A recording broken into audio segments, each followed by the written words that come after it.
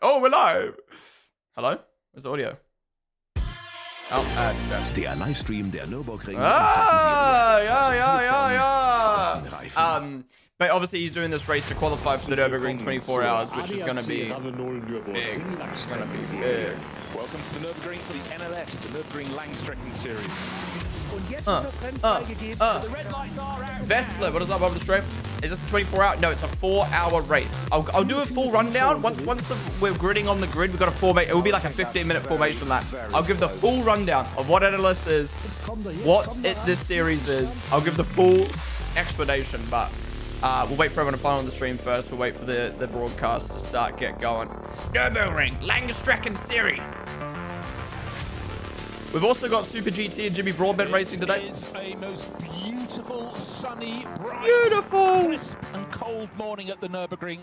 We had the teaser last weekend when snow overnight meant we didn't get to start the season, but we are most definitely going racing today and the Nurburgring in all its finest. This is NLS2. It's the Barbarossa Prize, the 58th running of this particular race, and there is no greater circuit in the world. My name is Bruce Jones, all set for 4 hours. Do you guys think this is the greatest circuit in the world? Peter Snowden right alongside. Fernando Afondo, thank you for the follow.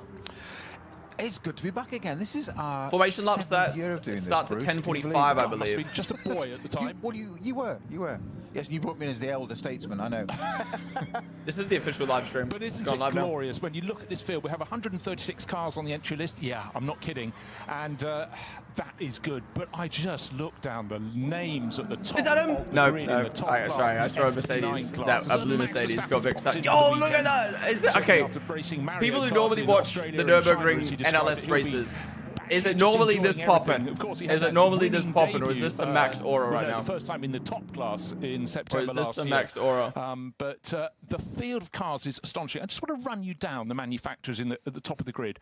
Mercedes, Audi, BMW, Aston Martin, Mercedes, Aston Martin, BMW, Ferrari, Ford, Porsche, Lamborghini. It's epic. And those all driven by names like Verstappen, Haase, Marciello, Drudy, Pittard, Harper, Stippler, Muller. Shall we continue? It's just, we've got so many fucking classes today, my lord. Okay, so Max/Verstappen Racing is number 3, right? Cars, 13 of which are what numbers, Steve and Jimmy? 13. They're the two we're keeping their eyes on. Actually, let me get up Jimmy's on board. By about 20 minutes to start, apparently. Okay, yeah, let's get Jimmy's on board up as well. We started the show. Give us more a chance to look at the cars, and also for a lot of us around the globe, and certainly the Nurburgring Langstrecken Series, always covered by Radio Show Limited. We'll get there. We'll follow them as well. You know, you've got to follow the fellow content creators. You know. For so many people, it's the first time they've seen the cars and new liveries this year. You know. We got so many cool liveries and cars to look at as well. We've talked about this many times over the years. That is fucking hot. Look at that. One car shape. Holy! 3 different colors, and they look like 3 different cars. Honestly, man, whenever I've got like you know me, I love F1. I will forever love F1. F1 will always be my main thing. But whenever I watch IndyCar, whenever I watch now, you know, even when I watched NASCAR the other day, when I watched this, like the cars, the liveries, the sound, everything's just so much more real, so much more. Like, it just feels like motorsport, you know what I mean? About cars at the very front of the field, as we said, multi-class, down to production class cars, running their own races. And you look at the list of champions over the years, and it's never anybody from the top class, because it tends to be someone who like F1 feels like spaceship racing. It feels like, hey, let's make a car that isn't a car, but it races like a car. Whereas like NASCAR, supercars, like V8 supercars, GT3 cars, IndyCar, it feels like a car. There he is! Look at that livery, bro. Is Max in the car right now, or is it one of those teammates? What a sexy livery, man. Holy crap. Okay, I need to learn Max's teammates' names. Snow overnight, not thick, but the temperature wasn't going to go above about 1 degree. And we've had races, we think it was about 4 years ago when one of them, they were making snowmen on the pit wall when they should have been racing. And we sort of got the hint that may not be competition coming our way that particular Saturday. But it is the mix.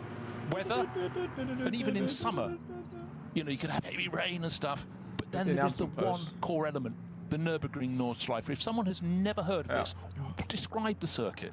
So we got Danny, as you said a few John years ago, Calla, Bruce, John, when we had, June Cadella. How do you pronounce that? When we had Cadella? digital NLS, June Cadella? DNLS, which still Jules. runs. Okay, I'm gonna need help with what. Please help me out. Not belittling at all. That saw Is this live? on NLS. No way you've crashed with the formation like, bro. It Was that quality? Oh, highlights from quality. I see. And it wasn't. We've got Jules Gunon. People found out. I mean, Gunon, etc. and then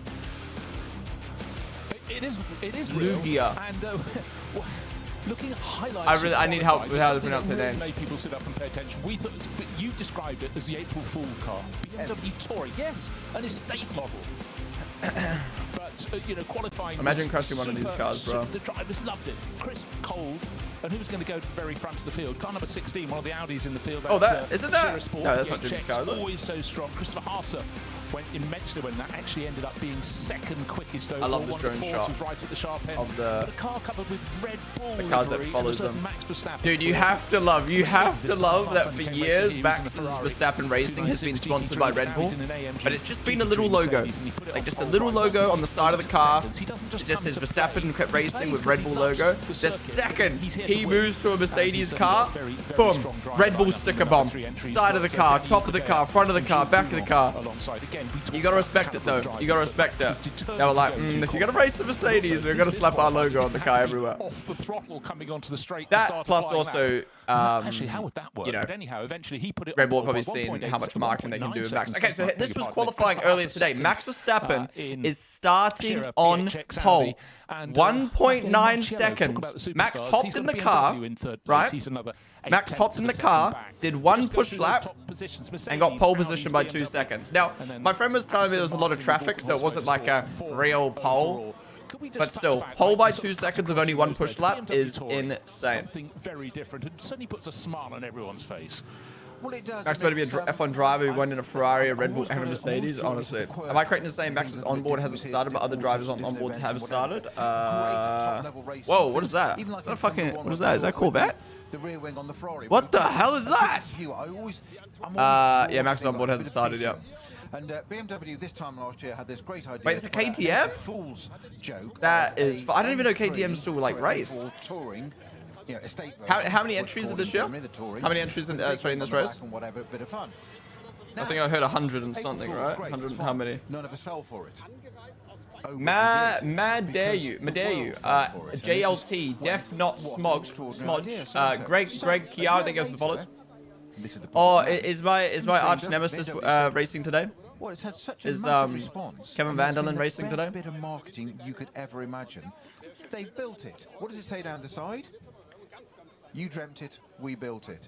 If you look at the car's livery, here it is in this first race. It's going to be in the 24-hour, by the way, in the SPX category. So it could be as an experiment. Qualified P3. Oh no. It is the M4, all the front end. I don't actually hate. I don't actually hate Kevin Vanderlyn, but he's obviously the guy who ruined Liam Lawson's DTM championship. So you know. Livery is black. Kimmy, it's Fetty, Nick, thank you guys for the follows. I think it's called a KTM Crossbow GT3. Is Max starting the race? I have no clue. You guys are going to have to teach me a lot about this. This is my second time watching Nurburgring Nurburgring Series. First time Max wasn't in it. I just watched the first 2 hours, I think, of the race. And then there was like a red flag due to a power cut, so I stopped watching. But obviously, I have decent knowledge of GT3 racing from watching DTM and other motorsport series. Obviously know the Nurburgring Nordschleife from racing on iRacing. I know what's happening this weekend with NLS and Max Verstappen, but like all the little details of like who's driving first, how the driver swaps work, how like, you know, there's a lot to learn. So we're here to learn together. These races go for 2 hours, no, they go for 4 hours. So all the NLS races are usually 4 hours long, and then the 24-hour in May. Emma, Addy, Eels, thank you for the follows. What's up, Chang? Welcome to the stream. Doesn't look like he's starting. Okay, who's starting them? The Nurburgring Langstrecken Series, and today in the bright spring sunshine, it's chilly. You need your. The cars in this like F2 spec. No, this would be the complete opposite spec series. Is this BOP? I'm assuming this says BOP, right? Oh, you gotta assume that's Max's onboard. Yeah, we've got Max's onboard now. Oh, there's Jimmy's audio that we're listening to. Alright, so here we go. This is Max's onboard. And that is something that just never fades in time. But it's not Max right now. It is. That doesn't look like Max. Races in the past, including couple of years ago, it's not Max starting, it looks like. And then we've also got Jimmy's broadcast up as well. But right now, these are the conditions that are so fantastic. We've got 4 hours of racing lining up ahead of us, and that's what's special. The slight delay for the start, but again, it gives the Max has the light helmet still. Oh yeah, true. You can just look at the helmet. I think that may be. When will Max come out? Yeah, how long will the stint be before Max hops in? Either way, Max slam dunk poles, so. And I think I may be wrong. So cool that the way the grid is like this with people everywhere. Yeah, and all these people are going to be true fans as well, which is so nice. But I think that may well be what it is. Yeah, we did see in the whoa, yeah, almost fell over the front than it ought to be. The suit says Verstappen. Oh, that's because the team is Verstappen Racing. So it's Verstappen Racing, so Max's own racing team. They're driving Mercedes GT3, AMG GT3 cars. All to be played for, but sponsored by Red Bull. So yeah, Red Bull sponsored team, Mercedes car, driven by Mercedes drivers, like the other two drivers with Max are Mercedes drivers, and then Max, not a Mercedes driver, racing for Max Verstappen's team. So it's kind of like, the championship runs across the course of the season. It's kind of like a fuck fest. I don't know what other word to use, but in the middle of Red Bull energy drink, Max Verstappen, Mercedes cars, Mercedes drivers. It's kind of like 3 different parties all combined for this to happen, which is so cool. They want to play in something that's not part of this series, but this is the best preparation. It's the Nurburgring 24 Hours, a race that has grown and grown and grown. It's a race with a huge amount of history, but it's riding as going to the 24-hour for this, I gotta be so hyped. That is exciting. I'd love to go. I'd love to get to Nurburgring one day. What's up, Aaron Bob the stream? I think it's Juncadella. Juncadella. Is that? Am I pronouncing it right? Juncadella. So we've got Juncadella, and we've got what's the other guy's name? This would be Ponden with iRoll backpack stream on the next Australian race. You know it. T-Back, name of the raid. I appreciate it. Welcome in, everyone from T-Back stream. You guys are tuned in just in time for the formation lap to start. Max Verstappen, who was down to do 24 Grand Prix in his Formula 1. That's enough for most. Jonathan Wheatley raced today. Yeah, he left Audi to go race in this. Oh, people are climbing the fence. What is happening right now? Is that how you get onto the grid, or are people just trolling right now? Still, hopefully Max proves his haters right and spins. Yeah, what is that? And do this, and I have huge respect for him wanting to race on the great circuits. Scan global logistics. And so that would have added some thousands to the crowd here, I'm sure. What channel has the Max team cam? It's on the Nurburgring, the Nurburgring Nordschleife Langstrecken Series channel. And I'm not just talking about the ones. There's a few others restreaming as well. Mo29M into the mist. Taka, there goes the follows. Wait, so like any racer from any sport can make a team and drive? I mean, if they care enough, yeah. I mean, Max has Verstappen Racing, which he has a GT3 team which competes in the Fanatec GT World Challenge. He's now got a team that races in the Nurburgring Nordschleife series, Nurburgring Langstrecken Series. His dad races for his rally team, and then he's got a sim racing team, Team Redline. So anyone, anyone could do it. They just don't, because they just fully focus on F1, which is fair.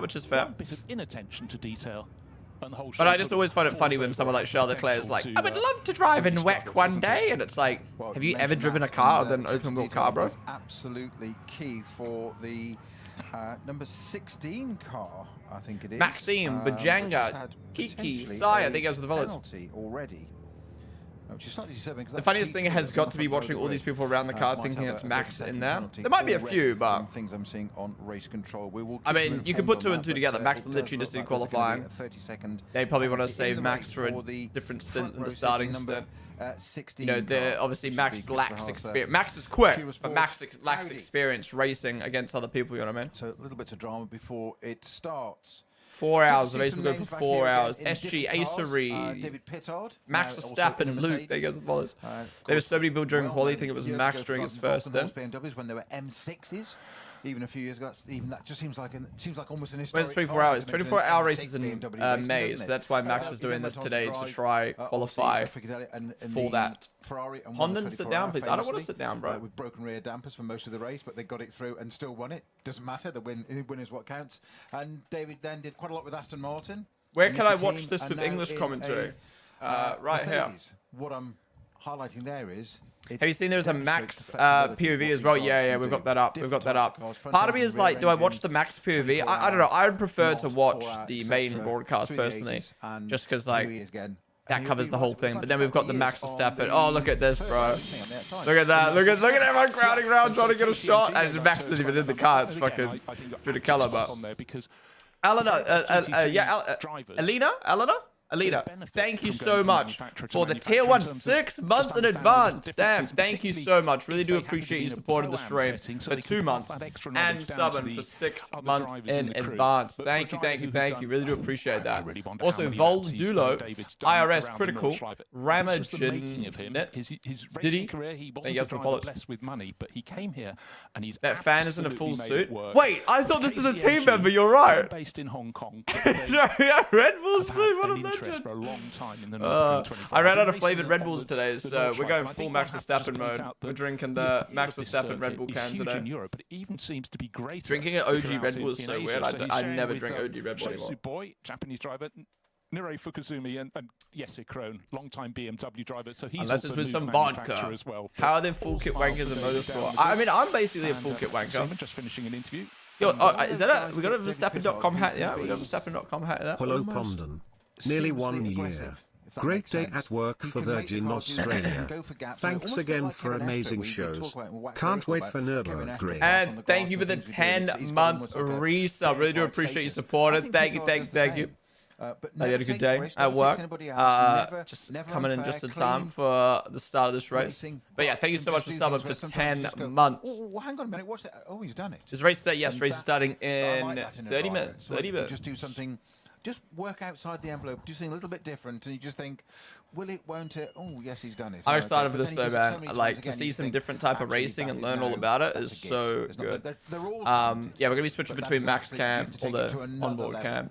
Part of me is like, maybe I could put the onboard in the top right, but like, you watch V8 Supercars? I do, like, kind of, sort of, but not, like, especially with time zones now, it's hard to keep up with. V-carb livery is out? Wait, really? Okay, guys, we're gonna have to pause. We're gonna pause Nurburgring for 2 seconds. We're gonna pause Nurburgring for 2 seconds. We have got the new V-carb livery. The new V-carb livery has just dropped for Japan. Don't know why they decided to do it fucking over a week before the Grand Prix, but here we go. Okay, wait, I'm not looking at it yet. Is there a video? Okay. Okay, here we go. I just fucking leaked it. But anyways. Alright. Let's see. That is fucking loud. Okay, here we go. What have V-carb cooked up? Typical Red Bull stuff. Driving a Mini Cooper with a Red Bull can on the back. Okay, that's gonna pull the top off, I guess. Ooh, okay. Very big Japanese feel. Oh, it's to promote the cherry can. Okay. All right, so similar to the Miami livery, kind of based around the can, but a little bit different. I like that. I like that a lot. Okay, wait, let's look at the pictures. Oh, that is clean, dude. That is clean. Now, not much of a change as the pink Miami Red Bull livery or V-carb livery or the white Red Bull of last year. But man, does that look nice. Holy. I love the way it's got the like Japanese feel to it, but also tying in with the spring edition, cherry edition can. The Ford Racing logo being full white. See, HP, that's how you do it. You know what I mean? And Cash App and Ford changing their logos to suit the livery. Thank you. That is so nice. Oh, that is beautiful. I love how it's like Japanese, but kind of Red Bull, but kind of just like everything. That looks so nice. Well done, V-carb. I mean, V-carb just cooked, man. Whoa, wait. Have they put out the merch yet? Where's the merch? Well, tell me when the merch drops, because I reckon the jersey is going to be fire, and I better get my hands on one. Otherwise, I'm going to... It better look good. You know I'm gonna get it regardless. That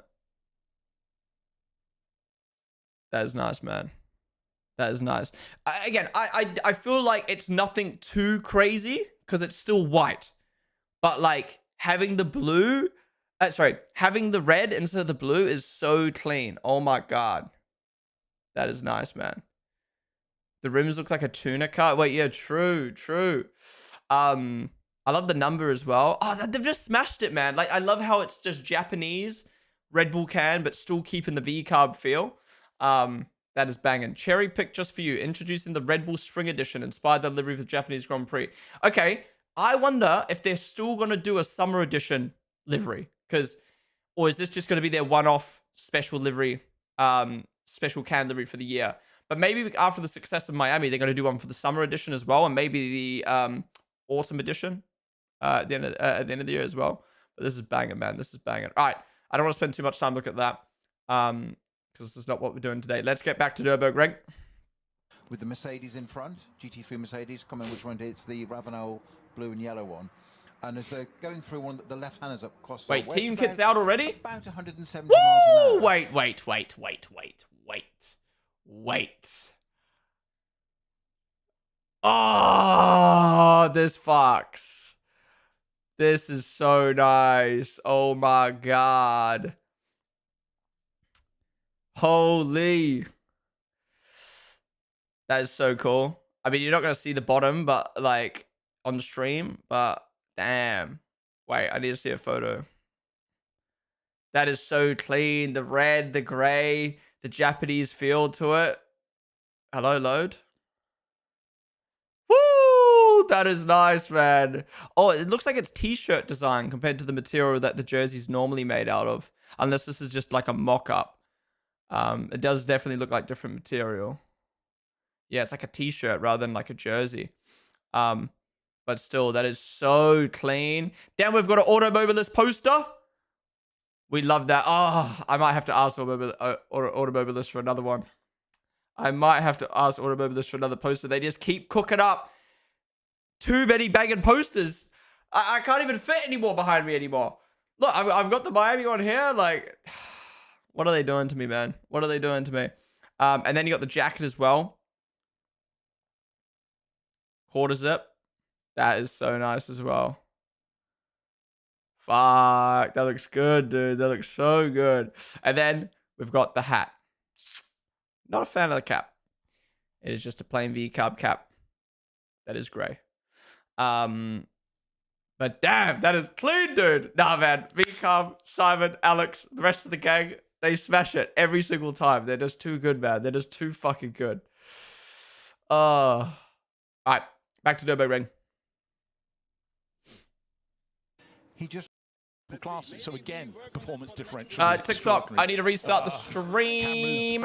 If you're watching on TikTok right now and you haven't already, be sure to follow down below. Come join us on Twitch, twitch.tv/Ponden. We'll be staying live on Twitch, so come join us.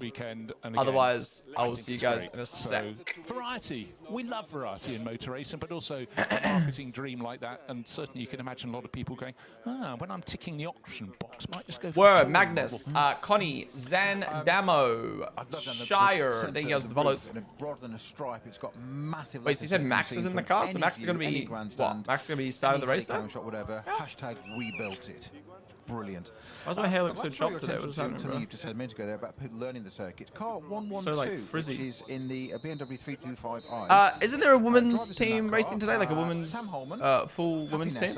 To know you all about, and Stuart McLaren, who is an instructor at Goodwood back in the UK, hasn't raced for 2 or 3 years, and decided to come back to racing, and decided he's missed out 5 years, so he wants to kind of catch up. So he's done exactly what you've just suggested, Bruce. He's gone to the Nurburgring. He didn't decide to do Mallory Park or Brands Hatch or somewhere easy. He decided to do the Nurburgring and got his permit yesterday. I mean, round of applause just for the sheer guts of it. One of the things you can do to get the entry list, I just noticed. What time does it start? It starts in 20 minutes. Formation lap is about to begin. The formation lap's like 15 minutes long. A bit shorter, the Porsche Cayman. Wait, they're sponsored by OnlyFans? When the Wednesday before each Saturday. To be fair, OnlyFans is trying to go away from being an adult website to like a Patreon. Honestly, I'm sorry. If you're OnlyFans, just stick to being OnlyFans. Stick to being an adult website. If you want to do a secondary non-adult content website, but like I don't know, that's like owning a strip club in the middle of the city that is like notorious for being a strip club, and then going, you know what? We're gonna turn this into a kids play center. Like, you just don't do that, bro. You just don't do that. That's car number 510, if you must know. And again, if you do go to vln.de, it started as a Patreon site. Yeah, but now you've moved it towards that. Like, you don't just like flip it back. Quite simply, you're not going to have a quick scan of something on a screen and learn the details of, well, let's see, 130 cars, between 3 and 4 drivers per car. That's a lot of names, put it that way. But look up and down. But that VCAM livery is so fucking sexy. I need that jersey right now. I need that jersey right now. But again, anytime. Bro, what is happening with TikTok right now? A group of cars on the grid, you go, well, they're not. TikTok, come join us on Twitch. I don't know what the fuck's happening on stream. They're fairly standard. That's group 3. And there's that timing gap between the first group setting off. And they've normally just about got to Sabine Schmidt's curve when the second start happens, and the director will give us that gaggle of cars. They'll got clear onto the Nordschleife itself, and then the third group, the slowest group of cars, will get their start. But it's also good because it means that 3 sets of drivers. Look at Max lining up on pole. Down to the opening corner. So you said Max is in the car right now? And time and again, we've said, don't forget, guys, it's a 4-hour, guys and girls, it's a 4-hour race, not a 1-lap sprint. But oh yeah, Max is starting. Max is actually starting the race. Go, oh, I can do this, I can do this. Oh, not much was it grip frozen? on these cold tyres.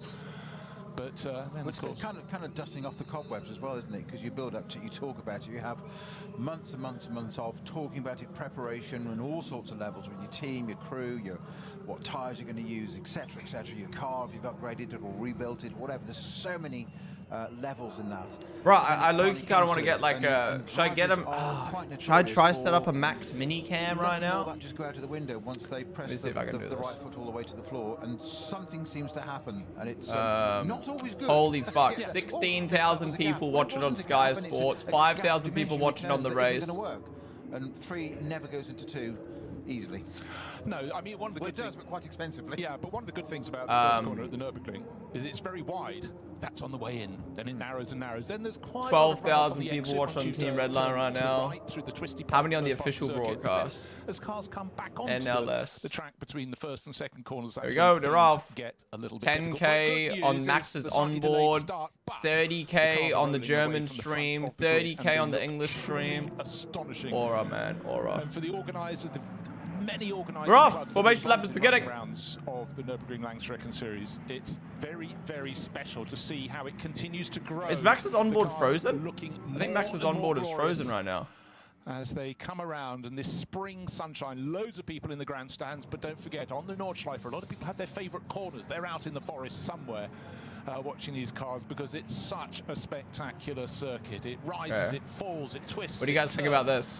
But it's is that a vibe? The circuit, you realize how much vertical gain and fall there is around the track. The first part of the circuit, the Grand Prix is that take up too much of the screen? Smooth and wide.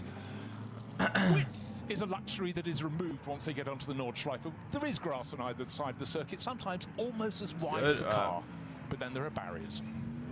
And I just love watching these cars going on behind the pace car.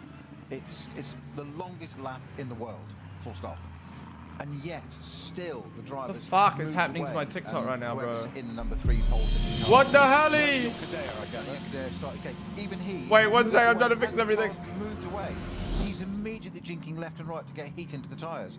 He's got 25 kilometers. They're going to take him 15 minutes. What the hell is happening right now? Is so long. Okay, we're good. So right, thank you for the 5 gifted subs. Thank you so much, guys. W's in chat for Sunrise. Kicking off the stream with a 5 bomb. Thank you, really do appreciate that. Oh, there we go. Max's camera's back. Max's camera's back. Let me fast forward that. Of cars we see as much up to date as possible. A lot of them have bases just across the road. Holy Zubberjack! Thank you so much for the 10 gifted as well. Really do appreciate it, dude. Thank you, man. The dotting of her. Holy W's in chat for Sunrai and Zabajak. My lord. There we go. Got Max on the top right now. The onboard on the top right. The main broadcast in the middle. Yo, Zabajak, thank you for the 10 gifted. Is that your first time gifting subs as well? Oh no, you're up to 20 now. Thank you so much for the 10 gifted, dude. Really do appreciate that. And Sunrai, thank you for the 5 as well. Oh my god. Is it weird I'm more excited for this than F1? No, I'm the same, man. I don't know what it is. I'm really excited to see how Max does. Watching, I think it's like watching something new, learning something new, and like, I don't know, real cars, you know what I mean? Real cars. You love to see it. We're not clearing either. Well, an update from Race Control. We are going to go racing on time. We're going to go racing on time. Hell yeah. Okay, good. How did JB qualify? JB? We are back on schedule. It is going to be an 11 o'clock start. Jimmy Broadbent? Yeah, guys, what number is Jimmy and Steve, and where are they quality? Well, that's good. And let's focus on what lies ahead. 4 hours of racing around a circuit. All right, guys. Kilometers and about 100. The Nurburgring Langstrecken Series 2 race is starting. If it's your first time tuning on it, I'm going to do a little rundown of what this is. So basically, Nurburgring Langstrecken Series, NLS for sure. I'm going to be calling it NLS now. It's a series that only races on the Nurburgring Nordschleife track. Now, the Nurburgring Nordschleife track is one of the best tracks in the world. It's a 6 to 8 minute long lap, depending on what car you're in. It is one of the best tracks in the world. It is very dangerous. You'll see if it's your first time watching it. It's very dangerous. It's very long circuit. It's in the middle of the hills in Germany. Basically, this series only races solely at this track. They do 10 races here, I believe. The races are 4 hours long, but one race per year is a 24-hour race, the notorious Nurburgring 24 hours. And it's obviously a championship for this series. But Max Verstappen is racing today in NLS2 in the second race to try qualify or like get enough points, whatever you want to call it, to be able to race in the Nurburgring 24 hours in May.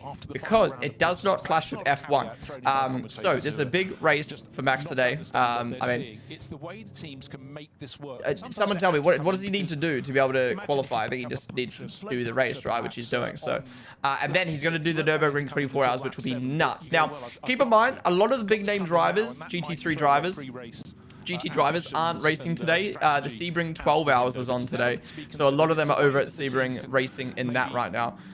So no, we've got no Kevin Estrie, you know, like the GOAT of GT racing. Excuse me. But there's still some good names in here that Max is going to have to compete against. Now, Max has done an NLS race already. He did one last year in, wasn't it a GT4 car though? And he won it. He dominated and he won it. Now he's in the GT3 series. And to give you the rundown, it's his own team. It's Verstappen Racing. Max Verstappen owns the team. He's owned this team for years. He's got a rally team that his dad drives for. He's got a sim racing team, obviously Team Redline. He's got a team in Fanatec GT World Challenge, and then he's also now got a team in the NLS series.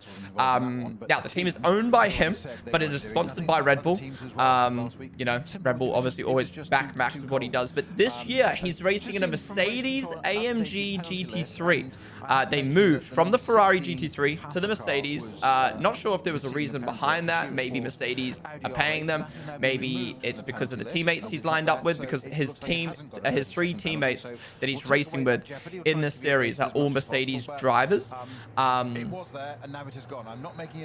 he just likes the car. Who knows? Who knows? But it is a Verstappen racing team sponsored by Red Bull driving a Mercedes car. It is kind of funny to see Red Bull and Mercedes collaborating.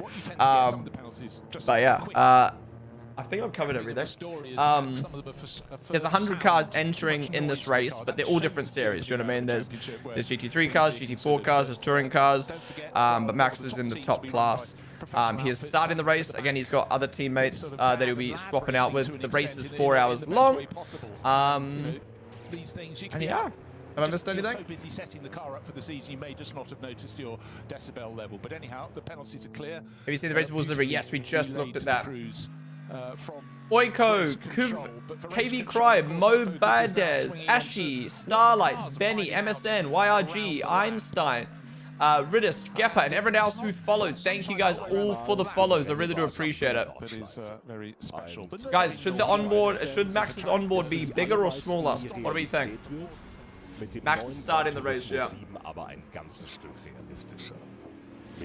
What is that perfect size? Slightly smaller, really? Wait, I'm looking at small form anyway.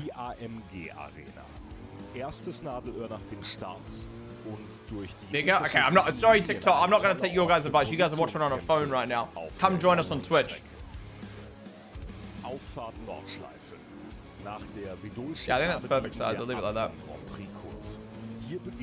Gran Turismo 7 ad. How often does it change drivers? See, there's a lot of stuff that I need to learn today. Like, how often do they change drivers? Like, do they change tires? Do they refuel? Well, I'm assuming they refuel. The onboard stream is also delayed. Yeah. That's the thing. They're not going to be in sync. They're not going to be in sync. Louis, Coyote, Real Wombeat, they pause. Holy shit, this is so fucking hype, dude. I don't know why. This is just so exciting. I love that so much of the F1 community is going to watch this today. I mean, obviously Max has a lot of fans, but I think a lot of people are now wanting to branch out to other motorsports. And this is such a perfect time having Max Verstappen in his own team racing at one of the most iconic tracks. But the thing is, he's doing so well as well. Oh, that's what I forgot to mention. Max Verstappen qualified on pole this morning. He did one push lap. And got pole by 2 seconds. Insane. I was told, though, there was a lot of traffic and stuff, but still. Only one push lap, got pole by 2 seconds. He's mad. Is Max winning? The race hasn't started yet. We're just on ads right now. We should cut back to the formation lap in a second. Ads on the formation lap? This is so fucking dead, bro. What's up, Carrot?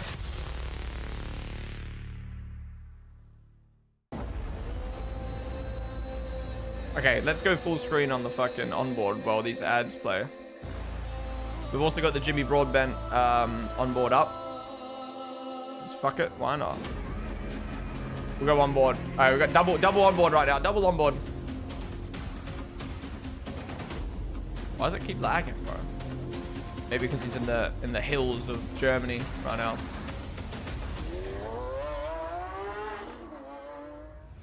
Is 2 seconds a lot on such a long lap?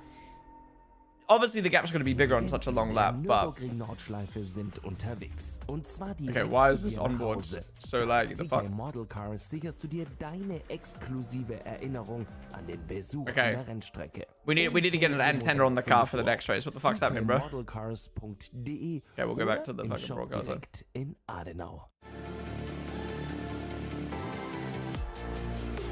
I hate this. Fucking ads? Ads on an onboard lap, bro? Sorry, ads on a formation lap? Like, I get it. The race isn't starting yet, but like, this is the hype, man. This is the hype. Yeah, we just checked out the VCAL livery, guys. I didn't want to spend too much time on it, though, because this is starting. Holy fuck. How many people got tuned in right now? 600 of you guys tuned in on Twitch, 300 on YouTube, 500 on TikTok. That is insane. Let's do a quick little numbers check while we wait. On Twitch, we got 13,000 people watching the Redline stream. And then if we go over to YouTube,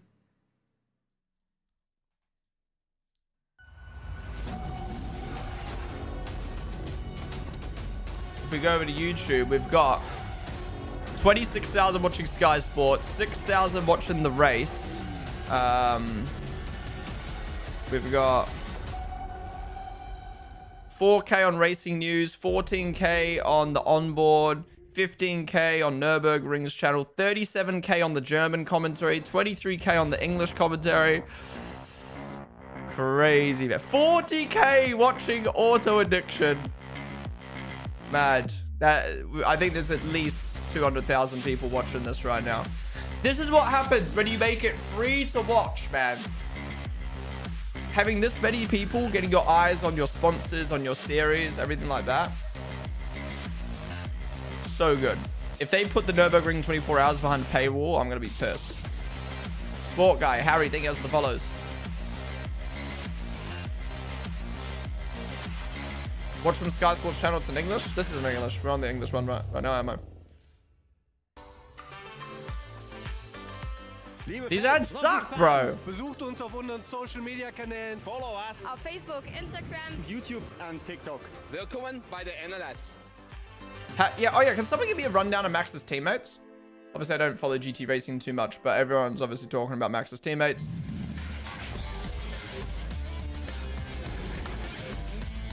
All I know is they're Mercedes drivers. That's all I know. We back?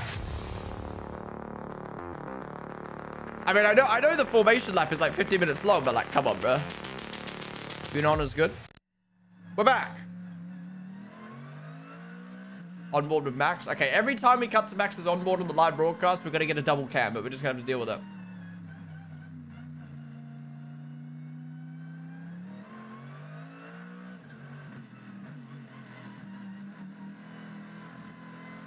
We're all praying for Jimmy's team to get a podium. Wait, okay, I'm gonna ask one more time.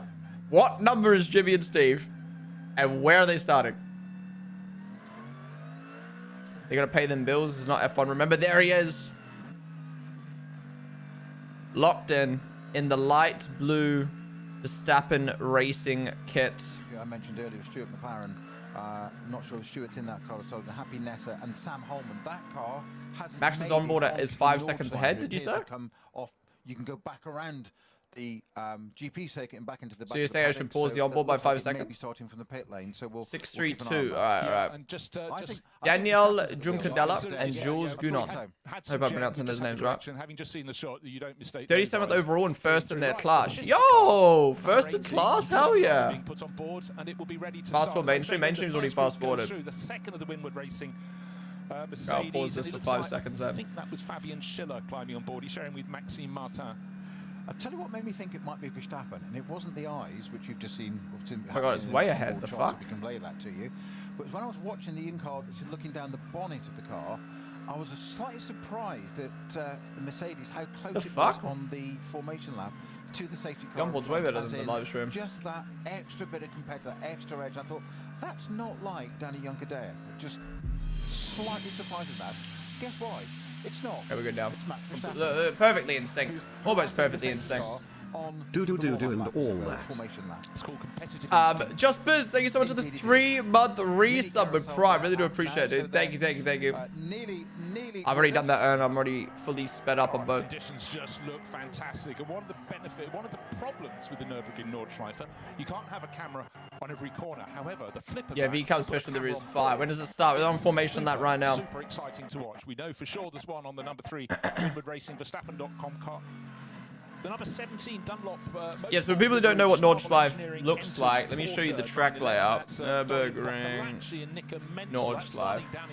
So you get a bit of an idea of how big this track is. Where it ought to be, but look for that coming forward. That's also carrying a camera. And there'll be plenty more in the race as well, and they really are fabulous. I sometimes find myself just happy to. Is it like a? And I have to remember. Is it like a satellite view? Because the scenery in front of you just keeps changing and rising and falling, and it looks sensational. Right. It's too big. The weather is absolutely what the doctor ordered, and the cars are out of the what you call basically this is the layout. The Galgen Kopf, which how many corners? 8-minute lap or 6 to 7 minute lap. You go past the Dottinger, it's straight. Eventually, fuck ton it of corners. To kink slightly to the left, and that's when the bold drivers go to the right and see if they can hang it out over the grass. Naming no names, Kevin Estra, and then they rise up to Hohenrhein, and then through the final sweep of corners. It's very tight. And just remember, 26 euros for a public lap, 1,350 euros per hour for track closure, 190 euros for a recovery truck if you crash, 31 euros per meter if you have to replace an Armco. Car periods where that bunches the field up, but you can't rely on that. And the level of competition is so high. 73 corners. At the long shot, cars snaking as they from side to side, right across the width of the track along the Dottinger, and the standard of cars in the field. I go on about it, but there's every reason to do so because it gets better and better. Right. Yeah, Max is starting P1. I tell you that it's common for it to rain at certain parts of the track and at others. Oh, 100%. I mean, last NLS race, NLS1 got cancelled because of snow. There's Max there, P1 behind the safety car. of Rover, and then a remarkably plain looking. Guys, if you enjoy the stream so far, be sure to follow down below. If you're watching on TikTok or YouTube, come join us on Twitch. Twitch.tv/Ponden. We're going to be staying live for the full 4-hour race today. KCMG David Pittard qualified 6th, but he's going to be starting 5th because the car that qualified 5th, we've just been mentioning it, the number 80 Winwood car is starting from the pit. Anyone know where we are on track? Trying to work out. So, isn't there like 8 sectors on this track? At the very end of the lap, you've had the pretty much standard flat level. Right at the end? Oh yeah, 1 minute. 1 minute till we're meant to be starting. It suddenly kicks up in front of you. Gone Let's through see the if we're on schedule. You've got another kick coming up, but it's going into a right-left. Alright, here we go. NLS2, Nurburgring Langstrecken Series, race number 2, about to begin. Max Verstappen making his debut in the GT3 series. Again, wanting to compete here to be able to race in the Nurburgring 24 hours in May, which we'll be watching on the stream as well. Who's alongside him? We need the timings. In the Mercedes AMG GT3 Red Bull branded car. Here we go! So they start at the Nurburgring and then they cut off the track to go onto the Nordschleife part of the track. Here we go. 100 cars, heaps of different classes, and Max starting P1. No, it's onboard red black! I've never seen the lights held for so long. It's such a big first group coming through. We're off! We're off! Suddenly they go not from red to green, they effectively go red to out, and a good start from Verstappen. He's made that pole position work down at the first corner. He's held the lead, he's held the lead. Oh, there's a bit of back end in the midfield, holy. By Raffaele Marciello, neat and tidy aerial shots, so 3x3 and 4x4, even further down in the grouping. And don't forget number 80. Bro, we need the helicams today to keep track of everything. Neat and tidy there, Snow. How did you assess the start? Certainly Verstappen got it right. These cars look so nice, man. Holy. Alright, we've got a 4-hour countdown. Oh, well, the onboard's covering it. Oh, well. Bro, the onboard sucks. I've never seen a delay like that on the lights for so long. I think Pittard just went, I'm going to go anyway. And fortuitously, the lights went out at exactly the same time. Should I put onboard and top left? He was the gain from that. He's now just lost a place. The Valkenhorst Aston is now up with Pittard's Mercedes and trying to re-challenge with that. That had a good start as well. But it is Verstappen that pulled away. Haase did try and go around the outside, but couldn't quite make it. As you said, it goes from being really wide to really narrow to tight, and this is where you've got to have your wits about you. And it's the first, not the lap, it's the first corner. Onboard will be choppy in some parts of the track, don't have signal, right? Oh my god, look at that green car overtaking on the grass. See, this is the thing with GT racing, it's going to be so hard to keep up with everything that's going on. Black and green Porsche all over the tail of Dan Harper, but that was very, very tight indeed for Harper. And the BMW M3 Touring. What we got? We got Porsches, we got Aston Martin, Mercedes. Well, he's a great little driver, De Wilde. And, okay, these are the other series. Look, the other classes still haven't started yet. That's how many people are competing in this race across all these different series. Coming onto the start finish straight, they'll get their start, but already the lead grouping through. For anyone who doesn't know what multi-class racing is, basically, it's multiple series, multiple classes of cars racing on the same track at the same time. Had that really long hold on the lights, and the starter, well, he's going to get as many cars through that twisting final corner to give and you get blue flagged if you're in a lower class series, basically. So Max is in the top series, so you won't be getting any blue flags.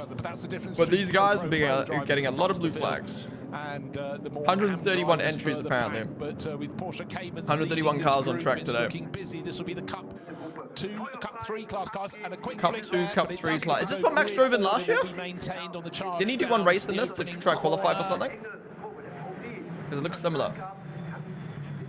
And so they do. It is, right. Yeah, the pole starter in that group got through neatly, and in behind everyone else is behaving. Start of the season, yeah, they get the tick in the box for getting through that first corner sequence without frustrating. Oh, you want to be top split, top class for sure. I'm just watching the lights closely on that one. I think what they're doing on this race, which I've never seen before, I might be wrong, but they're using the Grand Prix start-finish line, not the pit finish line, which is further back.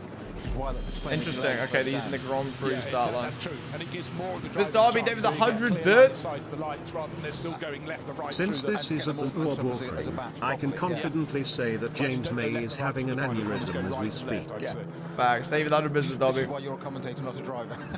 My repair bills are All right, who is the team in second? Because I feel like they're going to be the biggest threat to Max and his team today. It's just so good to see these cars as they go.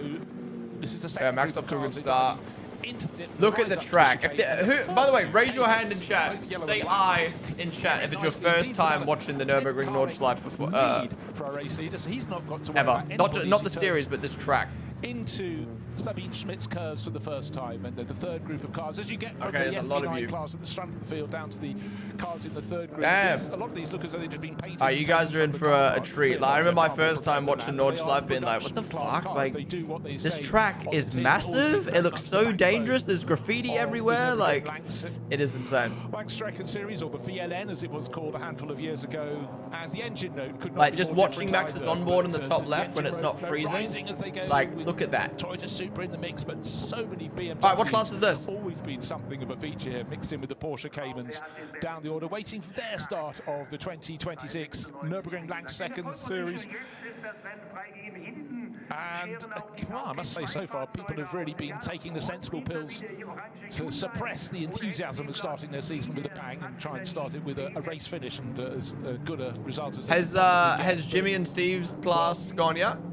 Well done to all of them. So the three groups seem to have all gone through the first corner without yeah, there should be live timing somewhere. I won't of be paint, having them up. bending of metal. But of course, while these cars are just getting the feel of their tyres. Where's now, Max? Max is if we get P1 heat on board on into the top them left. On the formation lap, well, let's hope so.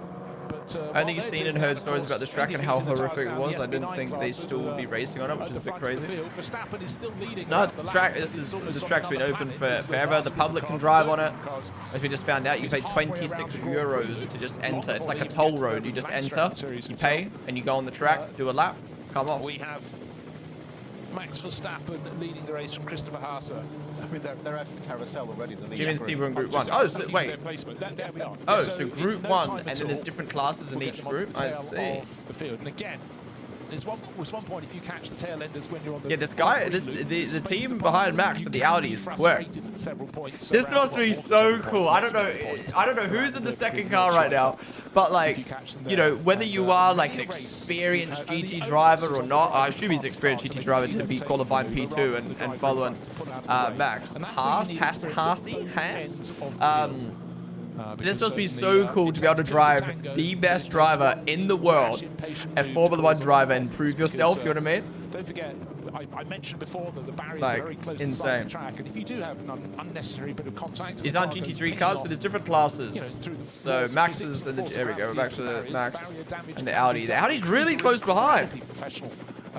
Look at this section, man. This is insane. You're watching an NLS race or listening to one of the... What's up, good jokes? Favor the raid.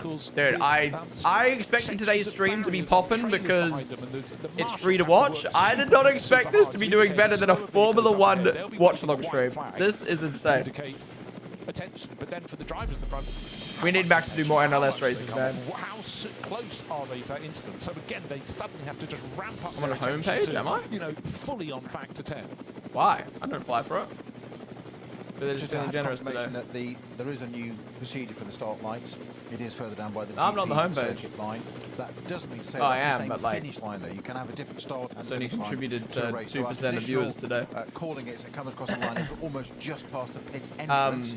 That may well still be the Serp Chan, thank you so much for the tier 1 sub, dude. Really do appreciate you subbing for the very first time, man. Oh, whoa, whoa! Not just under pressure, he's actually... And the Audi's overtaken on the straight. Battle for the lead. All right, Max has dropped down to P2 behind Charles Leclerc, man. It's Charles Leclerc in the 16.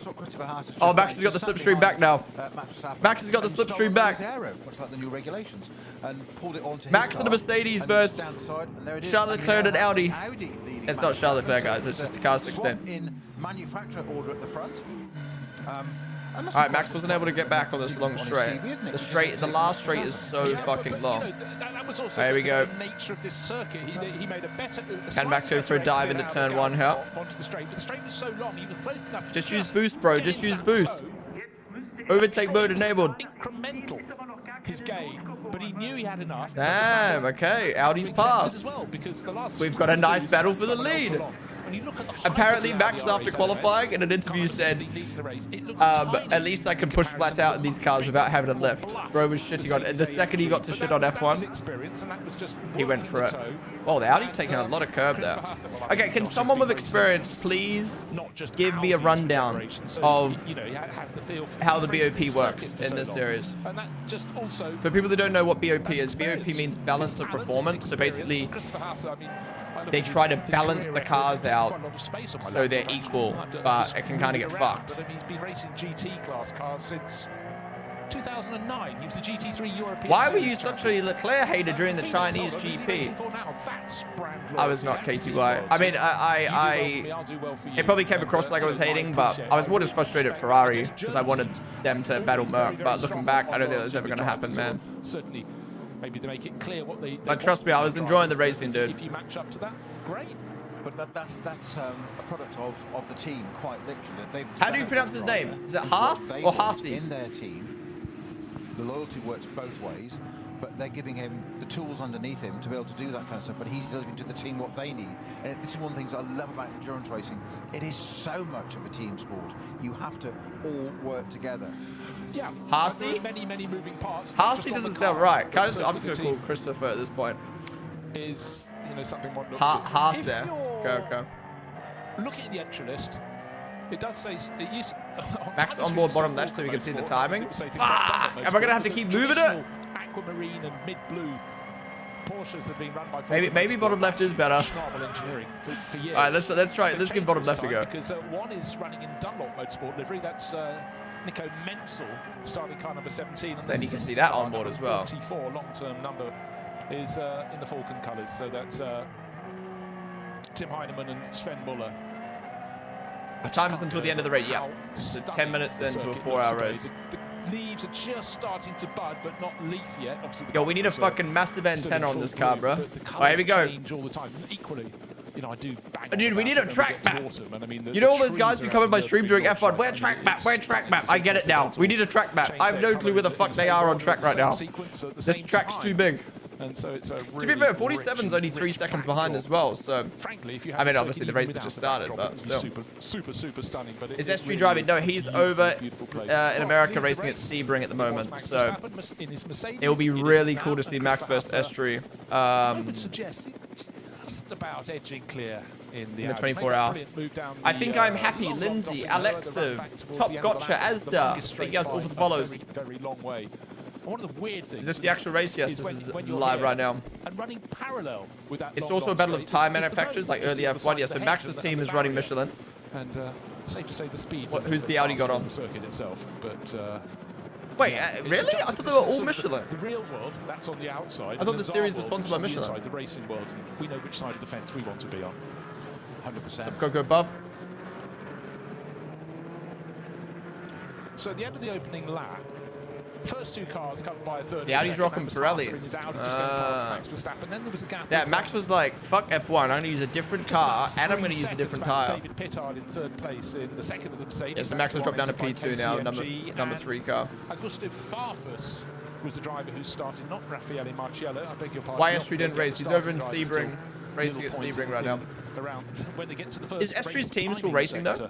Like, how does NLS work? Because I feel like it must be so hard for the teams to compete in every single weekend of the championship. Leading the race, second place car number 3. That's Max Verstappen in his Mercedes. David Pittard, the second of the Mercedes. That's car number 47. That's KCMG.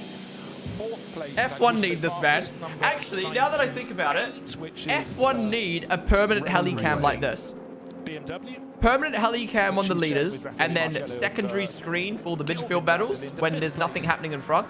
Is car number 45. This is elite right now. Which is the Ferrari. Not so many Ferraris in the series this year, but David Perel sharing with Thierry Vermeulen and XXX Mike. Thank you so much for the sub, dude. Really appreciate you coming in the Prime for 2 months. Thank you, man. So again, great mix of manufacturers. Have you heard the Red Bull was 20 kgs heavier in China? Yeah, I have. That is rough. Well, I'm just hearing reports of something going on at the carousel. Oh, crash at the carousel, potentially. So what happens if there's a crash? Do they red flag it? Do they virtual? Do they safety car? What happens? Have literally just gone through that. bit, and I've got an updated report saying track is now clear. So track's clear. Go. we're We've got to find out at some point. The fact there's not been a crash yet is kind of crazy. 131 runners and no crash. Sport car leading Max Verstappen's Winward Racing Mercedes AMG. Yeah, again, that just sort of makes you focus on how to run a race meeting around here. Okay, let's see if Max can get the Audi back down the straight. Let's just go through those. We haven't got him back to the back straight, the main straight, right? 172 turns. Imagine in race control, you've got your marshals at so many points around the circuit. They're all wanting to, you know, radio in with an issue or text in with an issue, or however they manage it here. But then you've got to get the message. How long is it going to take to clear? Has the car spun? The sector goes yellow, that's about it, right? Yeah, I guess the track's so big that you can just yellow the sector, true. You have to yellow the whole track. There are ways you can actually scroll in and out. Nick, what's the website if people are at home and they want to be able to Mish, thank you for the follow. Circuit map with the moving elements? Where do they go? What app do they need to put it down onto an iPad or a laptop? It was one of those, I apologize, one of those prank names. GPS AUGE. GPS being in capitals, and it's on going to the App Store, whether you're Android or Law Albert CY, they guys follow. Commentators make a great point. The amount of marshals must overwhelm race control. Oh, for sure. I think it's called. I will just confirm that. Bear with me. Caught me out there. Racing app. I honestly don't get how they do it. Like even when they do the road, like the normal track days, when like you can just come on as a public person, I really don't get how they can manage marshalling the whole track. Or do they just not bother? Do they just kind of treat it like a normal road on a when the public are out there? Oh, here we go. The car, they're already starting to lap the other classes. I'm trying to see for which car, which has just taken me out of it. Here we go. Charlie, David the Roses. Demonstrating this does work perfectly. Yeah, the Audi's flying. I can't find a Do you think Max will blame it on the regs? Clears by blame it on the BOP? 177, so Schwalbenschwanz, which is the Swan's Neck before we come onto the Dottinger Hohe in Galgenkopf. So it Max has dropped back. So a little bit of a code 60 there, but I'm just trying to trace. Won't have enough slipstream to be able to catch the Audi here. It is 919. Kazoo, Stopper, Oni Bears. Back my entry list. So Matty, I think I'm happy. Think as it follows. Classes entirely for Porsche Caymans. If you're gonna lead the race, at least have a cool livery. Like, what is this? So mid. Still Christopher Haas. Just a lap ago, he'd only just moved into the lead, but this time around, he's led the entire lap from Max Verstappen. The gap between them is 0.3 Max has dropped 1 second now. The last time around, just waiting for the interval to come up, but it's not going to be a great deal more than that. It's about a second, I'd suggest, as they go through. So it's Audi from Mercedes. Max might be fuel saving to save for the sprint, to stretch the stint more. Maybe. In third, still is. Battle for this is gonna be fun though. I'm low-key, like, I was kind of worried Max was gonna pull away. Still Augusto Farfus, but only I'm glad that somebody else is leading, because I think this gives us like something really good to watch out. It's looking very busy indeed around the infield. Yeah, it took me a while to realize that the timings aren't updating every second. They take a while to update. Is it every sector? Still isn't updated. Car handling very nicely, but in behind, they're fighting over fourth Holy. and fifth, but sixth and seventh. FIA is scared. Look at these track limits right now. Out over the curbing. Couple of other challenges. Might be by lap. By lap. It's crazy. Who's the person in the lead? That is Harsey? I hate pronouncing people's names, man. Talking about car number 48, that's Muller. Is this an amateur race? That's professional. Losh Motorsport by Black Falcon. Hey, Max is racing in it, so you know. I mean, there are amateurs in here for sure in the other classes. And Patrick Assenheimer. Which place is Kevin Estre? He's not racing today. He's over in Sebring. Car, which is a number 30 Hankook competition, not Porsche GT3 0. Justin, there was a 30. Check the Audis. Yeah, I think Audi's using a little bit more too much compression ratio. One of them, I couldn't find it on the list at the moment, but that has stopped also at Schwalbenschwanz. So I'm hoping that and 919 haven't got together. But it is stationary there, which is why we have the code 60, although immediately after it clears, so it's these guys are probably pumped to share the field with Max. Very cool. Oh, 100%, man. 100%. Stationary with Beloff. Yeah, but yeah, that's the Hank Hooker, a Korean company. There is probably a very small handful of dickheads who are like, oh, Max, like he's not even that good. Come to GT cars, like blah, blah, blah, like, you know, like salty. But I'd probably say like 99% of people are like so excited to be racing Max. Like, I think it was in the last time Max did the Nurburgring, it was, what's his name? The guy that the Gran Turismo film was based off of, John. And it's Tim Shearbar down in 23rd position overall. This is the class for someone help me, someone help me. GT3 Cup cars. John Muttenborough, yeah. He was so hyped, man. He was on the podium with Max, like. He said it was like one of the best moments of his racing career was racing alongside Max and being on the podium with him. Occasionally get to lead the race. An outright performance, they shouldn't be able to do that, but they. And honestly, what Max did last time in Nurburgring was so amazing. For people who don't know, Max entered into this same race, but last year in a GT4 car. But he drove alongside Chris Lullum, who is a part of Team Redline, his sim racing team. So he entered his own team into Nurburgring, into a Nurburgring race for the first time. His debut, drove alongside a sim racer, gave his sim racing teammate an opportunity to be in a real life car. Well, Max has caught up. And they won it on debut. So fucking cool. I think that was the coolest part of what he did last time, was just giving a young sim racer the opportunity and winning it together. And all the headlines was Max Verstappen wins, Max Verstappen wins, which is obvious, like, it's Max, right? But I think the coolest part was, like, it wasn't that Max entered his own team. It wasn't that Max won. For me, the coolest part was that he trusted his sim racing teammate to drive alongside him. Like, so fucking cool. Just ride them in. Yeah, because drivers are known for that. Yeah. Commented on him over the last 3 years. What's up, George? The amount of F1 and former drivers in this race is staggering. Max is close. Leclerc in first, Verstappen in second, Mick Schumacher in third, Antonio Giovinazzi, Hamilton in 11th, Albon in 12th, Bottas in 13th. Piastri in 15th. These regs must really be shit. Mr. Hobby, thank you for the 1,000 bits, dude. Sorry, I was too locked in on this battle here, but no, you're right. Everyone's stealing F1 drivers' numbers. Okay, they're racing through the hills with traffic. When's Max going to go for the move? Oh, he's going to go for it. Rattled on the curves. Now Verstappen is an eighth of a car length behind. Almost taking the rear wing off the Audi in front. Oh my God, they're getting caught in two different classes. Not one, but two slower cars. Two different classes. Holy shit. Oh, they're stuck. They're stuck. Is this full? Is there a yellow here? Oh, it's a yellow. It's a yellow. Ooh, look, I don't know much about this series and this type of racing, but does anyone feel like Max kind of went a bit too quick through that yellow section there?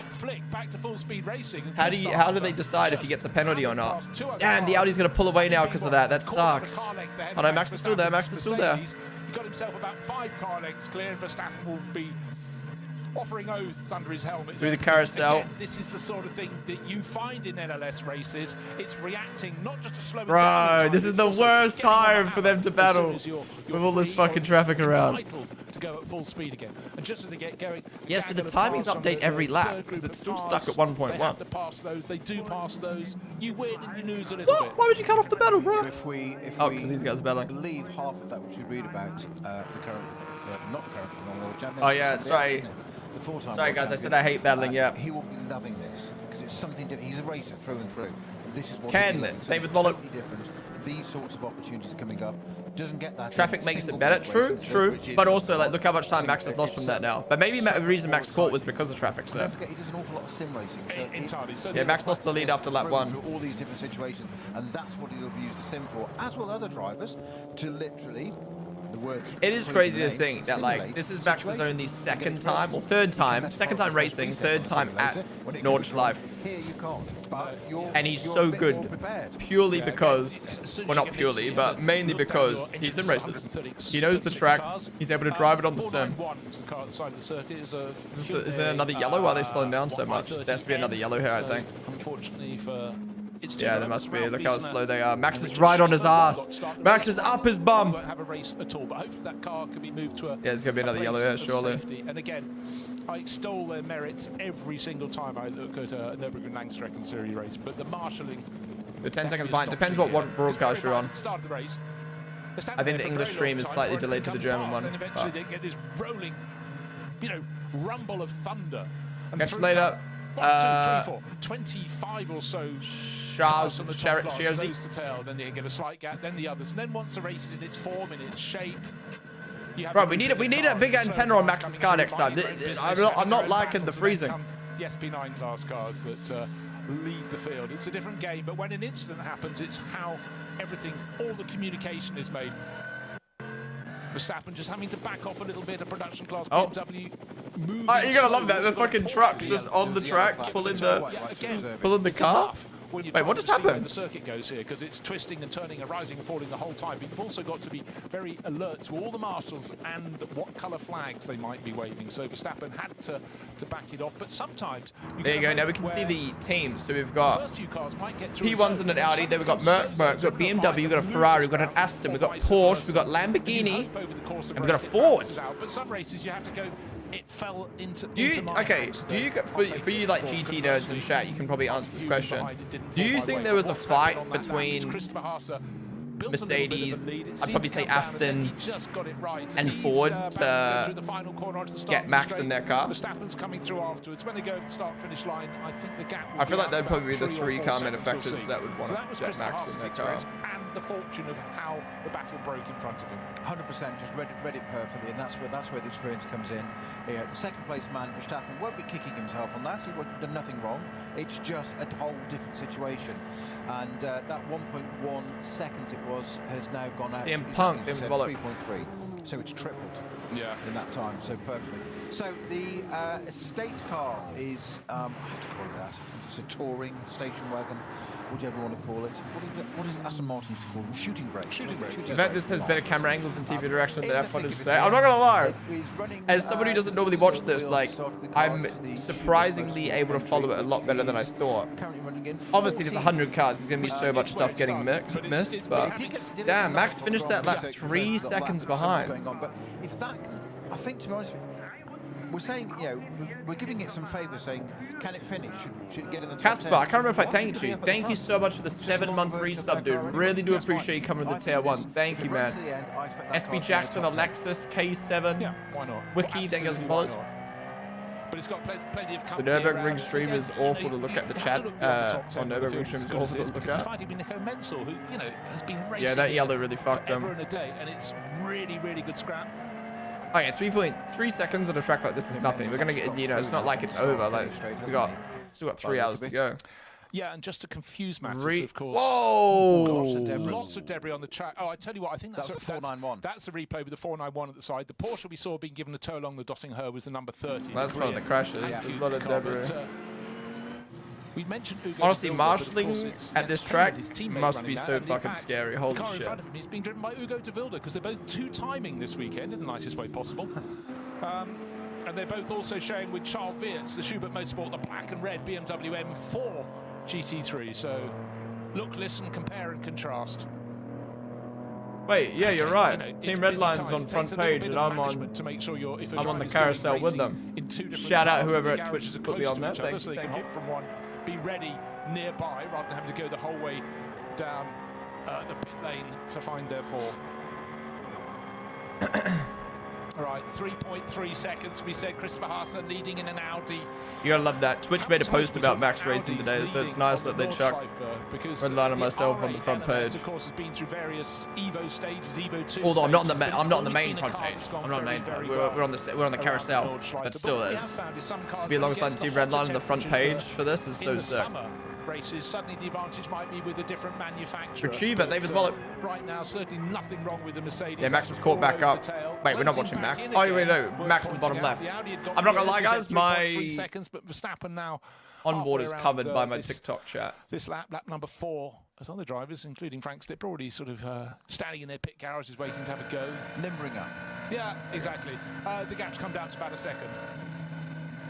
And what the drivers crave, of course, is as you're chasing is clear track up ahead, but sometimes you see a gaggle of cars. You think, yeah, I think bottom left is the spot to put it because it doesn't block the timings, it doesn't block the timer, it only blocks the team names. This moment, Christopher Haase has had Red Line of 18k is crazy. Yeah, I was expecting like 20k. I think they had like 20k when they did like the 24-hour charity race. It's down to about a second now between first and second places. But look, man, this is proof, right? This is proof of how successful motorsports can be on Twitch if you give us permission to watch it. Give Team Redline permission to watch GT World Challenge on their stream. Give myself permission to watch, you know, like Formula E or Daytona or WEC or anything. Like, people want to watch stuff and learn about it and have someone to watch it with, and it's like so much more engaging than like tuning into a broadcast. If only Jimmy Broadbent as well, kind of. I'd probably watch Jimmy a little bit more if the battle for P1 wasn't as crazy as it is. What number is Max? Max is number 3, currently in P2. It's painted like Johnny Only permission you can get is to watch the Bikini Bottom GP. True. Great IndyCar drivers from long ago, but he's showing that with Denny Stripling from Dallas and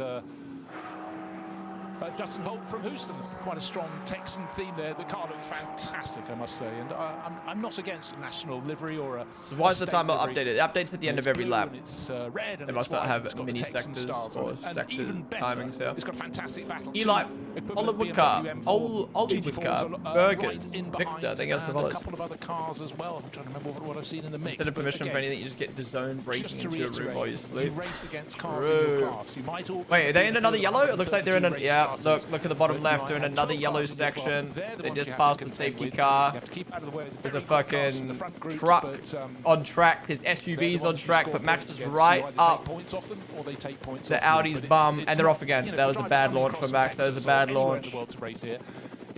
How do they know when to go, though? Is it just as soon as they see the first green flag, they can floor it? Has Alonso done Nurburgring? I don't think so. Oh, sorry, I don't know. Maybe someone in chat knows. Imagine that. And you're way clear. I think a lot of drivers will say that to you, that they would just like to see. I wonder how many more sponsors this series is going to get now that Max is driving it up. Like, if you're a racer, you just enjoy. Like, imagine paying, like, I don't know. It's almost irrelevant. I don't know, rough figure. Like, imagine paying like 30k for a sponsor slot on this broadcast at the start of the year, and then finding out Max is going to race not in just one, not just in Nurburgring 24-hour, but maybe even 4 to 5 races this season. Stonks. Yeah, we'll tell you who has Klostertal. Okay, so again, drivers have to constantly on their toes. So Klostertal, very quick part of the circuit before you suddenly. I read somewhere today that some guy bought rugby rights for 5 figures so he can stream on Twitch. That is so cool. I respect that. Precisely where our first 2 cars are going. Still the Audi of Christopher Haase, still leading. I mean, I wonder how much motorsport rights are. Like, let's say I was a big streamer. Like, let's say I was as big as, I don't know, what's the stream we can throw out there? Let's say I was like Angry Ginge size. Like, I wonder if I would be able to afford with my income to go to a smaller motorsport series, let's say like IMSA, and buy the rights to stream it, you know what I mean? Holy fuck. They're trying to clear the traffic while racing each other. Keeping out of the way on the right-hand side of the circuit. Anyways, my point was, I wonder if you could like then buy the rights and it be like worth it, you know what I mean? But they can't see far because the track twists. 50 mil, you reckon? You reckon it'd be 50 mil for the Daytona IMSA rights? They'll see some, they already have. But where will they find them? Will the advantage go to Haas leading the race, or will it go to Verstappen going through the second of the carousels? That means they're getting towards the place where they get unleashed along the Dottinger once they turn right, fairly sharp right. Audi's currently under investigation. Then, oh no. Who's going to carry momentum on the straight? And we saw at the end of the here we go. Here's the long straight. Can Max get the slipstream? The Audi's weaving. Closer. Max choosing to keep a straight line? What's the strap behind that? Just enough of a margin for the Audi to keep Verstappen from out. Under investigation for overtaking under yellow. Oh no. This is okay, now they're about to go slow again. You want to go early on the straight? Pulling the car but keeping it in a side draft. Interesting. Remember Senna and Max at Monaco in '92 when Senna just slowed the car down enough coming out. Guys, he was super clipping. He was super clipping down the straight. Haas is doing exactly the same. He's reading the traffic. I absolutely love what the Bundesliga is doing this year with Mark Goldbridge. For people who don't know, the Bundesliga has given Mark Goldbridge permission to watch 1 Bundesliga match per week on his stream. I think that's amazing. I think, you know, like, you're not giving him every match to watch live. So, like, obviously, if he watches the Dortmund game, if you're a Bayern Munich fan, you still have to pay to watch it. So it's still making people buy the subscription, but allowing Mark to watch Bundesliga once a week on the stream, you know, it gives people something to watch. It makes them tune in. It gets them more invested with Bundesliga. It makes them go, oh shit, I'm gonna watch this team this week and learn more about the players, learn more about the championship. I've always said, man, I really think Formula 1 need to make F2 free to watch. Oh! What the fuck? That's so sick. Having a drone cam following these guys while they battle. The Porsche, the BMW just up in front. That's Augusto Farfus. Bruh, if only we had F1 drones, drones quick enough in F1 to follow these guys. BMW's joined the tail of this trio to make it a quartet because Dan Harper is closing. But no, this is global checker. You are normally right. A lot of the time it is usually geo-block. Just like when I had Formula E permission earlier this year, it was geo-block just to America. But no, Mark's got full permission, global permission, which is great. Anyways, what I was saying was, I really think F2 could be an amazing series if they made it free to watch, or qualifying free to watch, or the sprint races free to watch. Because I think it would really give more people an opportunity to tune on in. And like, I don't know, I think for something like this, right? Like, I'm learning about it through reading it with you, like through reading chat with you guys and discussing it with you guys. And I'm sure a lot of you guys are learning about it from watching my stream and learning through me. And I think it just makes the culture of a sporting event so much better. I mean, esports have already nailed co-streaming. I mean, we've just had F1 esports announced for this season. I still haven't heard if we're allowed to co-stream or not yet. I guess I'll find out next week. But if F1 esports don't allow co-streaming, I'm gonna be pissed off. Thomas Neuber, Dan Harper, nose to tail, then just a little bit further back, may be able to catch up again. Is the best. Because every single esport, Rocket League, Counter-Strike, League of Legends, Call of Duty, are all doing co-streaming. I mean, that's a great start from Petard, who was 6th on the grid and got up to 3rd. Since you done a Red Bull, they won't let you. Well, that's the thing, though. They stream it for free on YouTube. But then last year, they told Alex Gillen off. They told you off. They told whoever else off. And it's like, but what are they going to do about it? Like, I mean, they could obviously copyright strike you because it's their content, but they stream it for free on YouTube, so it's like. Up front, though, it's a fantastic. You know, stop. Yeah, well, I mean, I know. It becomes more and more complicated. No, they threaten with copyright strikes. But to be honest, obviously it's their content. It's their content. They have the right to do that. But I think they'd be very silly to copyright strike someone for free content. But they're allowed to do that. Augusto Farfus to Dan Harper has closed in all over again. It's stretched a bit around the back part of the circuit, but they I guess it's the here's the battle replay. I guess it's the risk, you know what I mean? Like, I obviously watch a lot of content on my stream. I watch the F1 build-ups, which are free to watch. I watch F1 Academy, which is free to watch, and I've never had a problem, but I know that one day I could have a problem. And I feel like F1 esports, they're just so anal about it. Like, I'm sorry, but just like, open your mind to every other esport that co-streams. Like, come on. There's literally a co-streaming feature in Twitch now where you click one button and you automatically become a co-stream of that live stream, and they get all the stats of that. I'm fairly sure you can even take ad rev if you want. I could be wrong, but at least on YouTube that's how it works.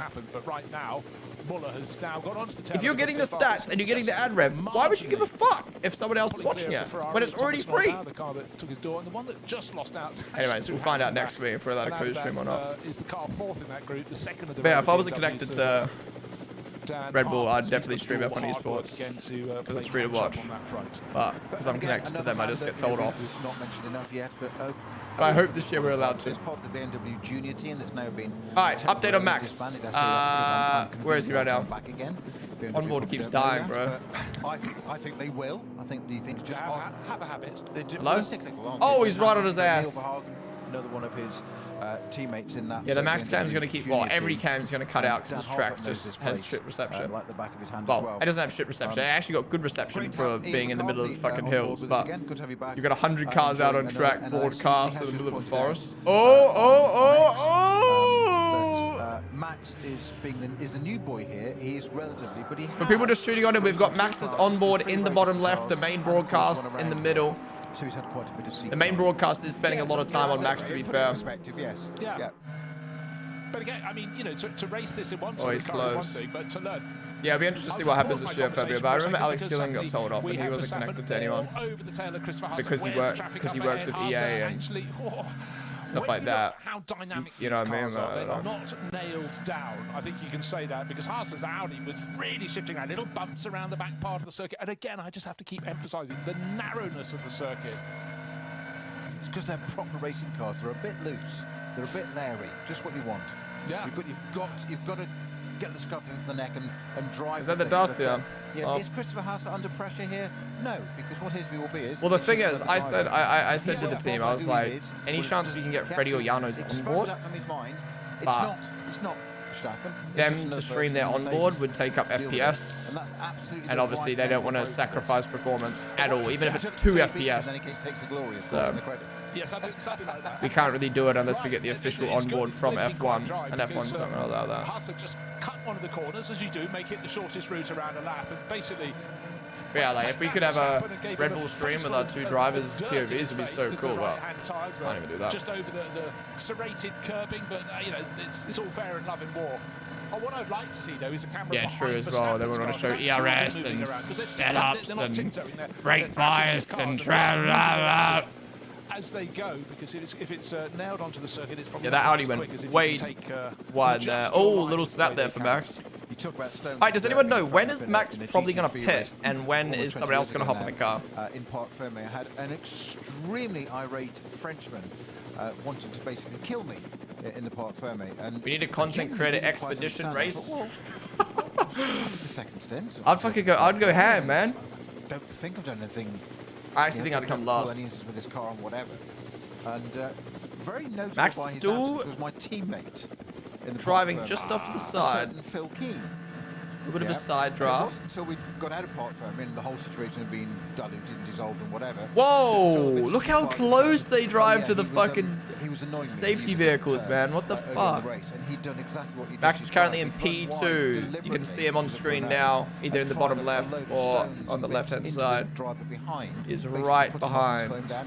I was then getting the blame for this. Yeah, Audi. So there you go. Teammates. Where's the mate bit going out of that? Usually 1 hour stint, so Right, pit in another 20 lap. to Chris 25 Vassar minutes. leading the Right. race, but by Maybe not for long. Here we go, here we go. Could Max do it in the third one? It's a start finish straight. Will he make a dive down the inside? I don't think so. Switch back, switch back. If you want to go around the long way, my friend. So what he'll try to do now is switch back. I'm not too acclimatized with these cars. I can't tell if he just went wide there or not. Get the job done. He's over to the right. He's closer. This is sick, man. Is this normal? Looks a little bit more nimble. Is this normal for the leaders to be battling this close, or is this just like, are we just lucking out? The runoff area to the right-hand side there. He's This is so amazing for the series. Max battling someone for the lead at Nordschleife. This is like, this is what they dream of. This is an absolute masterclass from Mr. Haasser there, showing all his experience. Max about to hand in his resignation It's not his first race to right F1 here. after He this doesn't care race. Who's in that Red Bull Mercedes behind him? The point is, he's behind him, and that's where he's staying. Yeah, absolutely so. But where's your best opportunity to pass? The thing is though, like if you watch this compared to, let's say, the F1 race in China, I would say the majority of casual viewers who don't appreciate motorsports as much as us diehards would say that like China was more entertaining because there's battle and battle and battle and battle and battle and battle. But the problem that us diehard fans have with F1 at the moment is how artificial it feels, how much skill gap has decreased because of the battery and the lifting. So like, yeah, we're seeing less overtakes right now, but this is so much more entertaining, in my opinion, to have 2 drivers. Oh my god, at such a high level like this. Oh my god. Following each other through the hills in GT cars, purely down to who's got the bigger balls, man. This is so fucking intense. This is sick. 7th place overall. This is a Huracan Huracan, not yet in the Temerario, but Portolotti and the other. Did you know that Max Verstappen did some racing in Supercars E-Series in 2020? I didn't. I actually did not. I knew he did a lot of sim racing. I didn't realize he did it in Supercars though. Thank you so much for the $5 super chat. Why does the name never show up? They've had so many strong races, but in the last 2 years, that Anti at the front has got so much. I can't see your name for some reason. Oh, there we go, Daniel. Thank you for the $5 super chat. You have to be capable to keep that speed going. They had the speed before over the years. The Conrad car. Bro, this I'm not gonna lie. Like I expected in number 930. the stream to do well today because we could actually watch it on stream. I did not expect to be having 800 viewers on fucking Twitch, 800 on YouTube, 2K on TikTok right now. This is fucking insane. I think this just goes to show how much like pool Max has right now, but also how good of a job, or how much everyone just loves this track.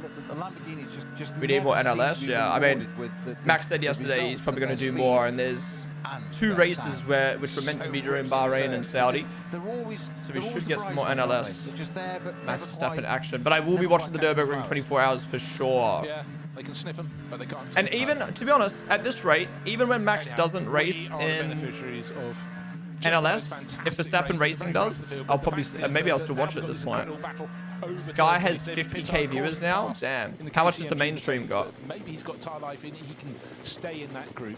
65k. What the fuck? Wait, how much has auto addiction got? A little bit cloudy at parts of the circuit around the outside.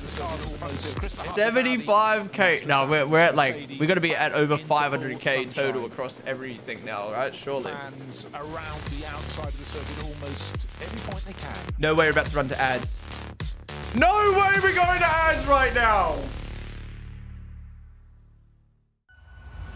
Okay, well, we're fucking off the main broadcast for a sec.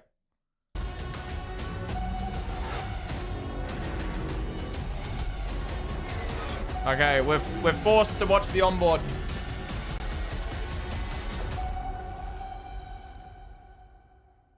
Max is currently in P2. Yeah, true, true. I don't mind ads. It's ad-free. It's ad-free. But...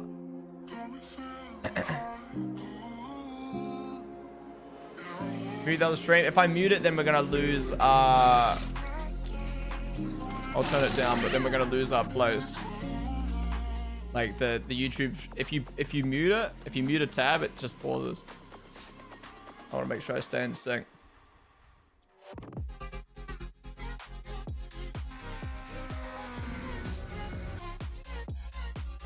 As a Max fan, I wanted to win so bad. Those fucking idiots who are like, Max is washed!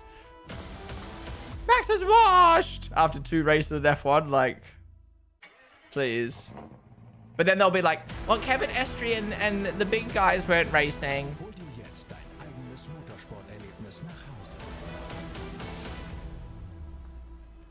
Dein Online-Shop für Sim-Racing-Hardware und Zubehör. Has to go to GT3 to win a race. Shaking my head, bro. People actually think that, by the way. People actually think like, oh, GT3 racing isn't as good as F1, blah, blah, blah. I mean, obviously F1 is the pinnacle. That is where the best drivers are going to be. But I think people forget that like only 22 drivers can compete in Formula 1. Whereas GT3, not anyone in the world, but anyone with a decent amount of money or a decent amount of skill can do GT3 racing. So for Max to go to GT3 racing, a completely different discipline to what he does, and win his first race, now competing for first place in his second race, is insane. If you're just trying to get, we're on an ad break right now, so we're just stuck on Max's onboard while we wait. 2 Bettis, Viatez, Teals, Pumpkin, Sunny, Swarmy, Skimmer, ASL, Yoshik, thank you guys for the follows. Wait, this not me, there with the 10 bits. Guys, should I enter my... Wait, did you just overtake? Or did you just lose time? Engineered for the green hell. Did you just lose time? Okay, okay, so I was reading chat and then the fucking Audi's gone. Should I enter my piddly Peugeot in a GT race? Yeah, go for it. Auf Facebook, Instagram, YouTube. Lily, thank you for the follow. Willkommen bei der NLS. Lapping car lost time, right. Bro, look how much you move around in the cockpit, bro. Alright, onto the straight. He's lost a fair bit of time now with that traffic. Isn't it true that the best are not competing? Yeah, I mean, there's still obviously a lot of great drivers, but the best aren't, some of the best aren't competing because they're over in Sebring at the moment. You reckon he's going to be pitting soon? How long are we into the race? 48 minutes. You guys said about an hour is when they pit? We can. We're back. And so a brilliant early spring day on the Nurburgring Nordschleife. And we've got a cracking race to get the season properly underway. Handful of little incidents, and we've seen the rescue crews out on the circuit. Hello? Retrieving a couple of cars, including the number 30 Hankook competition Porsche, the 491 Hyundai. Is it frozen for you guys too, or is it just... Oh, there we go. Seems to have clattered the barriers, scattered some debris, but the rescue crew is doing an astonishing job of not just getting the stuff off the circuit, but also the marshals just making the messages crystal clear for the drivers. And we now have 6 laps on the board. Boba Hades, thank you so much for the sub, dude. Appreciate coming to the tier 1. Hello, boy. Hellboy, sorry. Links, Buddy Hicks. Thank you so much. He stretched his legs. Yeah, Boba, thank you so much for the sub, dude. Really do appreciate it. The first driver to blink and come in to make a pit stop was KCMG. I'm sure that was running a lonely third. But alright, you guys reckon Max might pit soon? Some of you reckon he was fuel saving early on in the stint, so he might go for an overcut on the Audi. It does mean it's a shorter pit stop. I think Max is faster now. I think Max was obviously quicker in quali. I think Max maybe struggled off the start. Maybe he was fuel saving. I don't know. But Max is definitely quicker now. But with the 2 leaders, he just can't get past the traffic. I would reckon simultaneously, because I think so. We tend to get, if you have clear running, 4 tires, yeah. Everything sort of. How much will view counts drop with Max hops up the car? Yeah, true. I hope people have that weird. It will drop a little bit though, for sure. What have we got on the board? We're on lap number 7. So, can any advantage be gained by Christopher Haase? I got your stream into Cagel's stream. By Max Verstappen in this lap, but also. Wait, what do you mean? Either of these drivers I'm being recommended in Cagel's recommended, what do you mean? number 2 as well. Shout out Cagel, love Cagel. With Jules Gounon and Danny Juncadea, so he's got. How's it going to Elite run this He might do a double stint. They have 1 stint each, but the car he's racing against, Christopher Haase, only has 1 teammate, Nico Hanke, so he will probably do the second stint. He pulled up my stream for a split second? No way, I was just on Cagel's stream. I'm not the team manager. And the theatrical part Wait, what? of the brain is picturing these 2, both pitting, changing drivers, standing there and having a Top Gun moment. No. Basically, Christopher Haase says, "You can be my wingman anytime." What the fuck? Can you just imagine? It's a bit of theatre, so indulge. Wait, what? Wait. 1 second. Wait, we need to see this. We need to see this. More of a vortex. But anyway. So 1 second? Okay, we take that. Things were going in SP10, which is a classic. Shout out Cagel though. Tuned in to see how Max is doing. Fellow Red Bull athlete. That's the car for class. Who do you think is the better Red Bull athlete? Angry Ginge, Cagel, or Max? Huge amount of experience around the Nordschleife that's coming out on top at the moment. That's a Pro Sport Racing Mercedes. I think Max has it. I think Angry Ginge has it in him, to be fair. And Anton Abe. Faker. He's the most experienced of that crew, but he's in the front of that class. So just working through. And car number 170 is second in that class, which is a Toyota Supra. So we have this variety. That's the all-Japanese crew. Kazuto Kataka at the wheel and Miki Koyama will be taking over at some point. And third in class, we mentioned it before, right now, it's the Texan car. Car number 180, the BMW M4. And it's I don't want to get banned. Top-born at the wheel of that at the moment.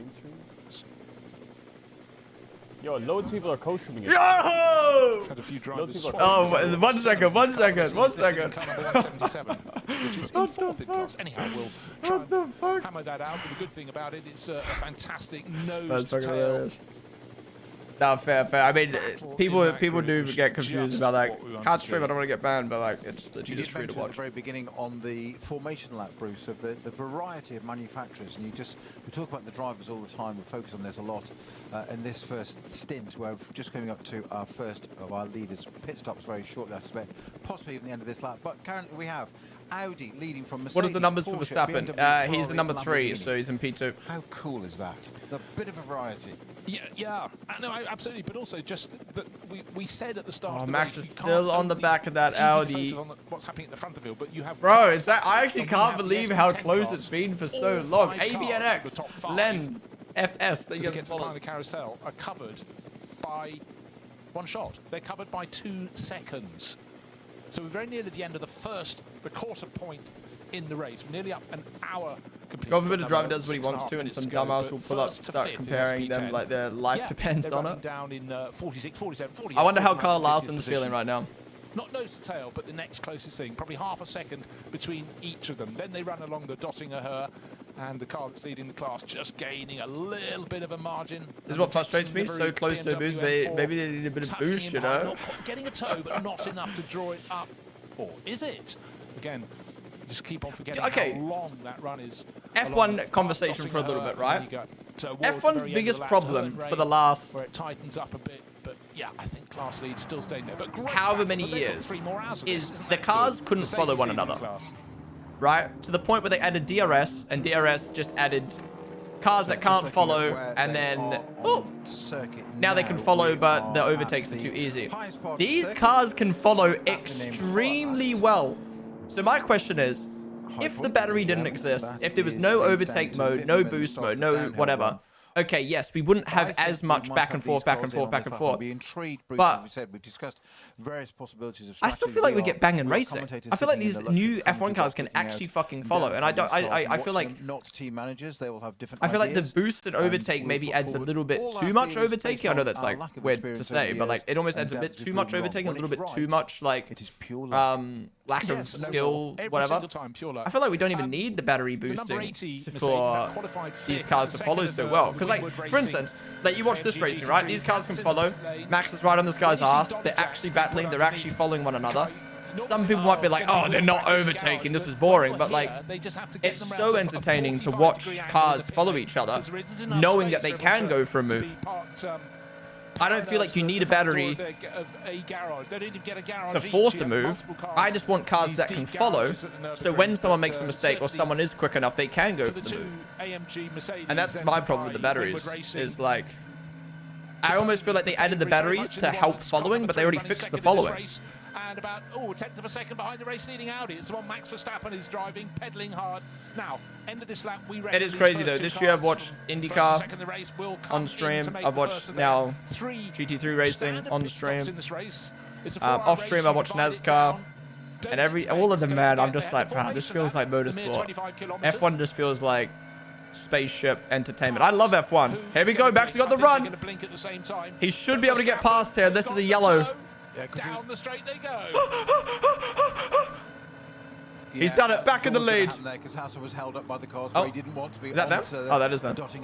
Oh, no, it looks like the Audi's going to pull back ahead. Although Hassel is not letting it happen. He's got a bit of side draft. He's got a bit of side draft. I don't think he's going to get it. I think Hassel's going to literally side by side. No, we've seen this looks before. Max is going to get it. He's going to have to acquiesce. He's going to have to let Verstappen through. But I'm not convinced he's going to do it in a hurry. Look at them. They're touching. They're touching. They are literally touching here. And he's got it. He's got it. Let it go in the end. All right, now let's see. Can Max pull away, or is the Audi going to be able to come back? 6 laps in after losing it at the very start. But are they going to dive straight into the pits, having made the move? Oh, straight into the pits, though. All right, who's going to have the better pit stop? Bro, this is so fucking sick. We're not even an hour in yet, guys. We're not even an hour in yet. All right, come on. Verstappen Racing, lock in. Who's Verstappen Racing ran by? Now let's see how the pit stops go. Verstappen will come in. Oh my God, I think he's going to run him over. Oh yeah, take your time, mate. Take your time. There, nose towards the garage. They will swing that car around. Please leave them both in these cars, so they can carry on racing. Taking nothing away from our new race leader, Max Verstappen. There, that was not. How long is a pit stop? That was down to traffic. All right, so Max is out. All right, guys, see you later. Presented it to him. Goodbye, Max fans. I expect all the front-running cars to come in. Viewership about to drop by stops here. It might look really quite 80% across all streams. Being made. All right, who's hopping in? Their pit stop has to be a minimum of Drukadella? 328 seconds from pit in. Oh, it's a mandatory 2 minutes. Someone's got a side rule, and that's what it is, from pit in to pit out. And let's hope nobody undercuts that time. We see it race in, race out. Max will do another stint later, right? Sure. Max will do the last hour. Racing in particular, and nothing drives the team manager up the wall more than someone nipping out of the pits or being signalled away from their pits. Right, indication there from Max Verstappen with his hands. A bit of understeer at the moment. So that's do you reckon they actually use this? The fucking map on the inside of the cockpit. In that car, red and white helmet of the Spanish racer. Very, very smooth individual. He's doing that second. Going to be. Who the fuck is that guy? We'll see who gets it. Well, have we spotted Hussar getting out of his car? The focus has been on the Verstappen car. Both Max's teammates are high-level Mercedes his young teammate Nick Hank, the only other person GT3 drivers. There's been a late change on the entry list. We do have quite a fluid entry list. I would say that was probably the biggest reason why Max moved to Mercedes was so he could drive with these guys. Names get added and taken away over the course of the intervening days, but certainly we can tell you that's Danny Juncadella who's about to take over the number 3 Winward Racing Verstappen.com Mercedes. And with Jules Gounod in the sidelines, he'll be Adam Tubongs, Aspect, Yvest, Vaflinka, Gel, Just Rylus, Char, Flay, Kukaru, Analog, Niggas Developers.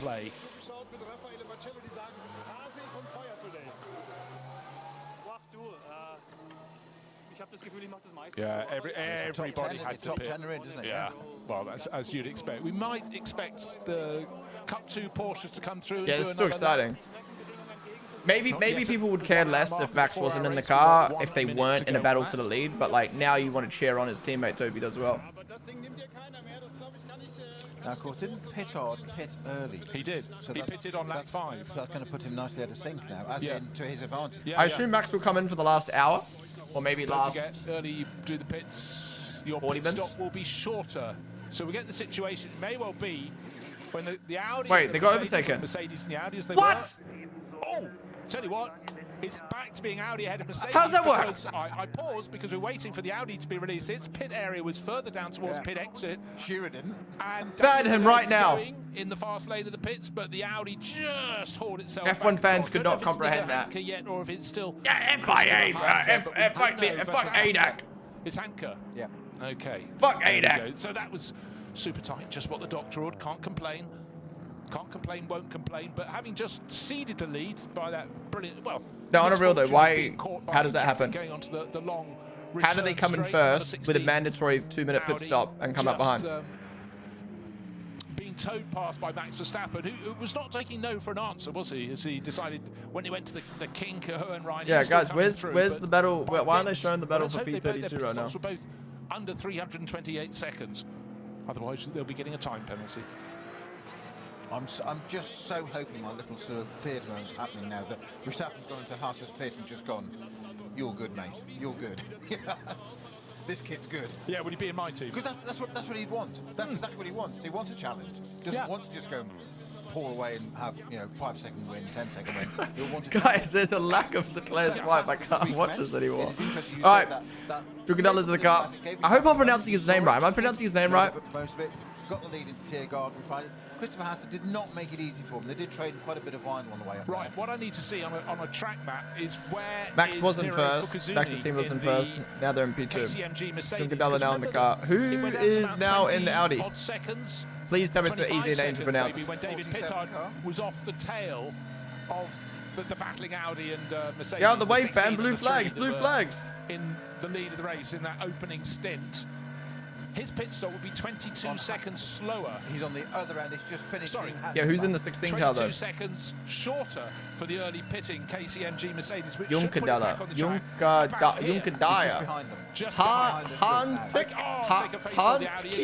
I don't know. These names are too hard, bro. Oh, here we go. Junkadella might be able to take it back. He does. Comes in and the Audi just through. To miss his braking point because he's got ahead by the next corner as they go past Hatson back and moving swiftly on towards Arenberg.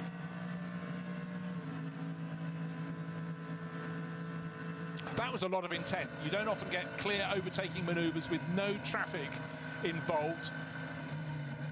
But when you put Danny Junkerdare against Nico Hanke, who's taken over the Sport PHX Audi, yeah, what was you that? sort of expect, Get Max and Haas back in the car, bro. Difference, it must be said. I mean, what's the age? Nico Hanke just turned He's got a gap 23, now. but a couple of last year 2023 is racing. Okay, but the thing is though, let's say Junkerdella pulls away.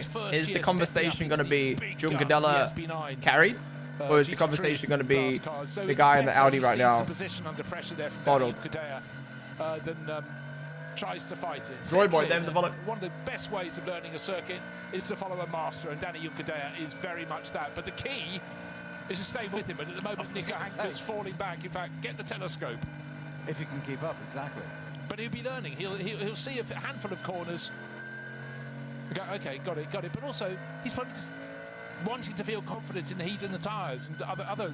You know, I really hope F1 are watching this right now and go. Also a recipe of jeopardy as well, that you can follow somebody and just think, oh, imagine we stream practices for free, or practice 1 or practice 3. I honestly think practice 2 should be streamed for free on their YouTube channel every week. Because practice 1, everyone wants to tune in and watch practice 1 because practice 1. Practice 3 is right before quali, whatever, blah, blah, blah. I think practice 2 is like somewhat dead because it's like the second one of the day. No one cares as much, and I think it would create hype and build up like shit for before on a Friday. But obviously the broadcast deals are done where it's like you get 5 streams and blah blah blah. But I don't know. I think it'd be good for the sport long term. I think. Face full of dust as Hanke ran a little wide. With extra momentum, 1 or 2 races a season for free. Again, that would be tough. Beautiful move. I think testing should have been streamed at least one day. I think day 3 of preseason testing should have been streamed for free. Power down just yet, and he's got dust all over his tyres. Yeah, I've got more speed. I'm putting my Mercedes into the lead of the race.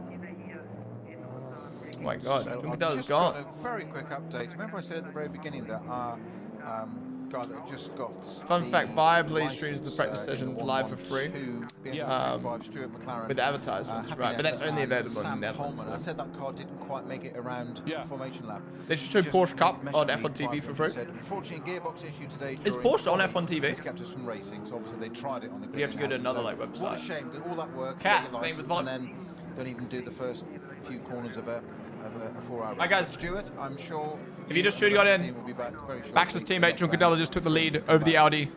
We've got some ads running right now. I'll be back in a second. Continue on for the last 3 hours. The stage name, if you will. I can't believe it's only been an hour. Right, well, it's been a cracking fight. This so far, just got to see, can Nirei Fukuzumu stay close to the lead duo? He knows his final pit stop's going to be longer than theirs, but it almost gave him that thing, track position, which certainly can be quite a factor around here. Don't forget, the car qualified very nicely. 6th fastest by David Pittard, the KCMG Mercedes. Yeah, Pittard in a Mercedes this year. Get used to it.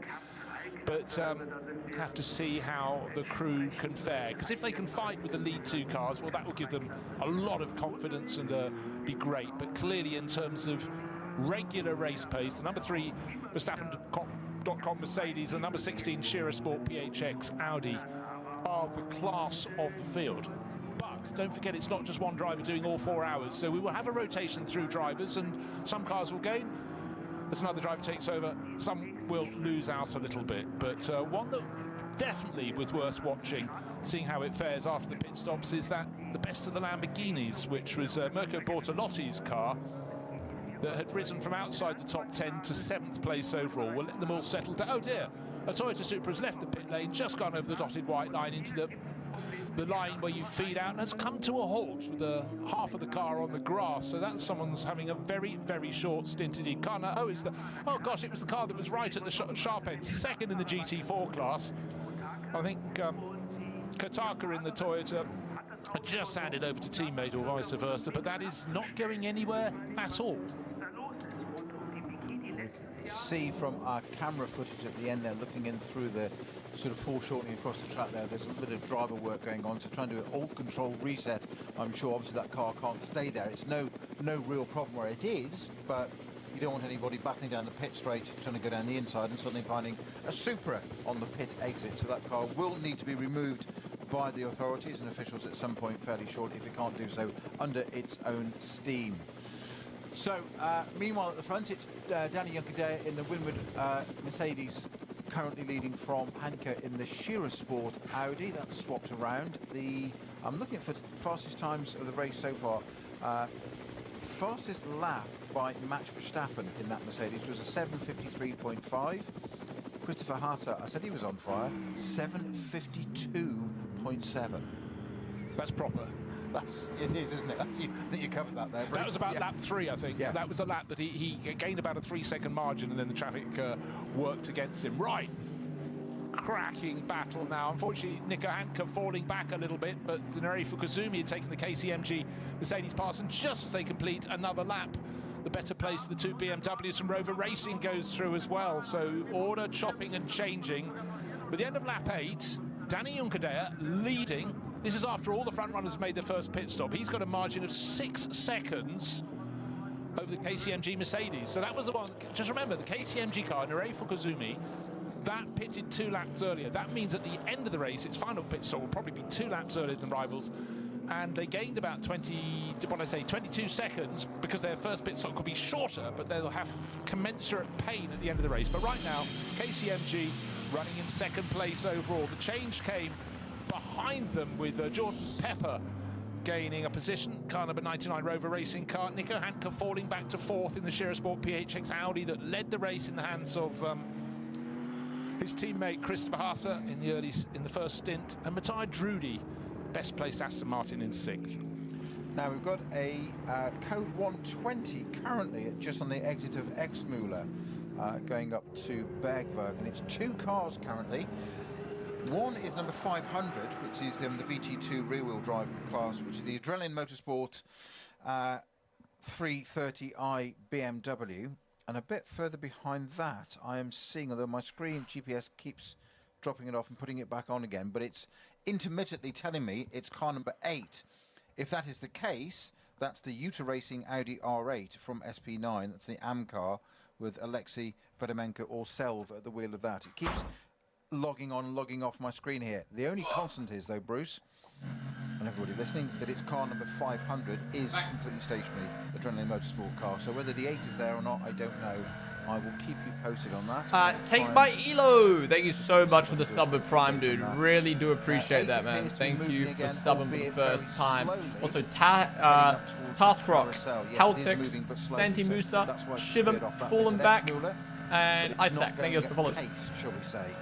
I'll tell you who is going at pace. So that's Danny Juncadella settling in very nicely in the lead of the race. The Winward Racing entered Mercedes. He took over from Max Verstappen. Damn, so viewership clear at the end of his first lap. Dropped like 10% since Max hopped out the car. He's got ahead of Nico Hanke's number 16 Audi. L fans. And will lose further ground because he's not yet on the pace of those around him. But can Nurei Fukuzumi 4-way battle for 2nd place now with the Audi. But just again, that final pit stop for that's going to help KMG. The lads in the first. Mercedes he's driving will be longer than those that came in after the standard pit stop sequence. Wait, there's not 24 hours, and the best driver is not completing.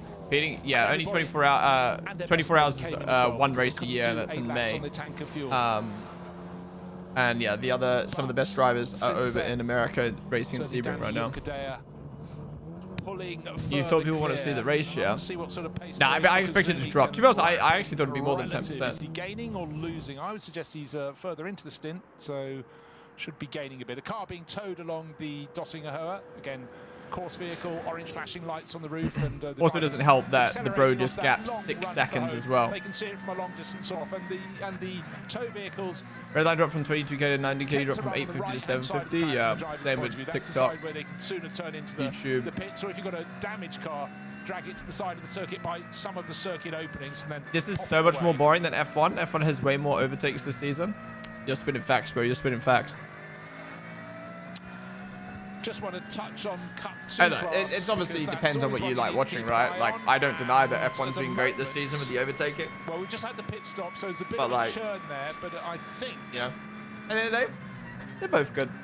class leader is car number 919. Just remember, these 911 GT3 Cup cars are very, very fast indeed. Of course, you can race them in any sort of Porsche Carrera Championship around the world, but they're very good around here. The feeling you get watching this type of racing is so different F1 cars. Yeah, that's what I mean. Like I love watching NASCAR for a certain reason. I love watching IndyCar for a certain reason. I like watching F1 for a certain reason. I like watching this for a certain reason. Like, they're different. You know what I mean? You can't really compare them.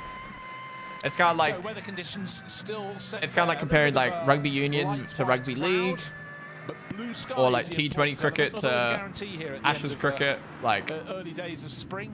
You know, most people like all of them or both of them, but some people generally do just like one or the other. Number 380 coming in. It seems to have wheels pointing in the right direction. No obvious panel damage, so I guess that's just a mechanical failure. But the thing is, like, I'm not saying F1 is bad at the moment. You don't see the bitter name. Qualifying's bad. But I'm not saying F1's bad. But anyone who says, oh, F1's great right now, I love the overtaking, why haven't you been watching Formula E then? Because Formula E gets double, triple the amount of overtakes F1 does. So why don't you watch Formula E? I think a mark is not dead and buried, but just not in full health. They come back. Is it because you like the drivers and stuff in F1? You don't care about them in Formula E? If so, why did you guys complain so much when there was less racing in F1 if you were just watching for the drive? You know what I mean? Like, it's like, I kind of don't understand that point of like, oh, the overtaking. There's so much more overtakes, but it's like, I mean, Formula E had a lot of overtakes, but we waited. Alex, David Wallop. Is Red Bull still at P1? Yeah, it's taken P1 back now. So You got a lot of questions over the YouTube stream. My main streaming place, Smitty, is Twitch. I try to switch between the chats, but obviously as you can tell, the Twitch stream today is popping off, so I don't really have much time to read the YouTube chat. It's not going to continue in the race. No. Also, the 910. 910 number, which is the Schmillis Racing. So if you watch on Twitch right now, sorry, if you watch on YouTube right now, 2 class has received a. And you have a question you want me to read chat, Twitch is the best place for you to ask that. Repeatedly. Tuchenik, Wesley, Maycole, I think that's the follows. Not just for timing, but for the officials. If anything, it's much more important. It's about safety and tracking where the car is. Best standing cars. What's up? I am taking. You and our wonderful app and timing for the drivers and the team, but actually for code 60 infringements where you are on the track, it's entirely a safety thing. Yundala, is it Yundala? Yundaya is flying. Everybody's safety. If you don't know that car's there, yeah, Max isn't driving right now. On track and Marshall step out to do something, all of a sudden you think Nurburgring is the best track hands down? Yeah, I mean Nordschleife is insane. The chaos that can cause. So but again, I wouldn't want every racetrack to be 8 minutes long with not many heavy braking zones. Exactly. But like, yeah, exactly. as a track, this is amazing. Or have a Fricadella, of course. Fricadella Racing. Well, depending on how long with the chat with the clerk of the courses, it might be about. Yes. Yeah. But you know, again. You might stop. You might watch a few races, but you sort of stop watching F1 for the first time in 25 years. That's crazy. It's only when you visit that you realize. I mean, like, I can understand people not liking these cars that much, but I'm surprised you want to stop watching F1 this year as opposed to the last 10 years, which had like no overtaking. Exactly. Add an hour, you go down. It's big enough to have many houses, have a supermarket and petrol station. That's just in the middle of the circuit, and for most of the year, it just has its regular life, but the sheer expanse of this circuit, the real estate is huge. But it's when will Yundaya switch with Gunon? And is he good? Both Bax's teammates are really, really good. Probably in 40 minutes. I was told every hour they change. You come back in the full daylight. Not as much blue sky anymore. A bit more cloud coming over. Danny Junkerdale. Just want to see. I hate Nurburgring. I run it all the time in GT7. To be honest, I don't like the main track. I just like Nordschleife layout. Who's going great guns in the better place to the 2 Rover Racing BMWs. It is Pepper, rather helpfully, just comes into sight on the start-finish straight. The KCMG Mercedes is tucked in behind. 6 seconds down now is the Audi. Wait, no. The Audi's dropped down to P5. What happened?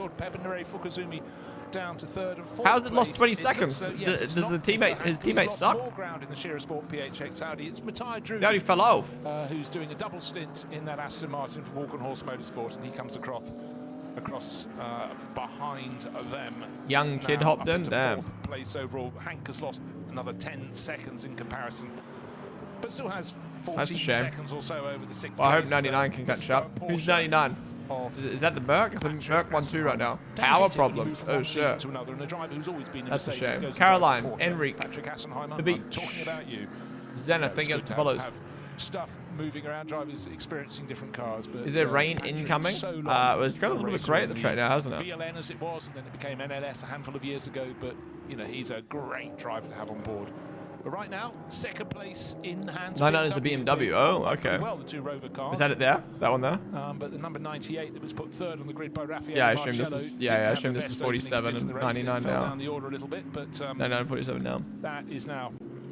I think 99 is short fuel for the first stint, right? Come back towards where it ought to be in the field. Do you think Max Verstappen will retire from racing and switch entirely to different league of racing? Yeah, I think Max will retire then for sure, to be honest. I mean, I don't know. Max has obviously been very inconsistent with what he's saying, but I don't know. I just don't think I can see a world where he could race something like this and then go back to F1 and enjoy it as much as he normally does. BMW GT3. How was this race? 4 hours. We've got 2 hours 42 left. Which is still running around, still touring around in. I had it in 14th place a minute ago. It has dropped down to 17th. It was in 14th position, but it's obviously had a pit stop, so it's dropped down. Interestingly, with I know there's some slight confusion. I was reading a report earlier this week on Sports Car 365 where this car was listed as a BMW M4. It's an M3. It's an M3, but it's on our entry list Burley, and on our timing screens as a BMW M4. Go back to his teammates this time. So you got interesting. I know it's an M3. I'm just saying that there are contradictory reports. Hyundai, sorry, Hyundai. And our entry list officially. And you got Gunon. BMW M4 GT3 Evo. Okay. And right. Max and Alonso retiring at the end of the year would be a huge L this week as an M4. Yeah, I mean, Max was. We will take a look. We're looking at a BMW right now, and I can tell you it's an M4. GT3 model, but it's car 98, and that shouldn't be in the area that it is. It's been swung around. This is the car Raffaele Marcello had just taken over. Yeah, I thought Lewis was going to be gone, but in the hands of his teammate Augusto Farfus, turned it around. Raffaele has done one lap, and the Swiss driver is sitting in the pit lane, going nowhere fast. Trying to see what exactly they're doing at the moment, just refueling it. I would have been curious to see though if the Ferrari was slower. Let's say it was in McLaren's position right now, like P3, P4. On the board. If Lewis would be enjoying it as much. Luckily for them, the sister car, Jordan Pepper, or is he just enjoying it because he's racing for a podium? Raphael, David Wallach. Be back in so soon. Second visit. Russell becoming a World Drivers' Championship is sad. Why is it sad though? Russell's one of the best. An hour and 20 minutes. Probably the second best driver on the grid at the moment. Second, third best driver on the grid at the moment. Staying on board. Was amazing at Williams. Was amazing at Mercedes the last few years. Put back underneath. So a little bit of clarification needed there for Rover Racing as to what is untoward. But right now, not too many. Or he's got Lewis Hamilton's helmet at all. Purple and yellow. Driver undoing belts, and it's always hard to tell. Which the 16 car only has 2 drivers. So I think according to the day of Haase will be back in the final stint. Right. Okay. Well, he's lost 20 seconds though. That's a lot to gain on a team like Max, on like Verstappen Racing. Great sadness to see that car out already. Yeah, already retired. I was down in P5. Raffaele Marcello, Augusto Farfus. Racing just dropped their Japan livery. Yeah, we looked at it early on in the stream. Bit of an amateur lineup there, wasn't it? Even though it's a pro team. Yeah. I've been slightly sarcastic. So weird. Yo, look at this. What have they not won? Exactly. Yeah. Aura. Yeah, there's a bit of there's a fair CV between holy all 3 collectively, is it? You know, one of the things I sort of that's insane. Sort of driver notes on my computer. When a driver's won a championship, I put that championship in bold. And when you look at that crew, they've got quite a lot of titles between them. Not just finishing in the top 3, but I mean. Augusto Farfus, I mean, he's been around a little bit of a while, born in 1983, but his first big champion was... We watched in the 24 hours of Nurburgring as well this year, 100%. 4 and a bit years ago when he was in single-seaters, and he followed that, which was European Formula Renault, but he's Vanderlyn is driving. Daytona GTM winner, he's been a couple of times intercontinental where's Vanderlyn right now? Champion back with Nicky Katzberg, walking horse BMW, but he's been a BMW man for a very How's the time divided by 3 drivers? I'm not 100% sure. I've been told every hour they swap. And the Nurburgring 24-hour winner, not so long ago. Well, last year, actually, as it happens. And Raffaele Marcello just won so many things, particularly in the GT World Challenge. across Europe. Jordan Pepper, well, he's an assistant car, Bathurst 12-hour winner. Kelvin van der Linde, Nurburgring 24-hour winner. But more importantly, the winner of the South African VW Polo Championship in 2012. But it goes We're posted from there from Automobilist. But again, Bathurst 12 winner. Link in chat for you. Da-di-da-di-da. Nurburgring 24-hour winner. Da-di-da-di-da. Several times over. Dubai 24-hour winner. You know, I think on board with Jimmy Broadbent. But it's when you nail it across the course of a season, you weather the vagaries of form and fortune. What's Super GT's real life name? Steve. But again, we've talked about this many a time. Are you more a fan of Max or more a fan of F1? Started off as well, seated drivers. That very much is the way that people went. Probably F1. Like I don't like if Max left, I'd still watch F1. Like I want the sport to be good. Like if Max isn't winning, I'm not gonna be. Like if Max was last, like I would still. I maybe wouldn't enjoy F1 as much, but I'd still love F1 if that makes sense. You know what I mean? Like. Equal merit, if not superior merit. You know, they try but don't have the money, they can't move up. But yeah, obviously Max left F1, I'd follow what he's doing. And the commentators and the people involved But, in the teams, yeah, I mean, I'm an F1 fan, mostly. Like, change their course, come into GT racing, and GT racing, particularly in GT3, has just become this global formula. Championships all around the world. And it gives these drivers a chance to keep their careers going and keep all that experience and knowledge and passion. Why is Steve's name just Brown, but then Jimmy's got his full name, Jimmy Broadbent? This race, but it just gives people a chance to work with people who are coming in with money, who do want to learn. Yeah, viewership's dropped off across everywhere now. One, because Max out of the car, but two, they just gapped it. Number 48, and that's the Losh Motorsport Black Falcon. Yeah, I'm still a bit confused as well, Felix. Started so well.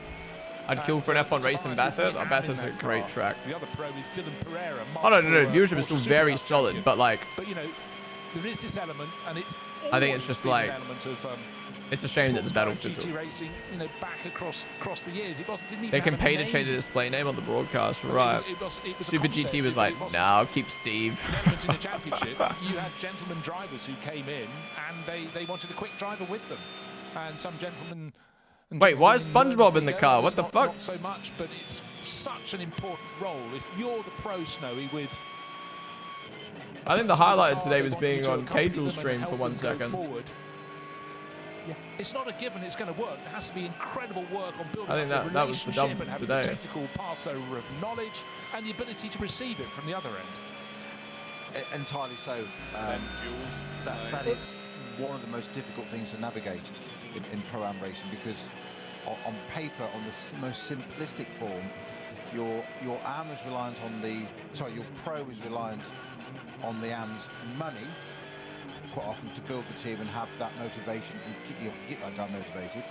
But the pro's job is also then to get your am Matthew, Felipe, Carlos Sainz, RM, Rafael, I think as follows. Whatever of being the pro. So you've got to keep something in reserve, but equally you've got to keep them motivated, that they're not sitting there going, well, yeah, Max should do the last stint, I assume. Or whatever. So it's almost a poison challenge. In fact, am I right in thinking that? It's a very difficult one to navigate, and I've tried it for decades, clearly unsuccessfully. But you know, the thing about it, it's not just getting your driver up to speed; it's getting them up to consistency, isn't it? Because it's all well and good being, you know, you want them to be able to, on a regular length circuit of, let's say, 4 kilometres, to lap within a couple of tenths, lap after lap. Here, obviously, that element will be, you know, the differential will be much longer, but you don't. It's just his streams. So I thought I'd give my opinions on Wheatley leaving, as he's my favourite team principal, and also being an Aston fan. I really hate this move, as I want to see Wheatley succeed. SpongeBob got tired of working at the Krusty Krab and decided the high-stakes world of racing on the Nordschleife was more his style. On an unrelated note, he is a distant cousin of Niki Lauda. Wait, how is SpongeBob a distant cousin of Niki Lauda? He must be getting pretty dried up now, though. But Mr. Dobby, thank you so much for the 100 bits, dude. Damn, it's quite great. Anyone able to check a weather radar? Is it going to rain soon? Or is it this grey? If you know, you know. We'd all sit there and go, and how long before we got in the gravel? And the problem was that we couldn't. Is you also stream F1? I am live every F1 weekend. Lower. As I want to see Wheatley succeed in Audi rather than be dragged with the Honda hellhole. Yeah, I mean, we spoke about it yesterday, but like, very interesting decision from Jonathan. But at the end of the day, like, team principle isn't that big of a deal. It doesn't matter if you're in a bad team or a good team. Like, you know, I think your main goal as a team principal is to have a job, and if you're getting paid a shit ton by Aston, you're going to probably move teams. It just more sucks that he spent the last 2 years building up Audi, and they're in such a good spot, and he's not going to be able to like really reap the rewards. Go off and just understanding how to do that. Just gosh, some of these numbers are so nice, bruh. Demonstration of the intelligence that is required. Yeah, check the radar. Dumps, RTW, there goes the follows. Cannon, Canny, no, Noid, Matthew, there goes the follows. No indication of rain right now, just cloudy. Before it got to the next corner, indicating to the right. That is the way I'm going. Don't send you around right to the left, because they don't want to have their race ruined, but they made so why have Verstappen Racing gone for 3 drivers? Some teams have 4 drivers, some teams have 2. I'm going over there, right? And you need Jonathan hasn't been confirmed to Aston just yet. Battles on your hands. Max driving it. I think so. I think so. Be caught out. In fact, just about saying that, the fantastic. Bodie, thank you for the 1 year sub. Thank you, dude. Its prob should be like 2 or 3 years, but oh well. Let's go big door. Thank you, man. Really do appreciate you coming with the 1 year sub. That is insane. Thank you for supporting him for so long. Very much appreciated that BMW making it crystal clear that it was. I want to learn more about the other drivers and the other classes in this race, though. Like, I don't just want to just focus on Max and his class, although that is like the main show, obviously, the main reason I'm watching. But dude, props to the commentary team. The fact that they can keep up with 131 entries, know all the drivers and stuff like that, it's insane. Even the corner names, like, bruh. The M3.5 Touring. Exactly. Which is why, and I said that's why it's interesting. Is 99 catching? M3 Touring body show. I haven't seen it. There we go. Oh yeah, 99 closed in 3 seconds on suspension, etc. But I want to point out, I read an article this week where it's listed as an M4, and it is officially on our entry list as an M4. And on our timing screens as an M4. It is an Hype M3 train inbound. Please stand back behind the yellow line. Also, Ponden, would you ever consider doing something like this or Formula Evo sessions? Take the 100 business Dobby.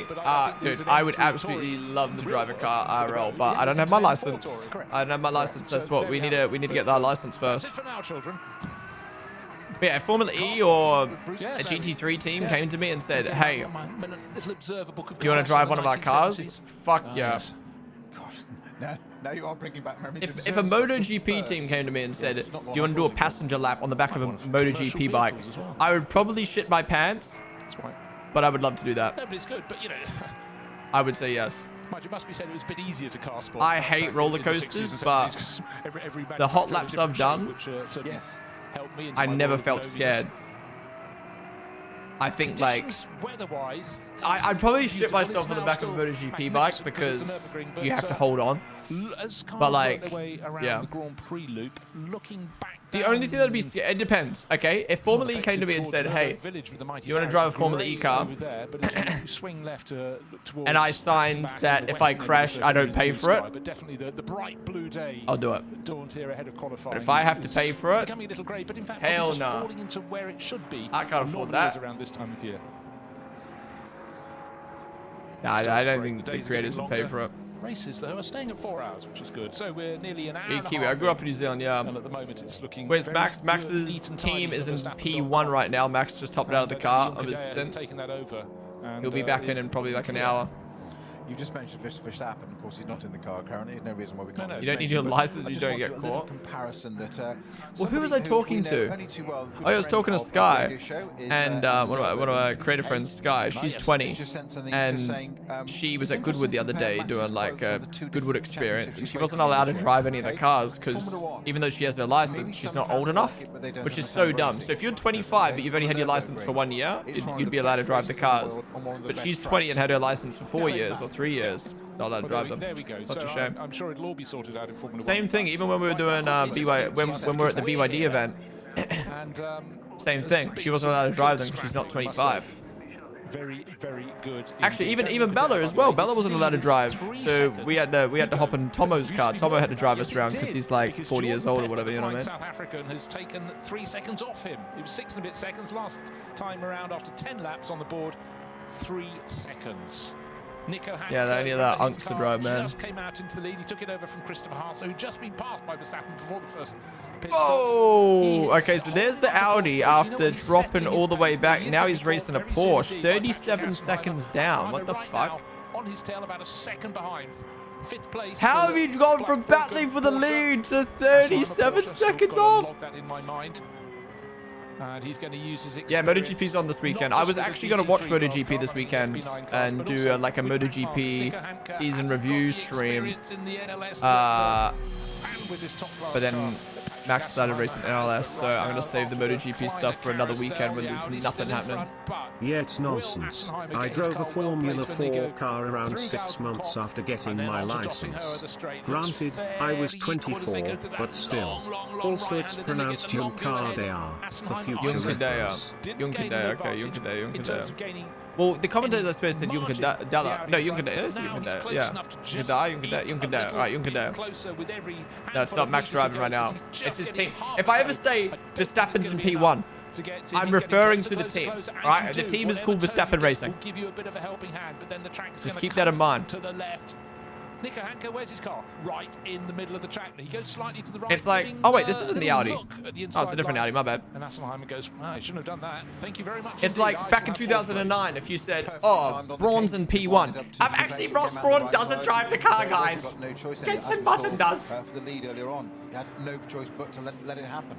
Even though they were both driving into the pits at the time. Yes, I know. Yeah, you really didn't need to do that. Now, one car we haven't mentioned. The Dacia, still with us in okay, now the gap's gone to 9.5 seconds. A car of very different performance potential to our race series. I'm looking forward to your MotoGP stream. Been following it for almost 20 years. Hell yeah, yeah. Because obviously I'm trying to get into more motorsports. Obviously MotoGP is one of them. MotoGP is very strict though compared to IndyCar, WEC, and even Formula 1. Apparently their copyright is so strong when it comes to their YouTube content, so I'm not sure how much I'm gonna do, but I guess we'll learn what I'm allowed to watch, what I'm not allowed to watch. But I do want to do a season review where I go and watch the highlights from previous MotoGP years, watch the highlights, learn about the old seasons. I think I started doing it for the 2024 season, but then I completely forgot. Sorry, then not forgot, then just never returned to it. But yeah, also MotoGP 25 got its announced date. Sorry, 26, the MotoGP game. That's coming out. Remember a lap ago, I said Jordan Pepper had halved the lead. April 29th. 6 seconds to 3. So 5 weeks from now. We'll be playing MotoGP 26 on the stream. 9.5 seconds now. Danny Junkadea is clear.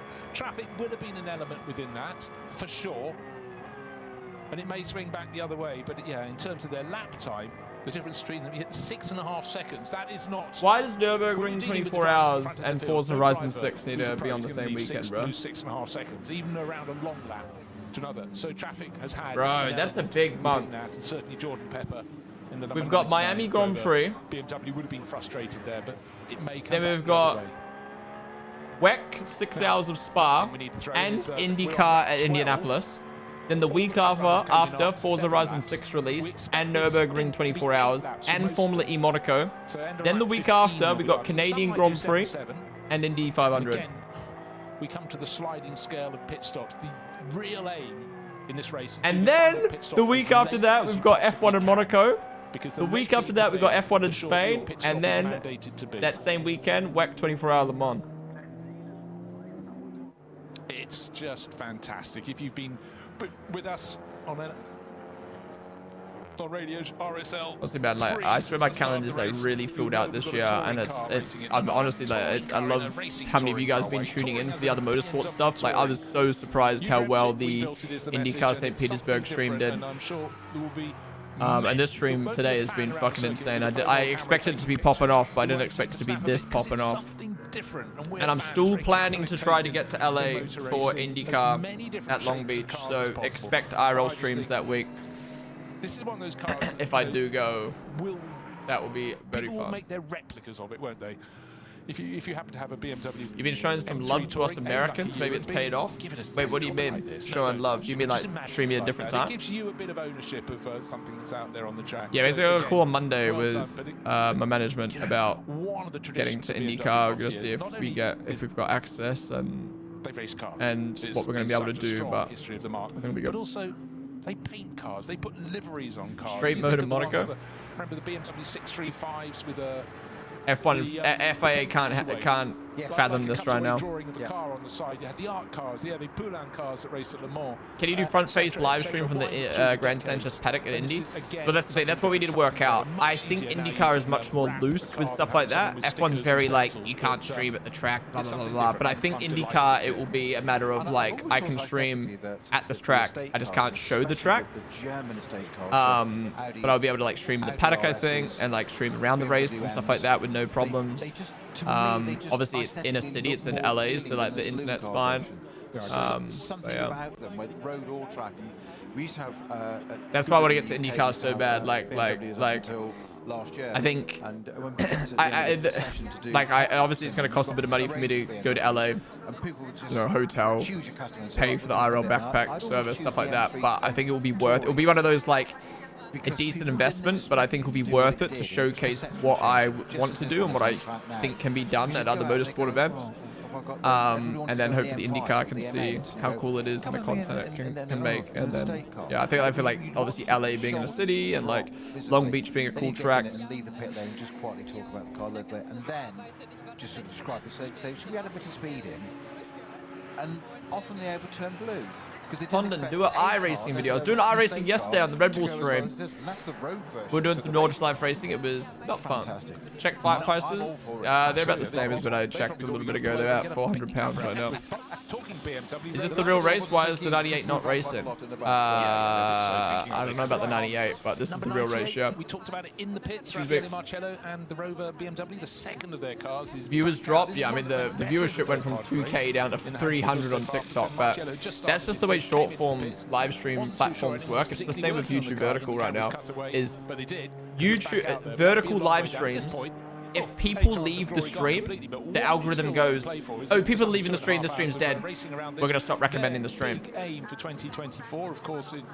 So, for instance, like I've discussed with like F1 game creators before, like Hayden, he streams Vertical on YouTube, and he has to end his stream after on YouTube Vertical after the race finishes, and then do another live stream for the second race because YouTube Vertical just goes, oh, people have left the stream is done, and then even though he does a second race, it just doesn't get viewers.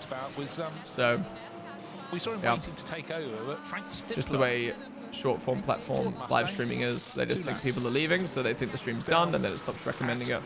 So that's why I'm always ending my stream and re-going live. One, sometimes I get a notification being like, your stream isn't active, or you're watching a video, or shit like that. I'm surprised. I'm not gonna lie, I started today's stream and TikTok was going, you're not here, you're watching someone else's content. Like literally like back to back every 2 minutes. It was fucking pissing me. I was like, damn, they updated something. I'm fucked right now.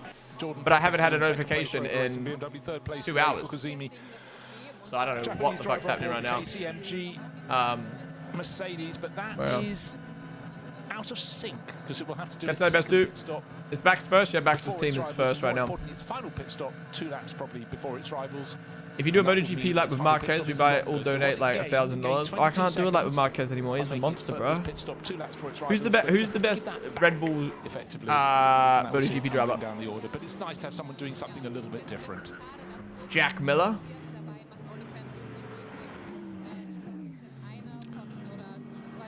Very strange for me to see the name. Yeah, Vertical stream's more just so people who are scrolling on their phone can find the stream. Would you ever be down to do a NASCAR stream? Yeah, I'd love to stream and learn about NASCAR. Okay, so actually, Long Beach is the same weekend as Saudi Arabia, and then after Saudi Arabia, obviously Saudi Arabia's been cancelled now. The week after Saudi Arabia, there's no Grand Prix, and NASCAR is racing in Talladega. So I did have a look to see how much flights were from LA to Talladega. Yeah, it's just, and I still, maybe I'll still consider it. I'd love to try and get to NASCAR, but again, I feel like if I went to a NASCAR event, it would, I don't know. Local team just across the road, Hubert Hout's team, sister car number 64. I'd have to. I want to have more like, I don't know what the word is. I wouldn't want to go on the whim of like, I hope this works. I want to go with like a proper plan. Featuring at the sharp end, that Mustang is. Rebel wants to sponsor Ducati for Pedro Acosta due to the rumors of him joining alongside Mark. Who's winning? Max's team is leading right now, Simulus. For Hubert Jorge Martin, maybe, is probably the best. Around for a few seasons now. Boy, do they sound good, but I've heard of him. Not going as well as they'd have liked. Didn't Jorge Martin have like 7 crashes last year and like injured himself? So good is the number 37 Or was it? No, wasn't he out for like half a season because of injuries or something? 3 Vantage. And I think it's either Maximo Guido. Bro, how is the 16 dropped 52 seconds? For its first noise violation. It is running down in 32nd at the moment, but that's a new one for me. Noise violation? This far into What? A race. So whether something's happened to it or was damaged What does that mean? System or exhaust system, it won't be silenced, obviously, but just an odd notification. But first noise breach for number 37, the Aston Martin. Yes, that is an unusual on lap 1, or even the formation lap. You might understand that cracking battle at the moment. How the fuck do you get detected for noise? Goes in the blink of an eye, doesn't it? And why does it matter if it's too loud? Last 2 laps, we expected it because he just hasn't got the pace as yet. Yenny Trejo, GF Jem, Vinny Pillane, Zinzak, Glenn. I think it was the Bullets. Gap between the next lot, and then we got Dorian Boccolacci, David Perel, who's having a really good scrap. Oh, did they say boys? Over 8th place with Patrick Niederhaus. So is the animal in the woods? Wait, you guys trolling me? Did you ever meet the Sidemen? Have I ever met a Sidemen yet? I've never met one of them, like talked to any of them. Have I like? The wheel of that. So the Condo Racing. Yeah, have I ever met a Sidemen? I don't think I have yet. On board that David Perel at the moment, the South African. Hannah met Vicstar in Saudi Arabia. She said he was so nice. Sunshine goes away, the Ferrari doesn't want to play. I don't think I've met a Sidemen yet. No. And again, the closest I've gotten to a Sidemen is obviously in the quadrant video with Will and E. The other night, Kristen D was that. Absolutely not fading at all. In fact, was that the birthday I was at? 3 cars, 3 different manufacturers. I didn't meet them going though. through hats and back. That's probably the closest I've ever met a Sidemen yet. And it is about the smallest of elements. I forgot Laserbeam and Lachlan at OzGP. I met them. Lachlan's so nice. Play with the traffic snow. Yeah, and I think also that's it's a fallacy and a apparently the sound violation rule is the sound power level of 130 decibels must not be exceeded. Why is there a countdown time in the top right? That is for the race. It's a 4-hour race, so there's 2 hours left. You've said so many times. As going the random guy. Always wins. It will just when you think you've seen it all or done something, whether it be snow or sleet. Yeah, you're bullshitting. Okay, guys, like what the fuck? Whatever. The people in the villages around the track can hear the cars when they're too loud. Oh. So is that so that's actually a rule? That's insane. Oh, there's the Mustang. What do we think of that? This place will just turn around and have a little laugh at you and give you a little nudge and just throw something else in. Yeah, that's how it should be. Right. Having mentioned that's part of the appeal. No, entirely. Having mentioned there's rumors that the MotoGP paddock the Ducati will partner with Red Bull. Interesting. Side of Emil Do you think MVS will crash? Oh, ad time, ad time. Yes, I'm surprised they haven't ran more ads since everything split up. Since everything split up.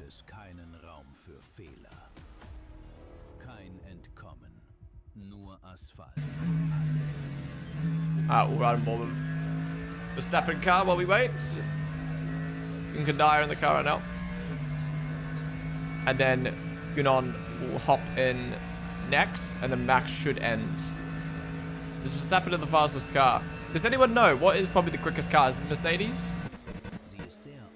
I mean, they're all BOP anyways, so they're all like kind of balanced out a little bit. Pedero, they followed. Jimmy up to 26 again, first in class. Hell yeah.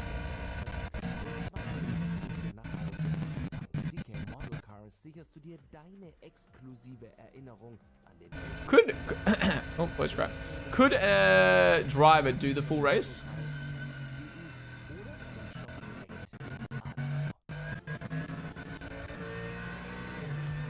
America's super around this track. Ford or Porsche is the best? Why is there no Ford at the front though? Then.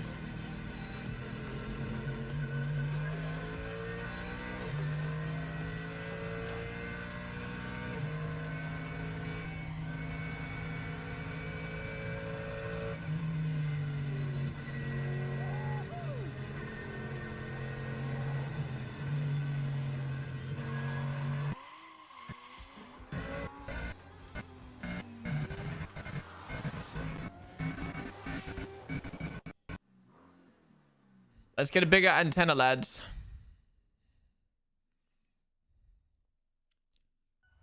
Why do I have to... The fuck?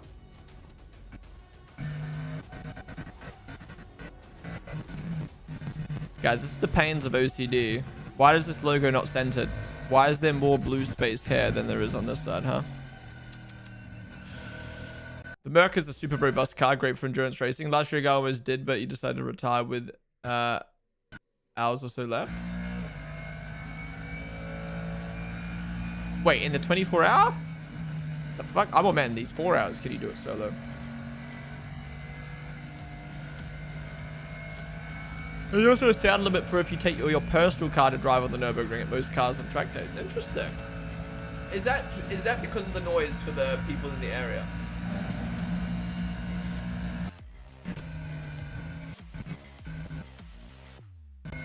You can do the full race of drive with the team when they register up, right? Finally, I've gotten onto a Ponden stream. I was watching Team Redline. I found you. What's up, Bandit? Okay, curious. How did you find me, Bandit? Was I in the recommended on the sidebar? We're still on the front page, by the way. Yo, we're still on the front page. Shout out whoever at Twitch put me on the front page. We love that.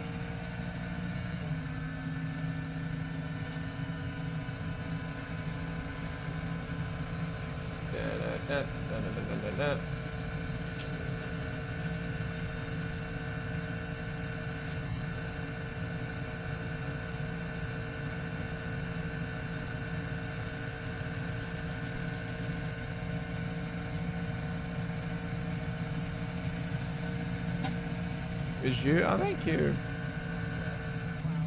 Why go live near a racetrack if you don't like the sound? True. I mean, but surely the track would have got built before the after the houses were there. Excuse me. I love men. What's up, dude? I love men too, man. Hagen's out. Hagen's Zio. Thank you for the follow. I thought Max did 24 hours. No, this is a 4-hour race. He will be competing the 24-hour in May, though. Straight so long on fall asleep driving. It must be so hard to stay locked in at a track like this. Oh my god, it scares me how much they go on the curbs, bro. Someone said Verstappen P1. Yeah, Verstappen's team is currently P1. Let's go back to the main broadcast now. I was driving an AMG GT only last week, and it's a phenomenal piece of kit. As a road car, put it on a track. As the road car on the track, it's nice, an amazing piece of kit. And then I was driving it around thinking, I would that will buff out this on track. So we've got a very badly damaged Rover BMW by the look of it. No, it's one of the Mustangs. It's car 65. It was the one that Frank Stippler went out in. We talked about cars looking so disarranged. I couldn't recognise what it was. Wait, yeah, no, I thought there was a BMW too. That's how fucked it was. Tires means there's no bodywork left behind it, and something has crumpled into it.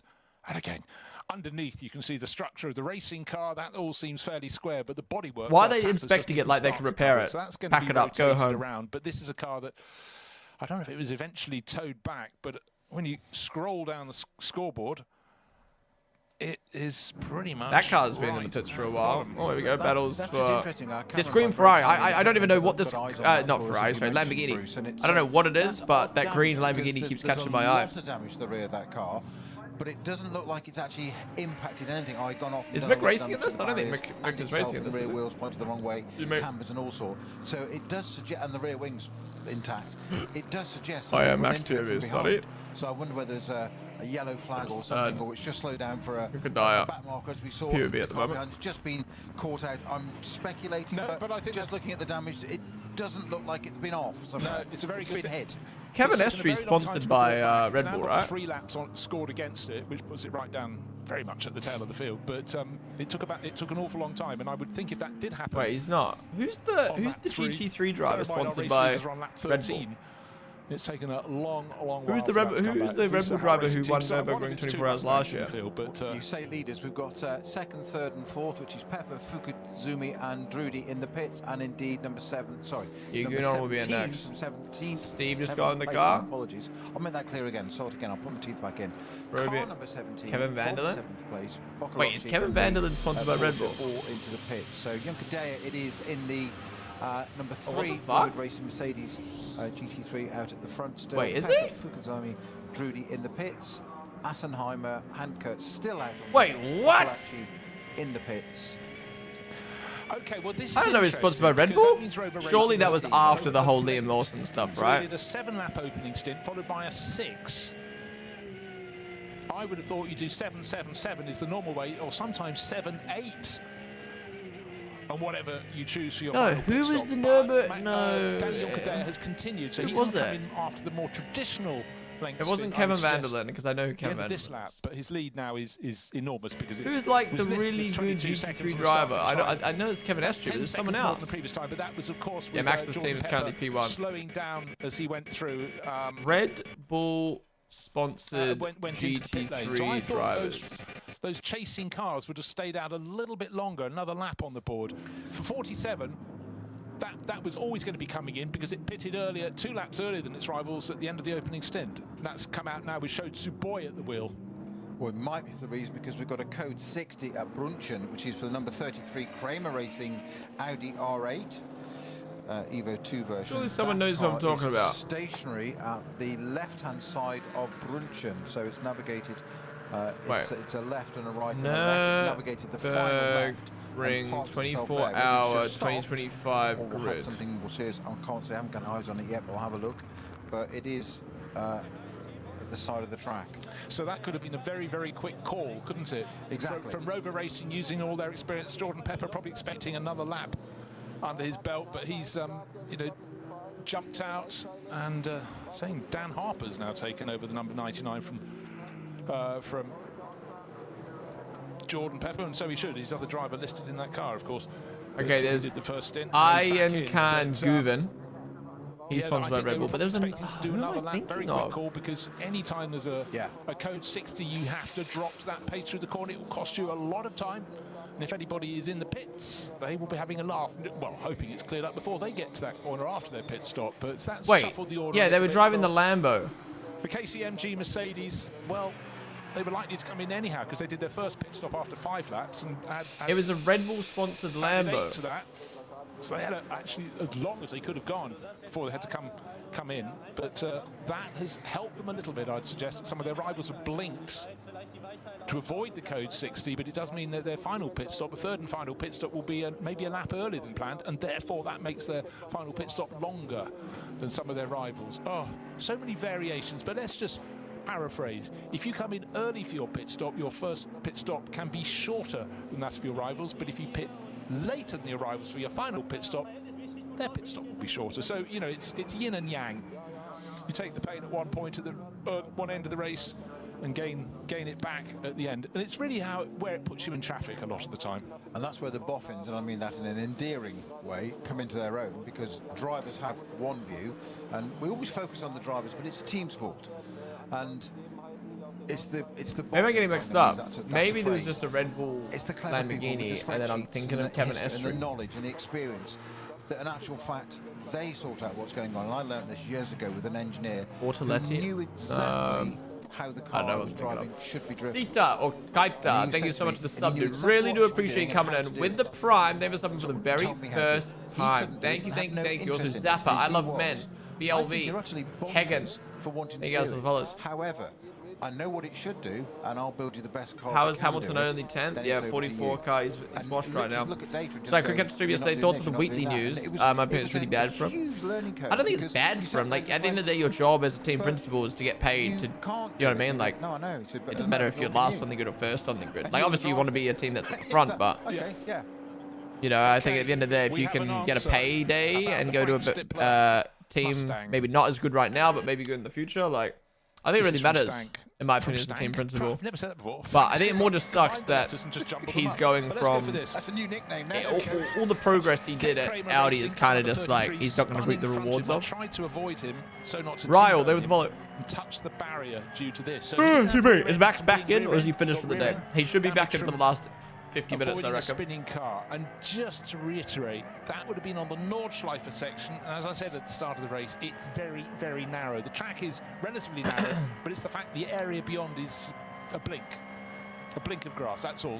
A car's width of grass. NC Sports are running a Red Bull Lambo for the 24-hour with border Lottie. Okay, maybe it's something. His record across the year. Do you think they'll win? I mean, they're leading right now. We'll find out the timings in a sec when they show them. Has ended up him.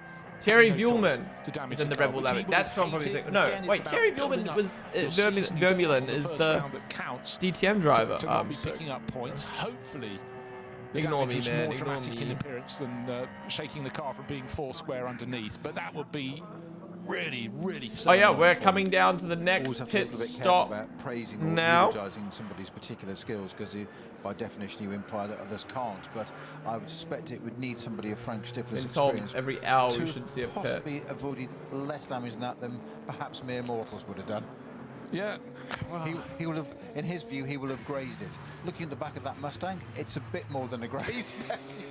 Just tear the bodywork off. If the wheels are straight, carry on racing. Guys, I cooked with the thumbnail, did I not? Get it out there. Did I not cook with the thumbnail? It wasn't even halfway through.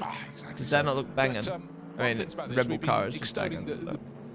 The wonder of GT3 running the SP9 class, because there are so many manufacturers now. It's a global. What position is Max's car? Sorry, not paying attention. He's P1. They're leading. Well, once the timings update, we'll see in a sec. I think they're leading by like 30 seconds right now. All the circuits raced on. Only 4. Imagine driving for 2 hours and you've already done 14 laps. There's also variety in other the track cars. is so far in a good way. Just the inside of the KTM crossbow. Are they lapped? There you go. 51 seconds. Low and red. Verstappen's team is leading by 51 seconds after 2 hours. God damn. Basically have been KTM in terms of racing over the past decade. Can I ask you got the Verstappen Racing on board? They're streaming that for free on YouTube as well. I'm a big fan of seeing something a little bit different, and for those who what's the reliability like in these cars? The circuit or in the grandstands overlooking the start-finish straight, again, they'll be there with their programs. Your onboard is off. That's variety, and a lot of people might be going, "What's that?" Yet to pit. Oh, it's 48 pitted.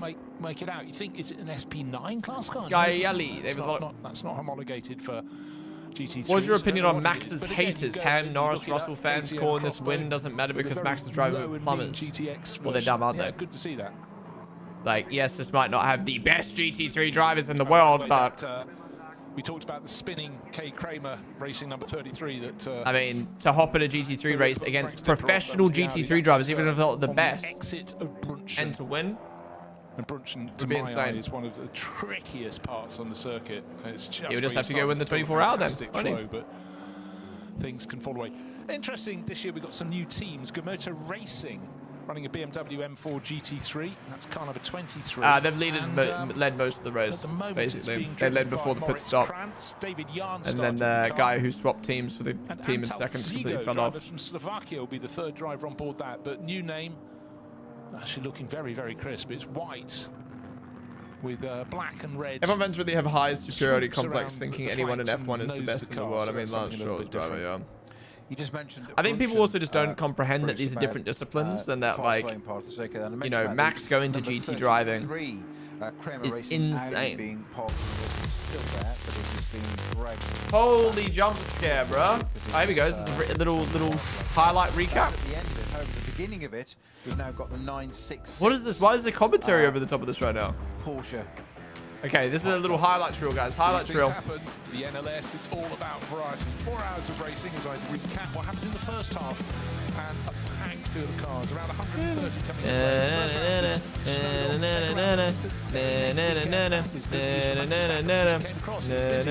This weekend with his day job, but this is his dream job in a way, the aside, the leisure pursuit. Racing around a circuit that's 25 kilometers, 130 cars, beautiful spring sunshine. The racing in the front is very, very tight. Change Discord later. Maybe not today. We'll be live again tomorrow though for F1 stuff, so we'll go through F1 stuff tomorrow. PHX Audi, who certainly kept the Mercedes driver on his toes, down to the first corner for the second group of cars, largely full of Porsche Caymans here, and GT4 class cars also having their early stages of the race. But good clean starts in each of the 3 batches of cars as they got away for 4 hours of play on the Nordschleife. Dry conditions, sunny conditions, and what a way to get 2026 NLS underway. This is the Barbarossa prize, but the racing has been very, very neat and he's made an AI thing of you that he really wants to see. Oh my god. All right, here we go. Here's the battle for the lead. So Max was leading the race, and then the Audi got past, led for like 4 or 5 laps. Using all the experience. made the move to take the lead. Yeah, in the Discord there is a schedule bandit. Oh, that was a cool little battle we got to see. Max in the car, no, he'll be back in later. And then here we go. This was when Max was trying to get past the Audi, but got stuck with all the traffic. Oh no, sorry. This was when. Oh, why did they not show when Max got past?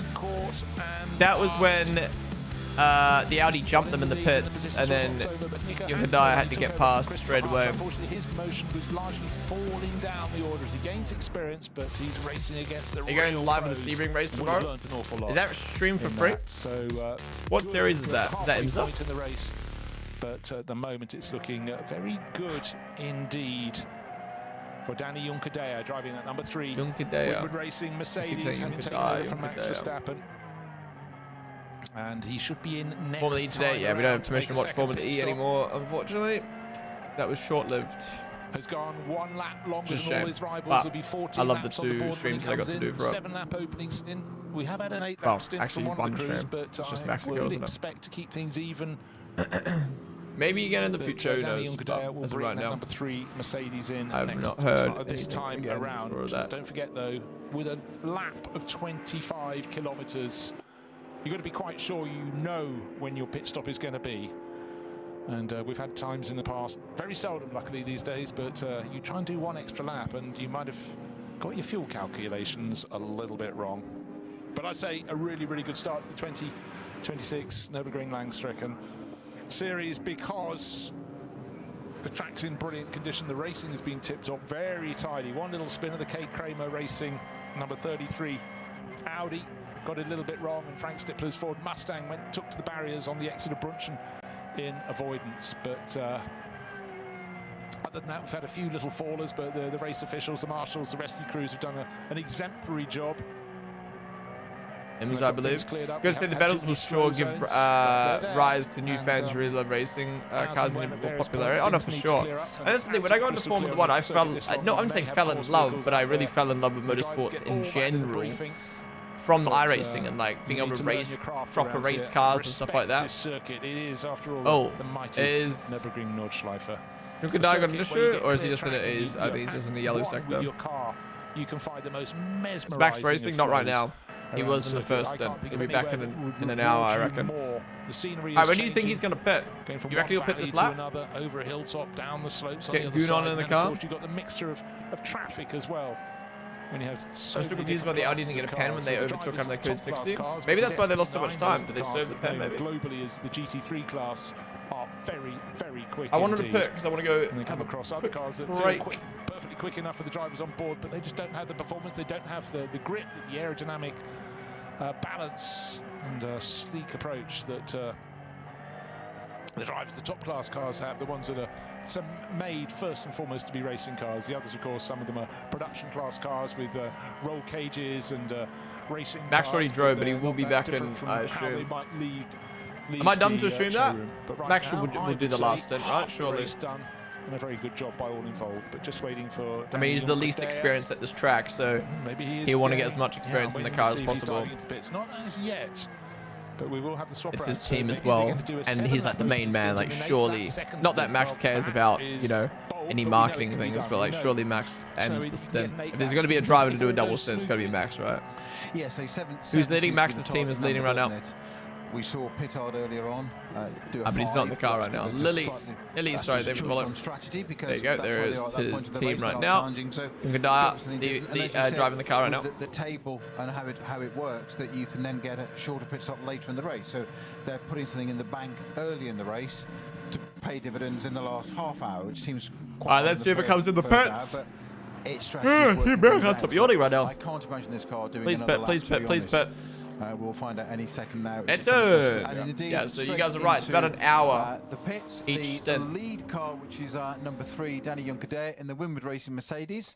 All right, here we go. Here's Gunon getting ready to hop in the car. And Jules Gunon standing ever present, waiting to have his turn to play in currently the leading car, which of course this will now change. All right, so apparently 2-minute mandatory pit stop.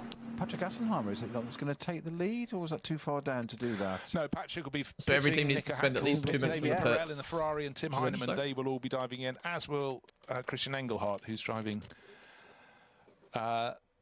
So Max should be doing the last stint, guys. So an hour from now, I reckon when there's 53 minutes left, 50-ish minutes left on the clock, Max will hop in. So this means the order will be shuffled, but just remember, all the cars pitting now, they will be pitting. Have 51 seconds from number 3. In some cases, 2 laps later than their rivals when they get to the 3rd and final pit stop, and that means their final pit stop will be shorter. So they might fall down the order. I wonder if he got his goon on. They've got something coming their way, something in the bag for that final hour of the race. But certainly the markers. Oh, look at him helping the bro. Not just in terms of pace, but by intent from the Verstappen.com Winward Racing Mercedes. That's car number 3. Jules Gounod on board. The little safety net just being plugged back into position by the outgoing. Take your time, guys. Take your time.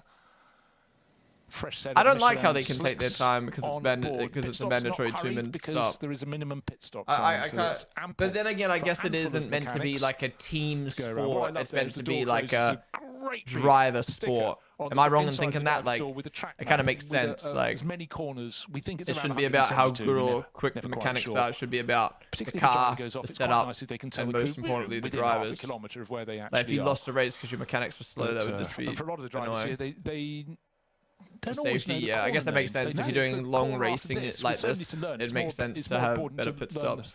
Does this happen in the 24-hour Nurburgring as well, or just these 4-hour races? When I started racing, which obviously was eons ago, and etc., and all those black and white, even those early sepia photographs, it was you have common names, and circuits are. I'm still as well, right? That circuits have names for a reason. They're evocative. How many laps? I think they did 7 each. But it's become much the way now with I think Max did 7. Even just data. Did 8. 30, 40 years ago, more prolifically, of turn 1, turn 2, turn 7. Drivers and analysts, team coaches talking about you going to turn 7. You're doing this and whatever now. Yes, it's 7 each. The Nordschleife, like everything, bucks the trend. You can't easily just say it's Oreo energy shifter, Mr. Lemming. Turn 102. It's not quite as easy. There's a lot more names on this circuit. You do have some of the most famous ones. We've got some of the great names that I think are just so German. Quiddelbacher Hoher, leading up to Flugplatz. Further round, we have the famous Exmüller and up to Hoher-Achten, the highest part of the circuit. Bergwerk, Kastrochen, Klostertal, up to the Caracciolo Carousel. And it's the carousel. It's named after he's out. Caracciolo.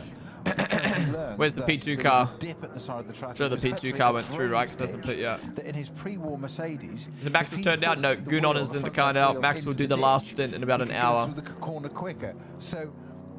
I assume Max will do the last driver. stint. Even then, we talk about competitive advantages now all the time. All right, Jules Gounod in the car. Out in those days. So tell you what, let's name the corner after him. So let's use its name. God, that car is so nice. 47 point whatever it is now. It's the Caracciolo Carousel.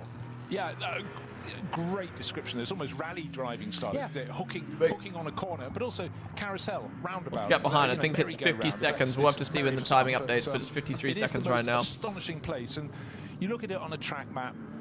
What you never gain, you might know through experience or look. Did you say to go to the bathroom? No, I was waiting for him to pit so they can come out. And then I can run some ads and go toilet. That's a steep old climb, and it flattens. You're not a fan of the Nerf, but the livery does something to me, yeah. It's still probably one of my least favorite GT3 cars, but it's not just a gently. The livery definitely elevates it. Oh no, you've just made a very good point of. Christopher Haas will receive so much popularity. This is good, a lot good. Yeah, he did so well. It's a shame the driver who hopped in after him. I think it's absolutely brilliant. It's changed the world of motor racing. Hasn't really done much.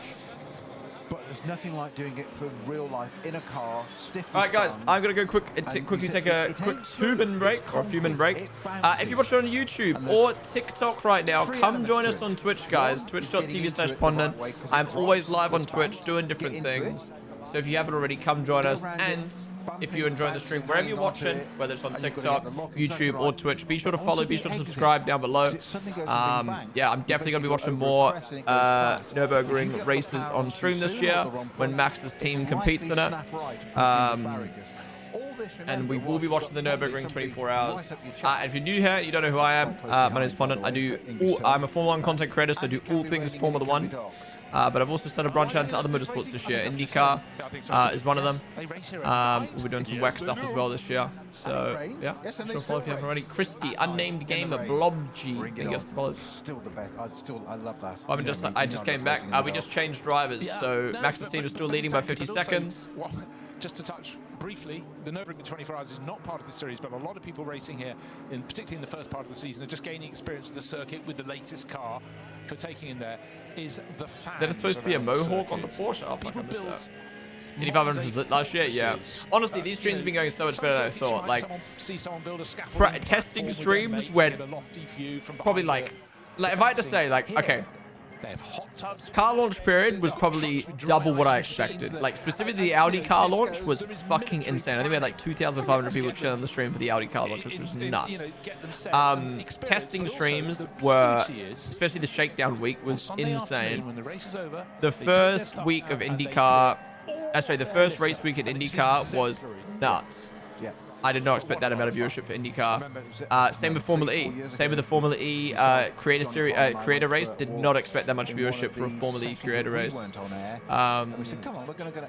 then, yeah, the F1 streams for the start of the year have been as I expected. Which is really hype. But yeah, honestly, the non-F1 streams this year have been absolutely surprising me. And today's stream, like, I expected it to be popping, but I did not expect this many people to be tuning in, watching a GT3 race. Insane. Just remind you again that reset of why we want to do this, why we want to talk about it, and what absolute fun it is. Oh, Haasi's back in the Audi. All right, let's see if he can close in 50 seconds. I mean, from the sounds of it, Gunon is not a bad driver, so it's going to be very hard for him to close 50 seconds. You learn where to go. Given 8. So many points. IDK Francis. Thank you for the followers. A lot of people like being around. Imagine F1 creator race. Yeah, imagine Formula 1 did what Formula E did with the Evo sessions. Particularly if you've made the attempt to build your enclave. Yeah, number 3 just put. All right, guys, I'm going to quickly go sort of fit in. You're still sitting in one corner for 24 hours. We'll be back in a minute. However, I'm glad you mentioned the hats and back. They're not too far. They're just very much Max will drive it's just so in the last 50 minutes. Day or night. The car's coming past right on the edge of adhesion. They're changing direction super fast. And also, a lot of the banking around the circuit, you can be quite a way up above the track, so you can get a really good look down onto the top of the cars, and that's when you just see even more how dynamic they are as they're cornering. I'm always a little bit wary of sort of banging on about it with the hats and back, but it's because it's the beginning of that Nordschleife. You were talking earlier in the show, Bruce, about the change from the GP circuit onto the Nordschleife, that Sabine Schmidt's curve, and I mentioned about the metal barrier. Guys, if you weren't here for yesterday's stream, mental and physical reset got my hands on. They take away the entire safety net of the runoff area. F1 Kit Kat chocolate bar. But then you have this roller coaster of the hats and back. I already ate one, but I wanted a snack, so I thought, why not eat this one on stream so you guys can see. And you get to relax. In the old days, you'd look at the gauges. Now you have an engineer telling you something, or press this button, or mode, whatever. Look at that. Because they're so much more advanced. It's shaped like an F1 car, guys. Then it alternately comes back at you again, and all of a sudden it's like, oh, and yo, foxhole. Just flat out down it. It's a roller coaster on steroids and more. It is absolutely bonkers. Have you already checked up? Right. Slow zone coming up for the car that's led the majority of this race. No, it tastes like Kit Kat because it's thicker than a normal Kit Kat bar. Point on the circuit, I like it way better. For Jules Gounon, not long into that number 3 Mercedes, he's just got to sit behind the Porsche. Gounon has won Bathurst 12 out 3 times. Cup 3 class car. And wait, what's he looking for? He's looking for the flags from the marshals. As soon as he sees a green flag, he's going to. Are you doing F1 Manager? Yeah, we're going to do that tomorrow. But so this is where you can really gain time if you're quick, particularly if you've got a gaggle of cars ahead of you that are quite slow. If you can I see. So like, let's say Gounon gets stuck in this yellow flag, but then they clear it up before 48 catches, and the gaps really close down, don't they? So on the next page is interesting, which is the team JS competition. BMW 325i. There were only a handful of cars in that class anyway, and we lost the 112. early on for that gearbox issue, never got to do the formation. Like, we now lost a 1-1-1 Good luck. competition car. I don't know what reason it has stopped, but that's why we have the code Max 60 should be in the car at the end of the day. Rip. Again, you need many eyes. Have you got confirmation? Do we know if Max is going to do the final stint? Or is it still up in the air? I think that might be the one that was stopped at pit exit, but it's going I back assume into Max pits now, and number 520. Yunkadaya will chat and see who does the final stint, but it should be Max, right? Max needs the most experience in the car. Good looking, such a good looking car, that Supra, I must say, and that blue and white livery, very, very Team crisp. Redline confirmed it. Indeed, little sort of gold markings on its flank as well. So, we'll give you the full margin. Remember the second pit stop from the race-leading car, and a quintet of others came in. That was after 15 laps. I want to see what the position is after 16 laps, and we complete this one to see how it shakes out, because its rivals, some came in 2 laps before, some just 1 lap before that. Number 3, Verstappen.com Mercedes, and of course, just remember the cars that pit late for their second pit stop will pit late for their third pit stop, and then that final pit stop will be shorter than that experienced by the rivals who came in maybe a lap earlier. And that will have the order, not necessarily the race order change, but the intervals will change a lot, because certainly the car that Jules Gounon is back to driving at unabated pace now. He got through the slow zones. He's got a BMW not too far behind. Now, which of the Rover Racing ones is that? Because remember, the number 98 was the one that was delayed, was out of sequence for Raffaele Marcello, and I reckon that's Marcello again, I think, tucked in behind. But no, hold on, they would have owed us another pit stop, and Raffaele was the second driver in that. But as we go across the line after 16 seconds, it's actually Dan Harper who was sharing the 99, yeah. 99. Okay, well, that is there on merit, because the 98, the sister car, was the one that delayed. So just 0.2 of a second, 0.3 of a second, actually, Dan Harper on board the Rover Racing BMW. Now, just remember, they blinked. They came in after a shorter second stint. Yep. That means they were 2 laps earlier in. That means they will pit. Presumably their final pit stop will be 2 laps before the Mercedes, and that will cost them, because that will have to be a much longer pit stop.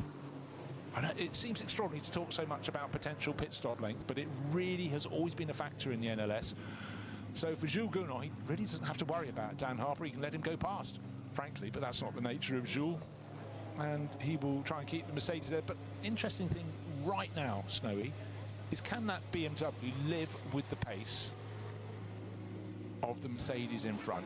It made its pit stop 2 laps earlier, so, but right now, Jules Gounon should have, you know, full heat in those tyres, etc., etc. But Mercedes just looks fantastic this weekend. It just looks as though it's doing everything it should.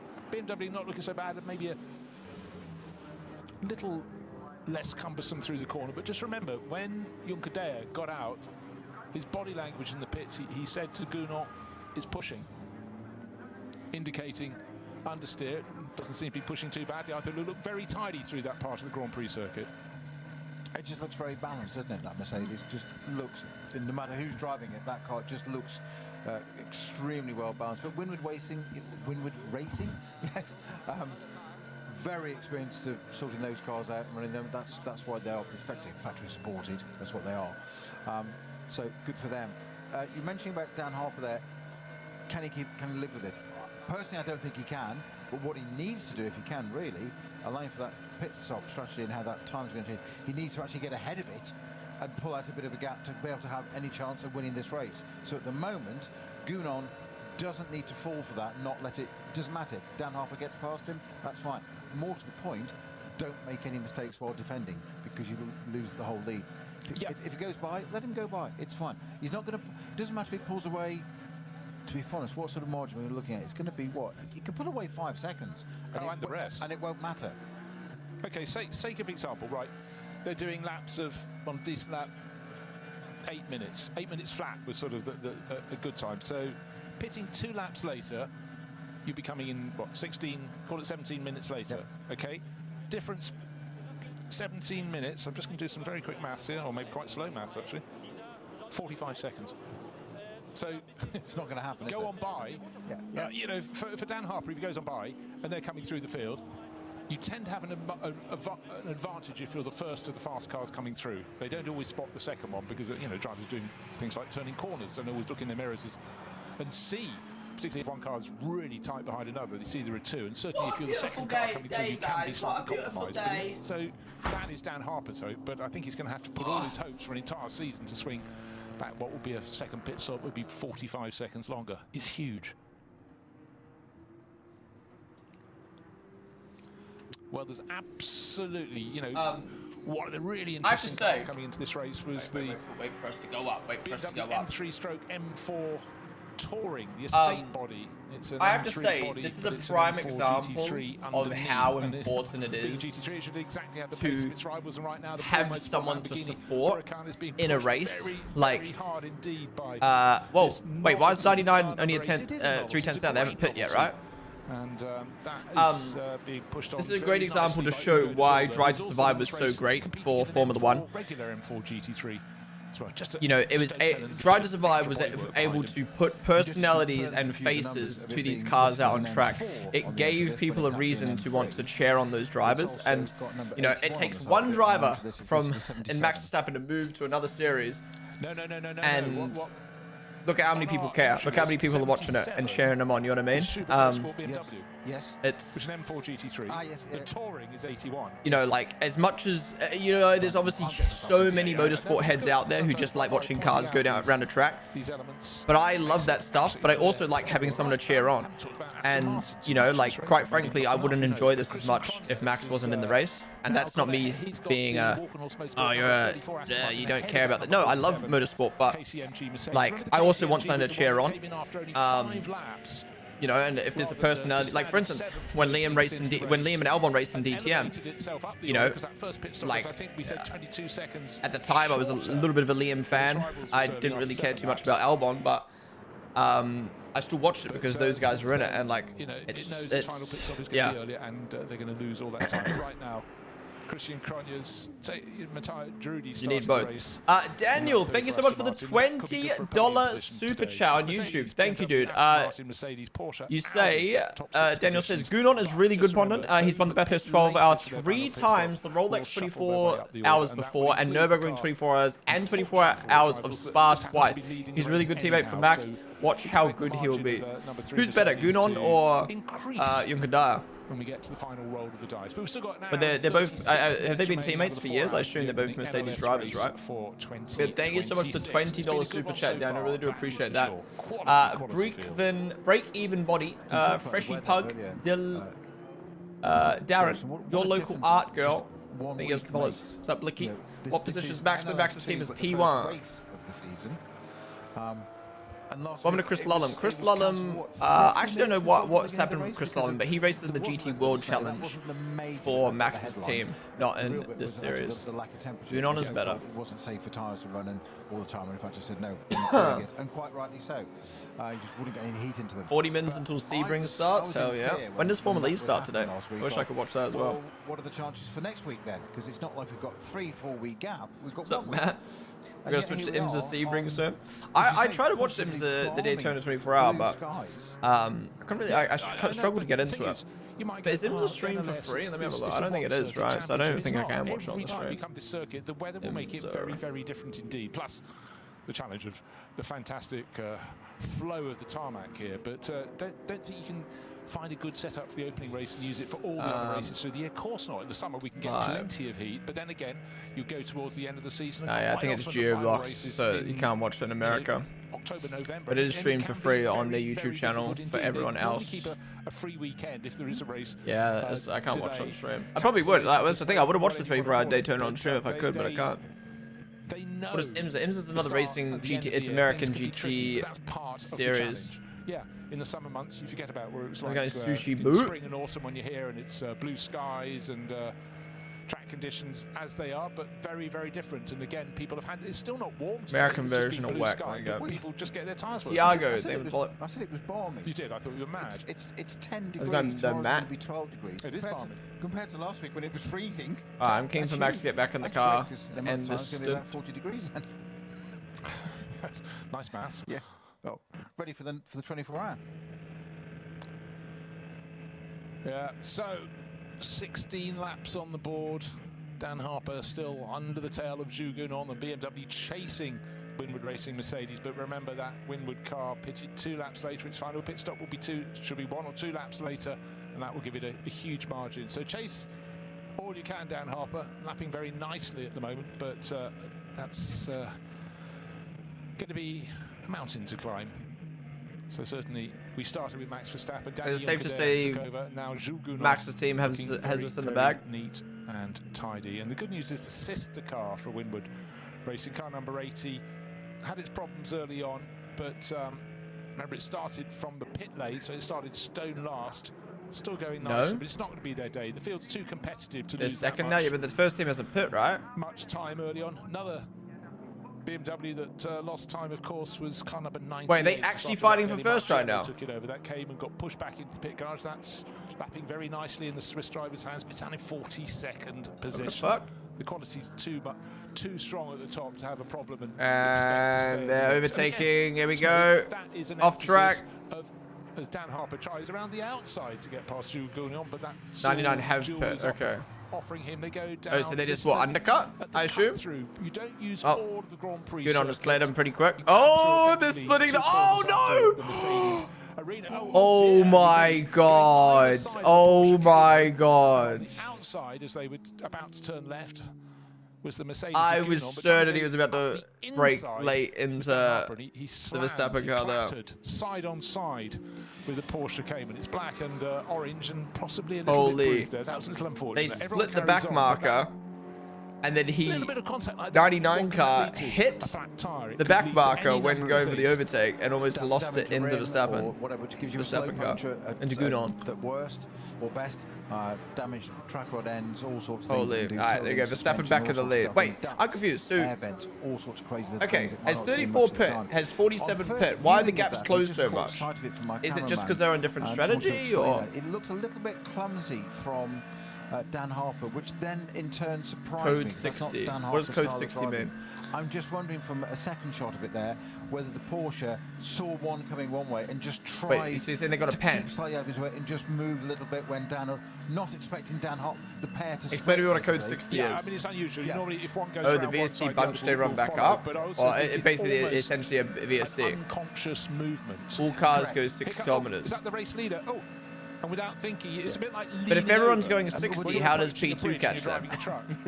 We're talking split-second decisions in the heat of battle, and you know that Porsche. Oh, did they pit under the code 60? If anything, you will want to keep out of the way of leaders. They always say when you do your ring license here and other circuits and whatever around the world that if you are a slower car on track and faster cars are approaching, I see. Okay, so this is actually the battle for the lead. Right, sorry, I was a bit lost there. It probably didn't help that I left at that time that happened. It's so easy to say in the classroom. In reality, you're sitting there, and as you say, you suddenly see, in this case, the Red Bull Mercedes coming up.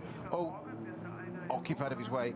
It's a little, almost like a nervous. You move, not expecting to see Dan Harper in a BMW alongside you. So I think that's. I'm not. There's no blame there. I think it's just one of those things that hopefully both. All right. Well, Max will have some work to do. It's the also final on the section of the circuit on the Grand Prix minutes. loop. There's only a very short distance between one corner and the next, and it was between 2 corners. Effectively, they've just gone around the little cut through, coming up to the next corner that needed to go to the left. Yeah, Verstappen Racing is leading right now. Gunon in the car. Max will hop in about 40 minutes time. And it's absolutely not Dan Harper's style to clatter off a slower car trying to get past. It's just not his style. He doesn't. He's too much class. Update timings. Timings update at the end of every lap. That's just one of those situations. Yeah, I mean, we talked at the start about. What's up, Kelsey? I feel like I haven't seen proper bearded. Wait, what do you mean proper bearded Ponden? Huh? Than yours. I've had a proper beard for. There is an element of jeopardy in there. Like 2 years. How much risk you want to take? I don't think there was a particular risk from going either side. But thank you. Thank you. Doesn't matter which side of the car you went. I just think for the Porsche Cayman driver, he suddenly realised he had cars on both sides of him, and that's not easy. In the next and last pit stop, Max's team gets a 45-second faster stop than the number 3 car. Mercedes, so the 99 over racing BMW giving chase. And again, traffic. A little bit of blue sky still. Verstappen lose the lead. They did for a second, but they got it back. At the Nordschleife, but the track is dry. Who's P1 now? Verstappen's racing's back in the lead. Very much indeed. Maybe it just looks different in Fabulous today.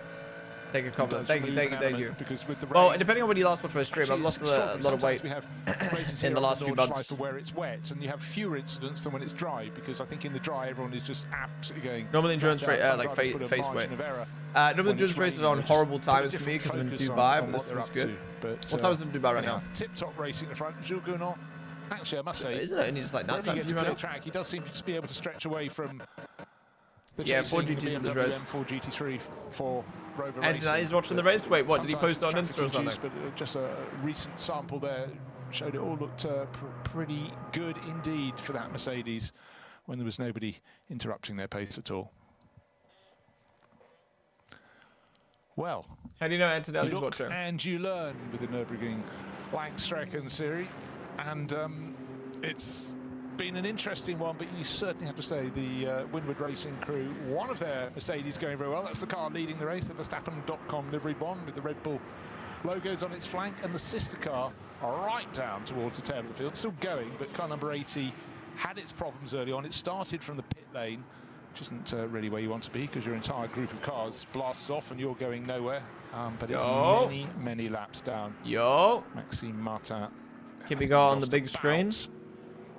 7 That's laps cool. You'd love to see that. You'd love to see that. So a long pit visit. If you guys haven't seen, Red Bull dropped a special, VCAL dropped a special livery today with special merch. Woo! And it is Benjamin Ites, the Chilean driver who's been started his racing career in the special States livery here in Ferraris and stuff. Simon Cook, man. Simon Cook. Very nicely at the moment. Sharing with Alexander Hart and someone called Bear. Bear from Atlanta. I didn't know they had many bears in Georgia. I stand to be corrected, but Mike Wazowski's racing. Of the long distance. We showed your posters before. Have I shown my posters to like to race under a always behind him. It's just a growing trend for it. Even the follow. You'll notice Dan Harper is listed as inverted commas Dan Harper. As well, yes. And Timo Scheider's son, who's I said in the Discord yesterday it would be a calligraphy-themed livery for racing balls. Inverted commas. I was correct. So I don't know really you were correct. What you do to gain that. There's a lot of calligraphy not on much it. of a disguise, is it? Not really. No. He's sponsored by Red Bull. I'm affiliated with the team, so I'm a content creator for the Red Bull Sim Racing. The BMW close back and looks as though a passing manoeuvre is being conducted side by side. They go along towards the end of the replay. And the BMW goes through. Dan Harper took the left-hand side of the circuit. Jules Gounod didn't fight him, and the reason for that, he doesn't need to, because Harper's car is going to pit potentially 2 laps earlier than him. Oh no, that was. I see. That was when he got past. Yeah. All right, here we go. Here was the side by side. He's Jules Gounod, so he will fight. They go out of turn 2, either side of. Oh yeah. Watch this. So this was when they were battling. So Jules was going this back is the replay, so I was a bit lost. This is when they split the back marker car. He does, but it's a tidy kamikaze move. Both cars off the track at the exit. Dan Harper's going, here's the. Come on! I made the move.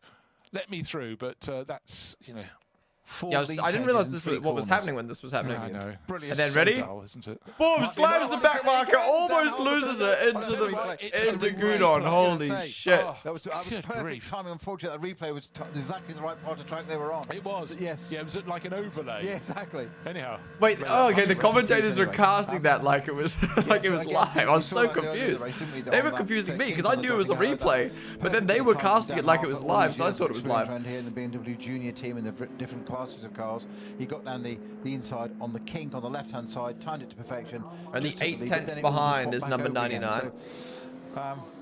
So, it never ends. Well, it's also quite nice to be given a replay so we can see what's going on, and certainly you have to. You and Crane and Siggy having very different reactions to that. What are they saying? I'm curious to see what their thoughts are. Like, are they like what you put up? 130 cars, 172 corners. 4 I'm sure they're probably way more you've got to invested than I am, but emphasis and they also probably have a lot more knowledge of what's happening right now. I'm kind of learning a lot. It's interesting to see, because always an element of the Nurburgring Langstrecken series is the way that the front runners negotiate the back markers who are driving. I love having slow cars in the battle. Interesting fights. Potential. Let me guess, they're like, back marker, get out of the way. You could be sure that the blue is just perfect on this car. At first I wasn't sure about it, but now out in track it's so nice. Just to see. Yeah, Verstappen should do the last stint. Apparently it's being confirmed. Did I interrupt the race leaders? He should do the last 50 mins, I reckon. So 30 more mins. Someone driving a production based car. Today's stream has been against my insane, though, SP9 man. car. This has been so amazing for the motorsport community. There is a little bit of comfort for our race leader. It's the number 3 Mercedes all over again, Jules Gounon. Dan Harper still giving chase, but just to point out again that Dan will have his final pit stop in the 99 Rover Racing BMW 1, but probably 2 laps before the number 3 Mercedes from Winward Racing, and that will be a much longer pit stop for the BMW. And so while they're close on track, they're not really close in reality. Car just went straight. Yeah, that KTM is so nice. This is the only KTM in the race. As we look at the KTM Crossbow being chased by the number 44 Falcon Motorsport Porsche, overtaking manoeuvre being conducted. The car in front of them, the production. From what I know, the other race series that are free to stream on YouTube should be ELMS. That has Jamie Chadwick, Dorian Pam, Pietro Fittipaldi racing. It'd be nice if more race series made it free to use on YouTube. Oh, I've given you so much space if I've left the circuit. Maybe we'll check out ELMS sometime. So there was no damage done. What do you think about the V-Cab Japan? It's banging. It is banging. And Sven Muller. Every car's same power. No, they're very different cars, but there's DOP, so like basically the cars get balanced out. Porsche only in 7th place, normally right up at the front. Normally a pair of them, a brace. Only the one this time. Game maker though, 43 and 44, isn't it? Yeah, this year they're running 17, and the other cars in Dunlop Motorsport livery, both run by Schnabel Engineering. But again, what often happens in the world of tyres is you get overall holding companies and they have several brands. And I must say the Dunlop car, having been accustomed for a good decade now by the aquamarine and mid-blue Falcon livery, to see yellow and black. Do we know if Max's car's problems have been sorted? Wait, Max's car? Oh, you mean the F1? We mentioned that we have SP9 Pro-Am, and just to reiterate, that's being led by car number 48. On these 50-50 regs, I think it's bad. When you say 50-50 regs, you mean 50-50 battery versus we also have the AM class. So the Pro-Am leader is in 5th place overall, 12th place overall. It's the top car in SP9 AM, and that's the Black Falcon Team EAE car with the Turkish racer on board at the moment, Mustafa Mehmet Kaya.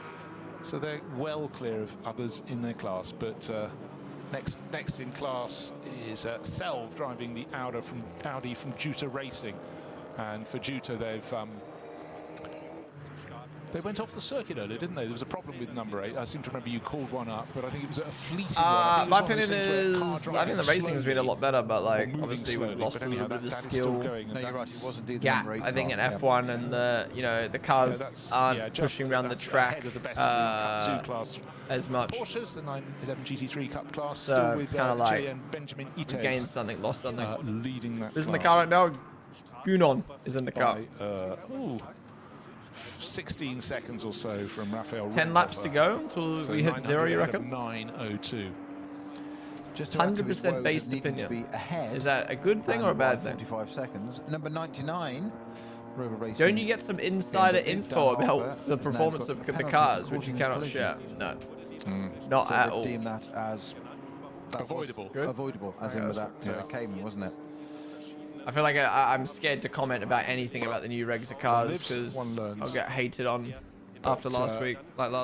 Race officials, and particularly on a circuit as, potentially. Yeah, it looks like they're going to move to 60/40. Difficult as this one. F1 said no race official likes contact. China was good, so we'll wait. They're very clear here, and drivers may feel aggrieved or otherwise, but it's a rule. Ground effect error with the V10 engine would be a dream. On a regular circuit, and I know that was on the Grand Prix loop. There is a bit of space, but on the Nordschleife part where the barriers are nigh on cheek by jowl with the edge of the track, then that is eminently sensible to make the message loud and clear to the drivers. Sponsored by Fiverr. 9-minute 51 lap. That's crazy. So Jules Gounon leading the way. Dan Harper still tucked behind him. And how long was that penalty?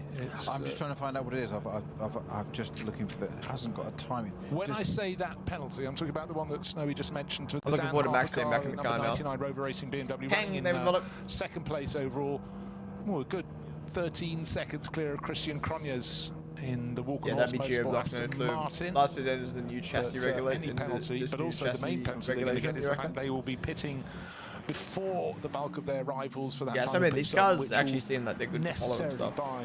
This year's F1 minimum pit stop time, which is calibrated according to minutes at the end of the race, but laps and first. Guys, did you guys know I'm a Watkins Glen 6-hour winner in this Mercedes? They will now. KCMG, yeah, but KCMG.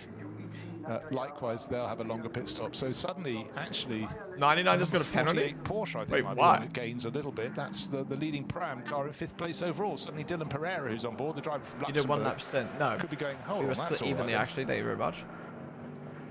Right, is it really a lap? You think Max is going to fight for the championship at any point in F1? Message coming through. This year we need a fucking crazy season like last season. Lap 1 time, causing a penalty, it says on screen. Why are they questioning the back marker? Is that what they got a pen for? 1 time. I need a bit of clarification on that one, unless I'm being really stupid. I was doing iRacing yesterday on the Red Bull channel, man. Anyhow, I think you can say it safely. It wasn't in position to it was iRacing, guys. If everything runs smoothly crashed in the board. because the number 3 Mercedes from That's fair. That's fair. They got a pen for. I just didn't know how the pens worked. I thought, you know, the Rubbings Racing wasn't that big of a deal, but fair to get a pen for that. That's a shame, though. Suggest the Walkenhorse Motorsport. How's it going, Raphael on the stream? Gains positions there. Christian Cronje sharing with Matthias Drudi. Good strong lineup there. How's Max doing? Max's team is currently leading by 14 seconds. Is up the order because, like the number 47 KCMG Mercedes, tell Chris to do retro GP reactions like Abu Dhabi. I mean, he's in chat, so tell him yourself. But yeah, I've told Chris I'd love to see like throwback, a lot of seconds. So suddenly the Lost Motorsport throwback live reaction. So like, let's say it's Japan next week on the Monday or something, uploading like second position. Wow, best of Japan from the last few years. You know, before the race, you wouldn't have put them down as one of the favourites. They qualified in. But before 23, it would be pretty hard to do because you'd have to go find people's VODs, and like I didn't stream on YouTube back then, so the VODs are like gone, and then other people weren't streaming and blah blah blah. So it'd have to be from when he started the series, which is 23. Coming up in around just over a quarter of an hour.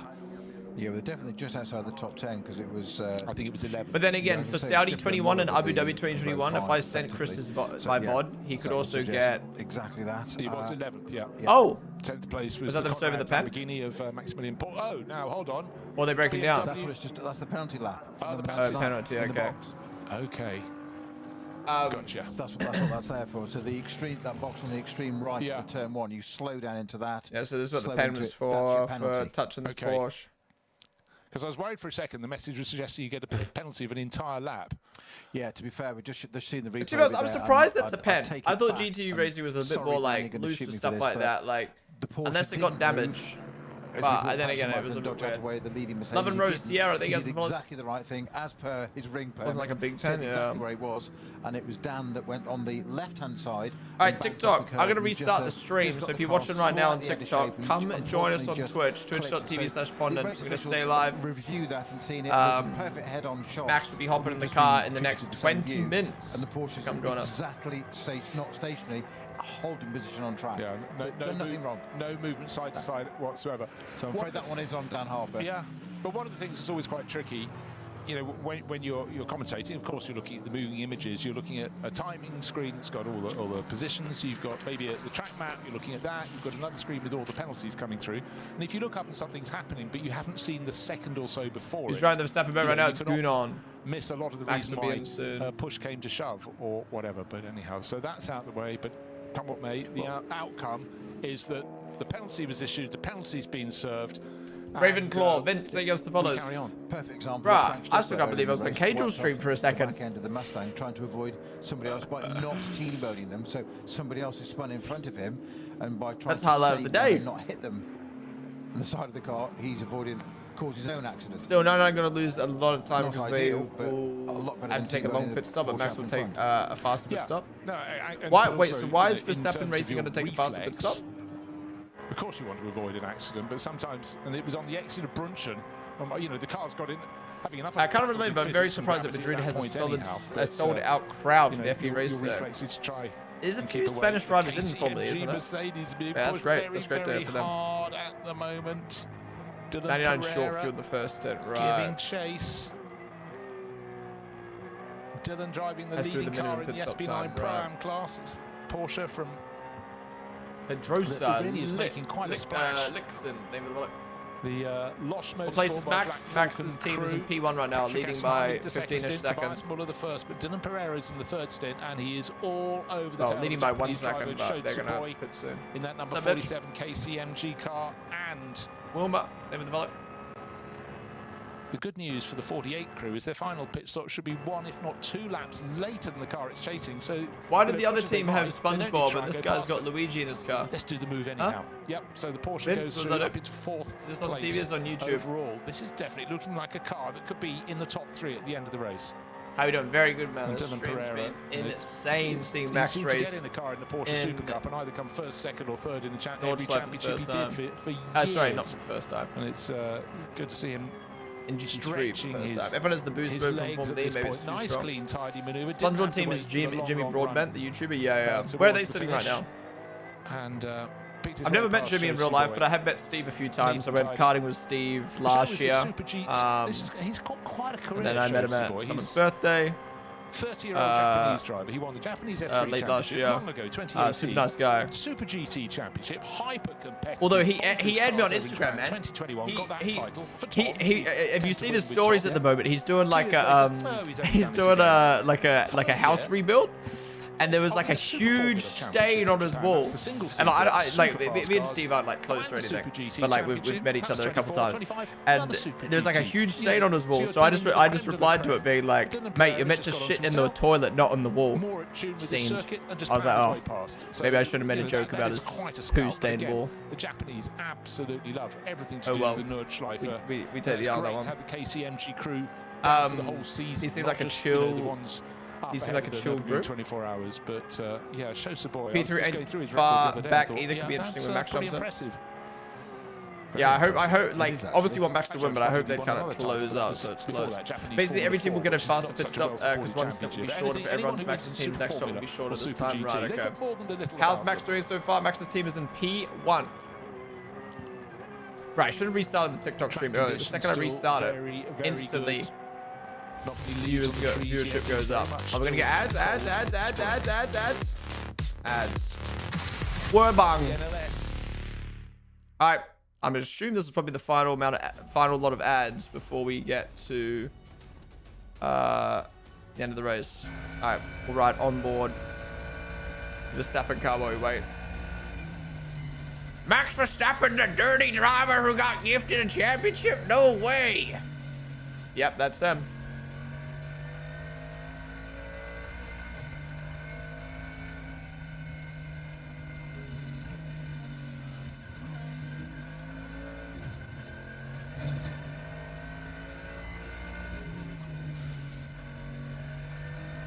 Get you later, Abassats.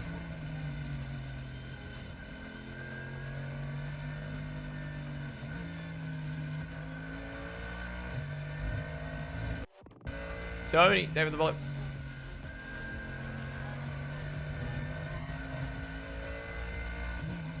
Damn, this shit is way too long, bruh.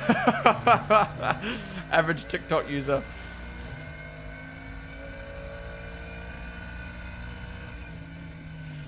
Max's team is in P1, guys. For people just tuning on in, Max Verstappen's team is in P1. Gunon is currently driving the car.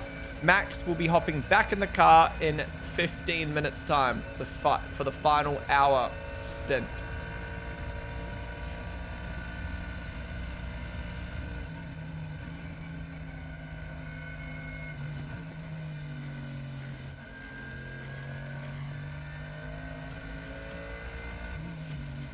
I started watching F1 Academy. I love F1 Academy. It's great.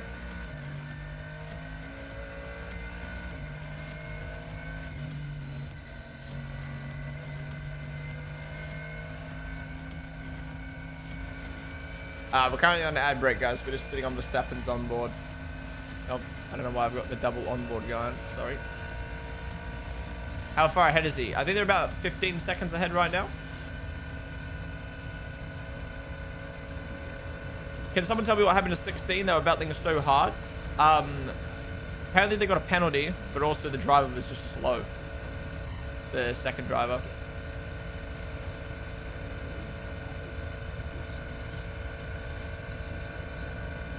should start a series by watching every F1 race ever. Imagine that. We start from 1950 all the way through to now. I'd be down. If I had the permission to watch every single F1 race on stream, I would genuinely go back and go from 1950 and watch every single race. One race per stream. How long would that take? How many races in F1 have there ever been? 1,000? That would take like 3 years straight.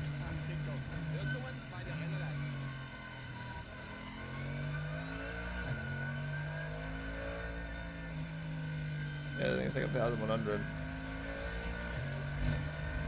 Yeah, Verstappen Steve is leading. We're currently riding on board with them right now while the broadcast is on ad break. Fuck, I should have restarted the TikTok stream earlier. That's a shame. You live in your land. Max will be behind the wheel in 10 minutes, 15 minutes, guys. How you feel about this race? Dude, honestly, that first hour was genuinely some of the best racing I've seen. Some of the most enjoyable, probably the most enjoyable segments I've ever had on my stream.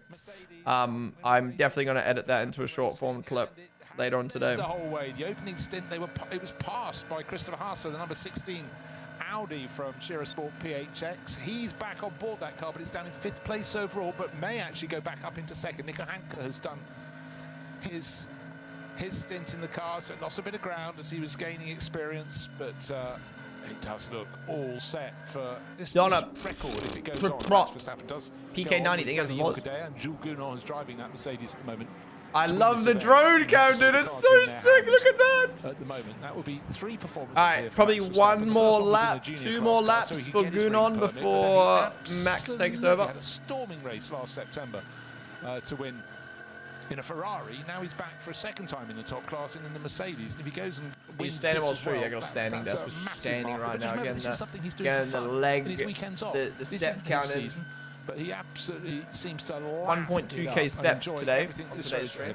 But the variety element you get from racing around here in any class. What the fuck is that? It's just astonishing, isn't it? So much to do, so many things to go right, and unfortunately sometimes wrong.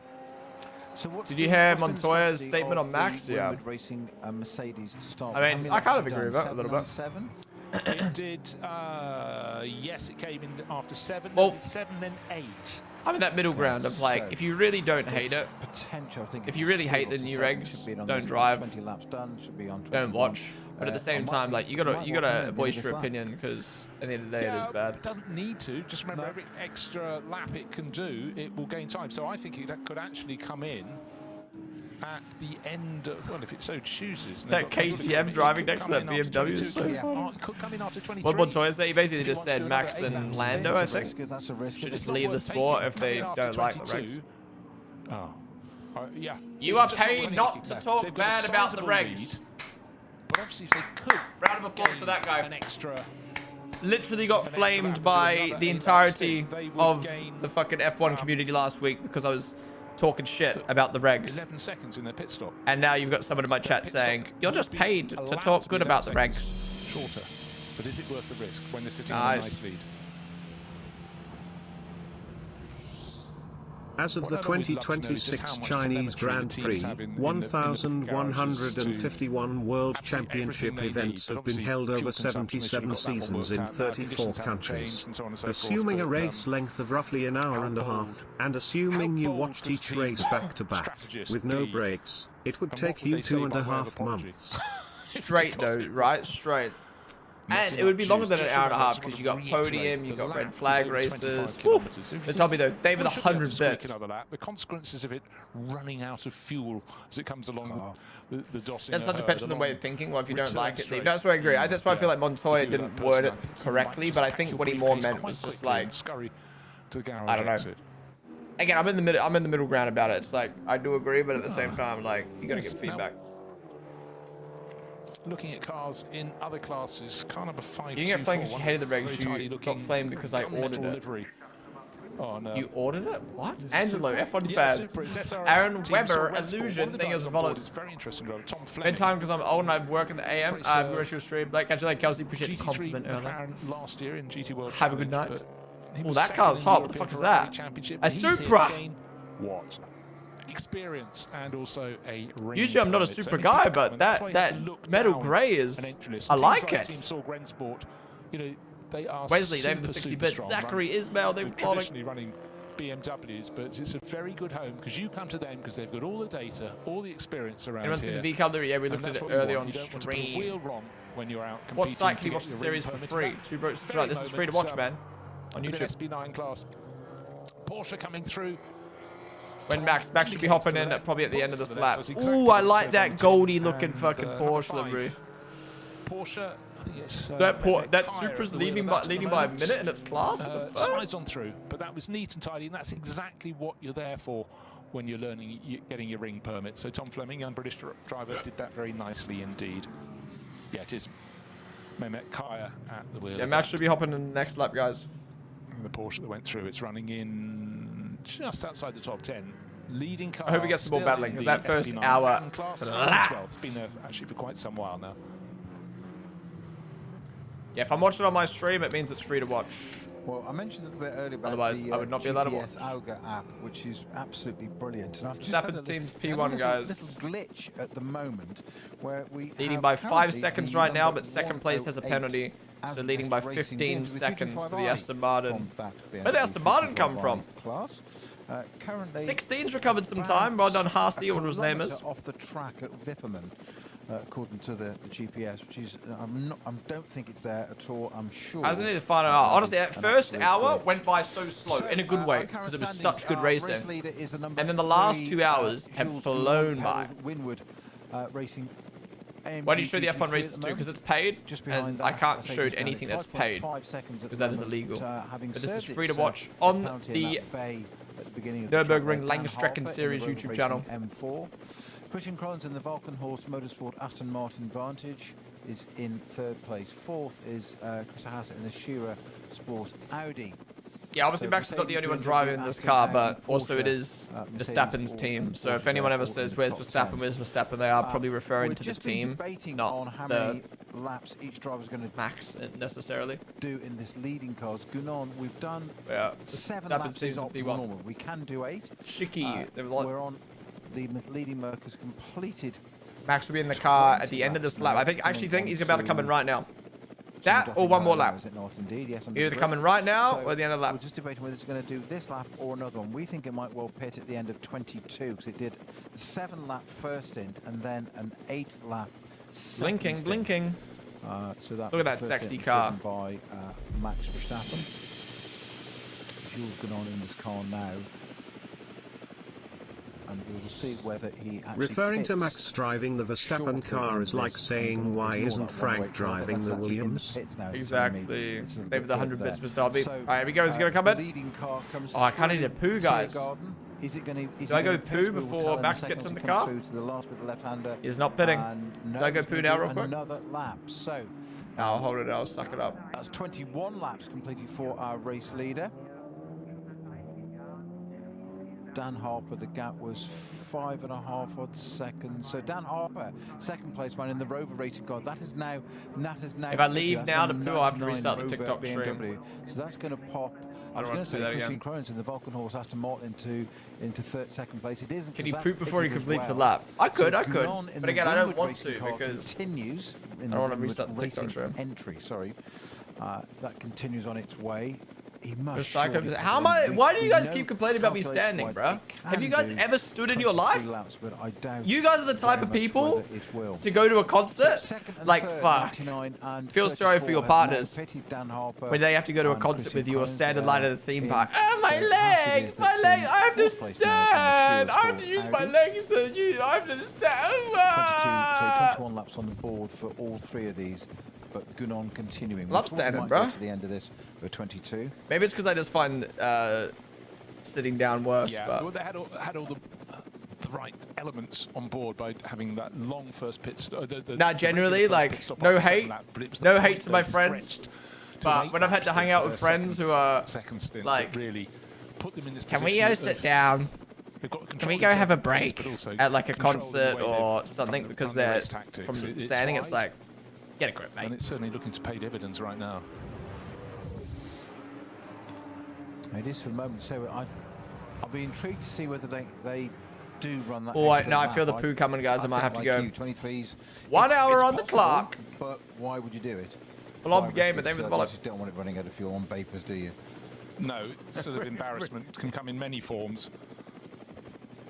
Keep standing upon it. I stand in the metro even if I have so available all the ones seats. that came Oh, after bro, 13 I was laps, fucking pissed the other done an day. 8-lap stint Obviously, and it's coming after I don't actually care, but 21 hours we as just walked predicted. around, did Now, 14k steps at the shopping centre. I've got like a huge bag of stuff.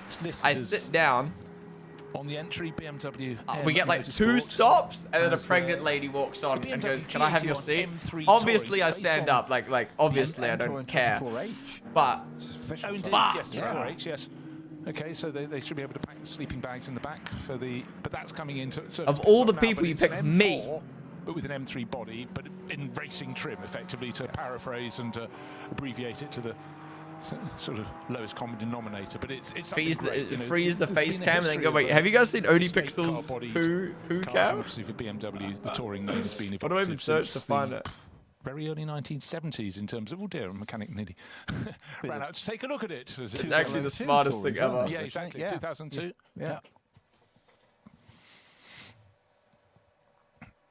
But since then, the touring shape has become less of a sort of just slopey back to being a proper estate car, because the 2002 touring was. Oh yeah, here it is. You know, So when Odie not Pixel goes entirely toilet different from the saloon, but Okay, it'll be 1 minute 60 explain seconds. the race Starting. livery. It's black and it's white. And Now. there's something words all over it. It's an infinite loop of his Oh, chair fuck, there's a spinning. chair. Fuck that chair. Fuck that thing. That thing, fuck, man, that thing wasted 15 minutes of my fucking life.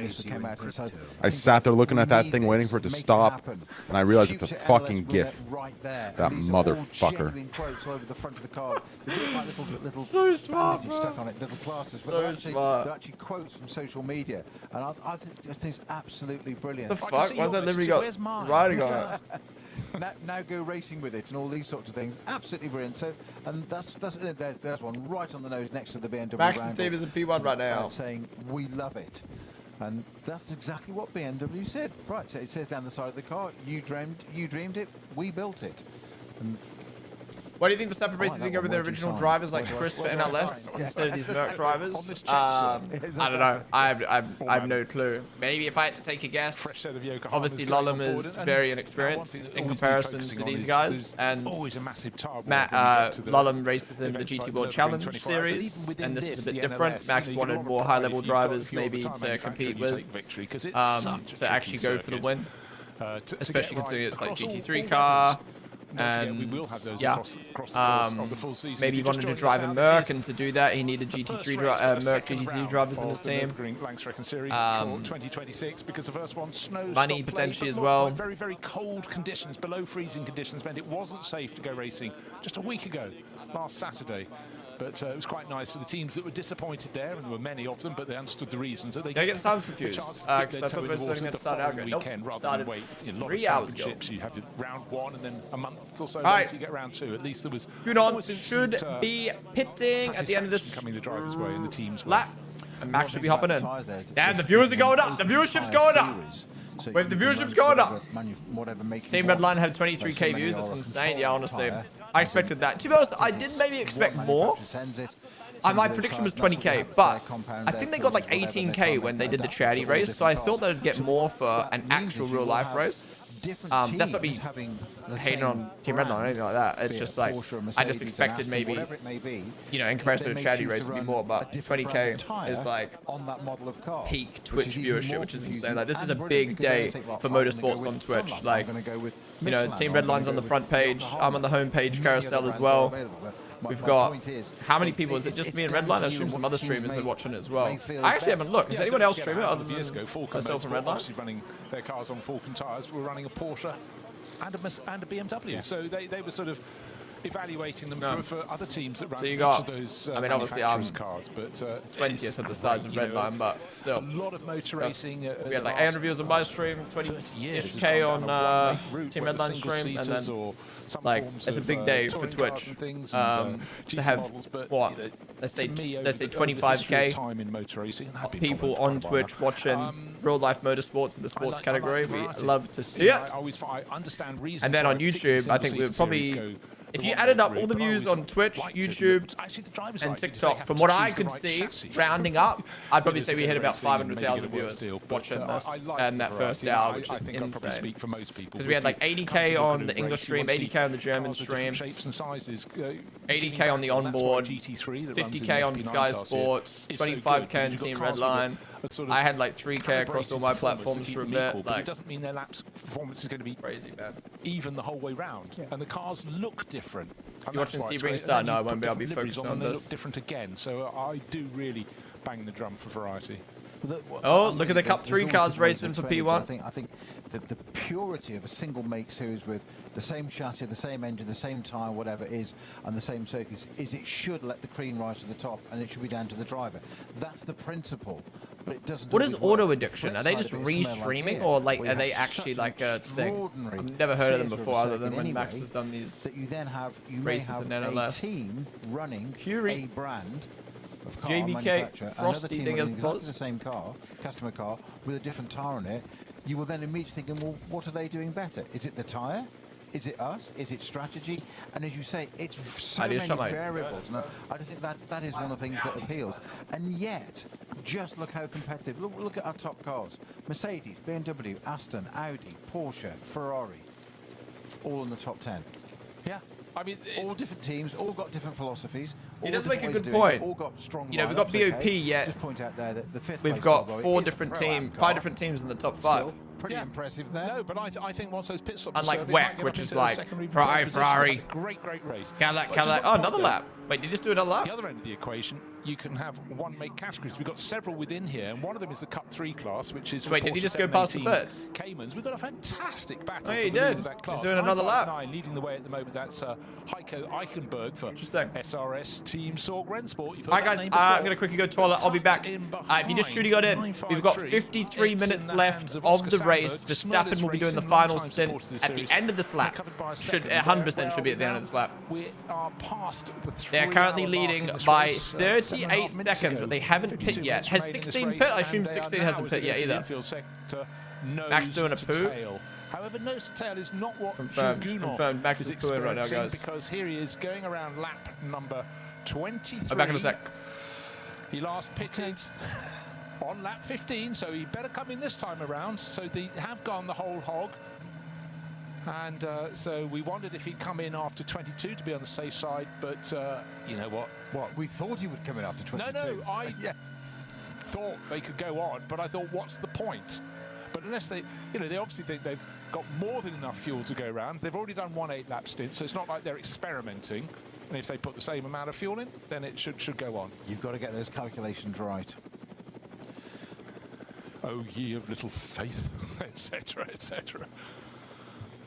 Yeah, but they're racers, and the tacticians can be racers as well. The strategists, they'll try and push. But at the moment, it's been such an exemplary performance. This is one of the things with this sort of racing: multi-driver lineup. If you've got one that's really well balanced, well, Max Verstappen, Danny. Well, you know full well. Danny Juncker and Jules Gournot, they've been racing Mercedes AMGs for years now. They are the gold standard. You put in Max Verstappen, who's here to weave his own magic. There's not a chink in that armour. They are all super fast, super strong, super consistent, and it's mighty. But you will have other crews, and this is where it's so difficult for a Pro-Am crew to be placed at the front end of the field. That's why it's so impressive. The number 48 Porsche from Losch Motorsport with Black Falcon is up in 3rd place overall. But seeing that first lap battle between the Audi and Tobias Muller, I reckon, put on his best race performance I've seen him. He did the first Max at the start. That was so entertaining. Generally, that might be one of my favorite hours I've ever had on the stream. Like 800 of us sitting here watching Max compete in a new championship on the stream. So good. But that's made me so excited for the 24-hour Nurburgring now, because one, endurance races obviously so much more ebbs and flows with like strategy and pit stops and back markers and yellow flags and stuff like like that. But also, we'll have the full grid. You know, we'll have Kevin Estre. We'll have all the other big dogs who are currently racing in Sebring. I did place the argument the other day that there's for the no, I didn't actually go to it in the end. Race I just went for a quick tactical wipe, you know what I mean? In Zombie, Nino, name of the follows, also Curie, and that Asian name I can't read. Thank you guys. Endurance race is free to watch. Nurburgring 24 hours should be free as well. Yeah. Unless they make it paid this year. In that lineup, it's pronounced Estra, is arguably the weaker link. Because he hasn't had Chris David Pollock is Max in the lead. His team's in the lead. Yeah. They haven't picked yet. So it'd be interesting to see how much he does at night. I bet he will, because he'll want to. He's not going to reject a challenge, is he? But I'm not saying he's going to be slow. Or anything. I'm just saying, but that is the credit to the strength of the. Max is going to hop in the car at the end of this lap. He's coming. Gudon's coming down the main straight now. Wait, is he coming down the main straight? I don't know. He's not. Sorry. Yeah, in the real world, but we know full well that he's done some 24-hour races, sim races. Yeah. And, you know, so... Well, so done laps. Done lap 22, so probably 28. Probably end up being the total. Yeah, talent, that's the word. Yo, can we get a Steve and Jimmy Broadbent update? But you've not done it till you've done it. I guess it's a simple thing, but... Max is in car number 3. Yeah, Tobias Muller. Guys, IPL cricket starting soon. Who's hyped? Here at Nurburgring 2017, but his diet of racing has largely been the NLS. No one ever comes in chat and goes, "Are you keen for the rugby tonight? Are you keen for the football tonight? Are you keen for the sailing tonight?" But there's always people in chat asking me if I'm keen for cricket. Do I look like I'm keen for cricket? With Assenheimer and Dylan Pereira, and looks so he's set for by far he's had one podium actually. Now I think about it, back in 2021, but he's not a driver who's raced. But anyhow, did a little bit with Rutronic last year in the top class, but today. What other F1 drivers can drive hypercar at work? I'm trying to go is Nick de Vries went to work. Hulkenberg's won work. Because when you got 24 hour Le Mans before. Giovinazzi. Going to be doing Alonso. Jimmy's hopping in the car now. Diego, name of the bullet. So, keen for snooker. I love darts. Darts pops off. That's Jules Gounod. How many stints would there be in a 24 hour? 8 minutes. Then to be 4 drivers. Need to be the Shearer Sport car with Christopher Haas. We're going to live stream IPL. Yeah, actually, I will stream at the cricket, guys. Coming soon. Don't you worry. Minutes flat. So, things are fair, but the clock is counting down. Those final pit stops still to be made by any car that's important. Yes, the race leading car. And that will be coming in very soon indeed. Blue and red. What the hell's PSL? The Mercedes from Verstappen Racing. He came for the sperm race tonight? Oh, so excited. So they'll be doing a 7-lap stint in the opening part of the race. 8-lap stint, followed by IPL ends for English Premier League, I assume. Come in and then by dint of the fact their final pit stop will be closer to the end of the 4 hours. The amount of people saying that Max is 22 laps ahead. You gotta remember, his team is Verstappen. Rivals who are behind them anyhow. So yeah, it's sad that the other 2 drivers aren't going to get credit, as much credit as Max. But you gotta remember, this is Max's team. And then they'll still be on track, racing at full speed. People are going to say Verstappen. Number 3 Mercedes is at a standstill, but its pit stop will be far shorter than its rivals, so it would go in from the lead of the race and come out back into the lead. Lucidas, Kadsiren, Axita, Nursen, Yassag, Brissu. I do think we talk about liveries on different... Huge. Thank you guys for the followers. How different liveries suit different cars. On this Alright, here we go. Verstappen Racing leading the race right now by 38 seconds. Should be coming into the pits. And Max should be entering into the car for the final stint. If you had to choose a GT3 race, which class and car would you choose? I'd obviously pick GT3 class. And then we get the one from the Tiergarten looking back down the Dottinger car of the AMG GT3. Part of me wants to say Merc because that's what I drove in the Watkins Led 6 hour when I did that. But obviously now Max drives in the Merc. But the Ferrari looks good. Yeah, here we go. He's in. All right. So Max should be hopping in the car. Max in the first stint. He did qualifying and the first stint. Well, actually, I think they all do qualifying, but Max was the one that set pole. Verstappen. Yes, I know what I meant. I think we'll call it.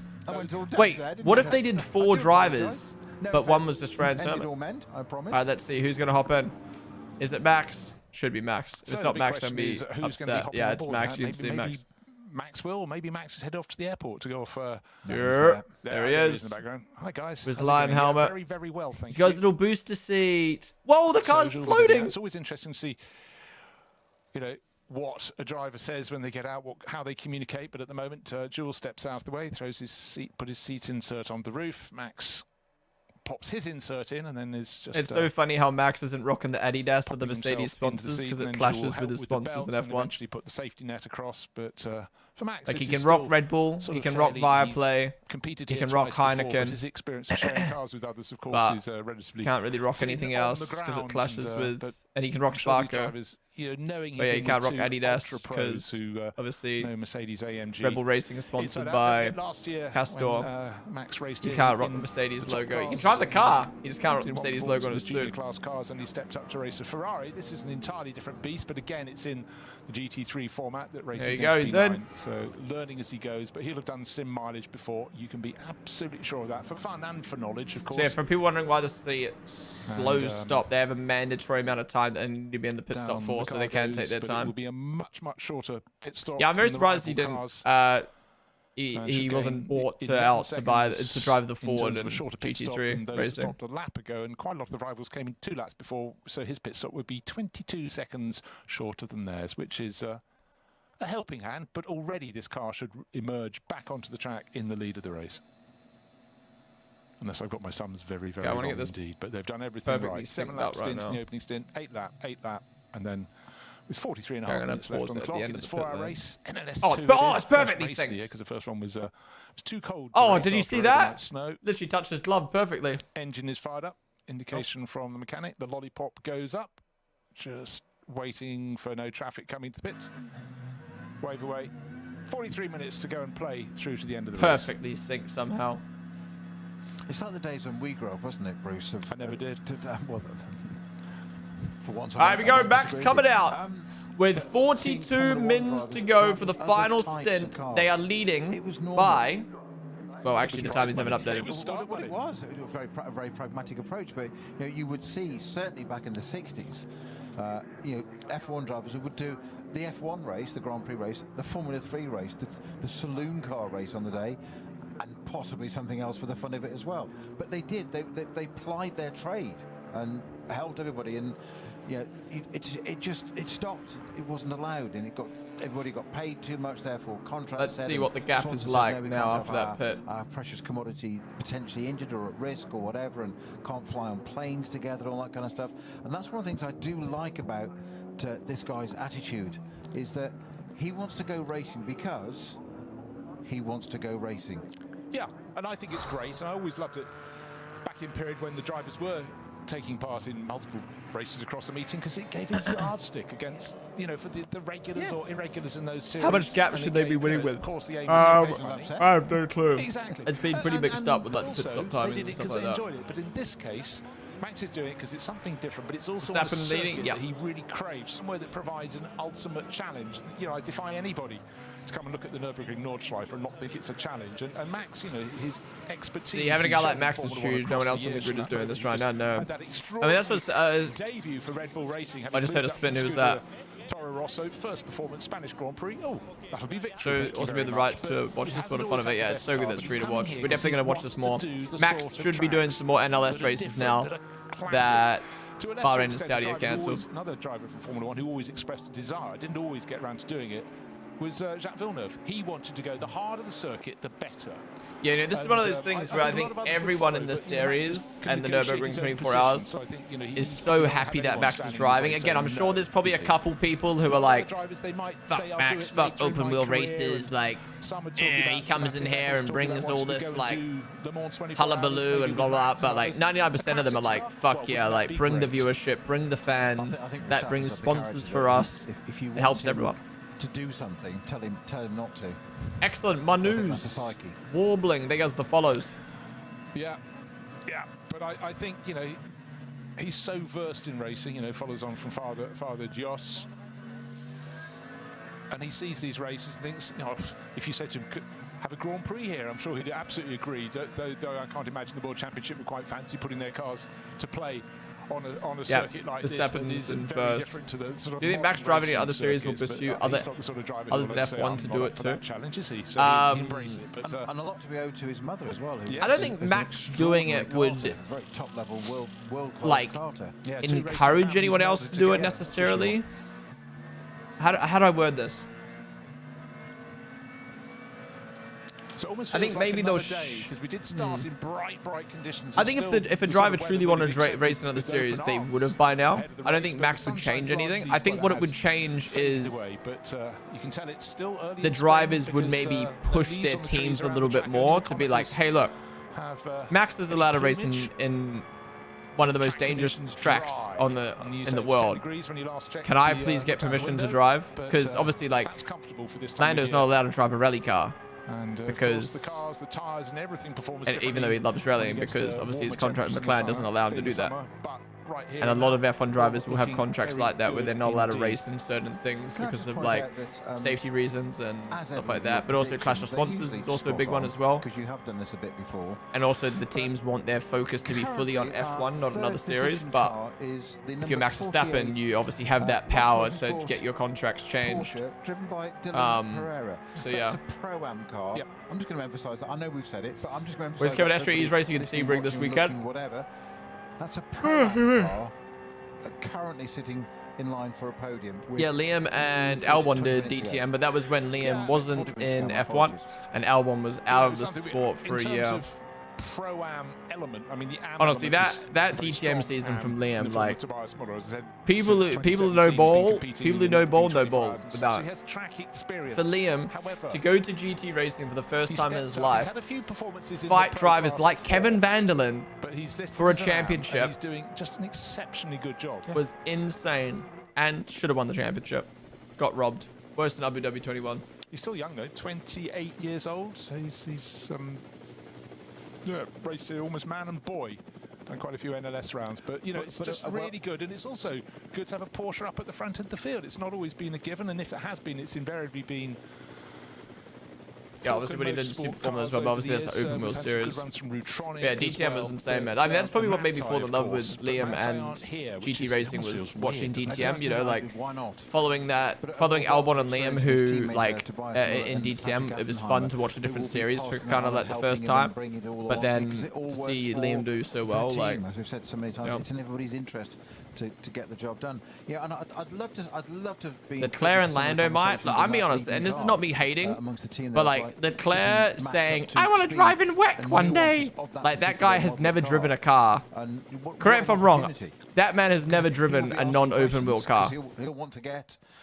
I don't think Leclerc actually wants to drive. Well. I think he's just saying that to be a PR merchant, if I'm being honest. I think he's just being like, yeah, I'd love to drive back one day. Ferrari! I don't think he actually really, like, truly wants to drive. Lando, I think, would like to do, like, maybe, like, you know, onto the racing circuit, rally or something like that, but I don't think he doesn't seem interested in doing GT racing and stuff like that. The end of the race. I think the only drivers I can see on the grid like wanting to go to other series after their time in F1 would be Max, Alonso, Hulk, maybe not now because he's like old, but maybe Liam. But I'll be really interested in this to see Kimi kind of sounds like he's kind of going on a route to want to do stuff like that. For him, he's got oh, here we go. Here's the 16 and the 99 battling for P2. His car is being pushed around the circuit by a car from one of the Rizal crews, but it's not one that's racing near him for I can see Piastri wanting to do it as well. Because I think just looking down, is that the 98 or the 99? Lewis, need a closer shot. If it's a 98 BMW from Rev Racing, that's one that's completely Lewis out of got some like clothes to model, into the pits. Some trees to plant. Very early in his first stint, and that dropped the car out of the reckoning. The 99 was being very careful there. Some songs to sing. That's what, again, that's what I mean. Just Lewis. It's just like Lewis has way more, way better priorities than racing in a random. And again, no offense to these series, but like a random motorsport series. That should be Jordan Pepper then, who's she like truly loves giving chase, which means Nico Hanke will have been falling back towards him. Just looking at their pace last time around. 7 for Hanke. Oh, 7:58 by Jordan Pepper. Pepper was very quick in that early stages of the race, so expect the Verstappen's in P1 by 35 seconds right now. Past the 2 shades of blue. It's not, I think it's going to be over at this point, right? Unless there's like a yellow. So getting closer now, but it will possibly. Oh yeah, Sainz another one. Sainz will probably do some different racing potentially. I'm not a slave to Browse, social media. Natus, excellent. Thank you guys for the follows. When we're doing some of these events, so when we're doing these events, Tim Bush, thank you so much for the sub, dude. Appreciate you coming in with the prime. Thank you so much for subbing for the very first time, dude. Really do appreciate that. What the fuck is happening here? Mantyre running a double entry at Sebring this weekend. Not the worst excuse. Yeah, well, this could be Max's only win this year. Yeah, it's always good to have your opinions and value. We'll give them a buy, shall we? Yeah, exactly. You know what I like is when everything tightens up at the end of the race. All the stagger is unwinding, as we say in athletics terms, but suddenly we've got 4 GT3 cars covered by about a second and a half coming over the start-finish line. We've got the Falcon Motorsport Porsche. That's Tim Heinemann.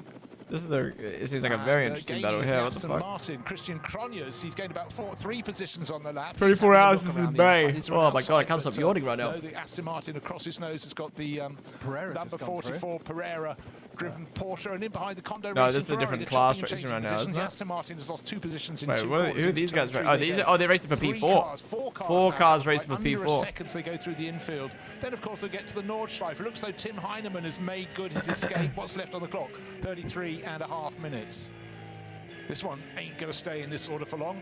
Right, it's crazy after 4 hours, but these guys are this close. And that from the Aston there, the Valkenhorst Aston just barely hesitated on the pit straight there. I thought, okay, as you said at the very beginning, Bruce, it's a fast, wide straight that suddenly narrows very, very quickly. And with $350 of prizes, Bruce Wayne. No, we're going to Avalanche, what is this? This is GT3 racing at Nurburgring. Thing by being careful, and you've lost a place. Yeah. 2 corners later, you've lost momentum and a 2nd place. Based on the first stint, how's Max leading for 45 seconds? Really wow. Improving all the top 10. They are, I mean, locked in. The I mean, like the commentators said before, you've got 3 elite drivers. The other teams kind of have to compromise. 1 good driver, 1 mid driver. When you got 3 drivers as locked in as they are. Oh, sorry, yes, that was 7:52.7. Yeah, 70. Yeah, quite right. Yeah. Okay, but things are certainly tightening up to the end of the race. But track position is now everything. The pit stops are out of the way. So if you're in front, you got there on merit. Guys, if you're watching on TikTok right now, come join us on Twitch, twitch.tv/Ponden.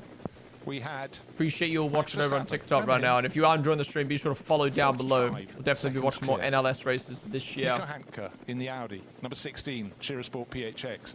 Then Jordan Pepper, we saw him all over the tail of that. At the end of this lap, we will have a place change, and I would suggest that Jordan Pepper will be up into second place for Rover BMW. This is a cool battle for P2 though.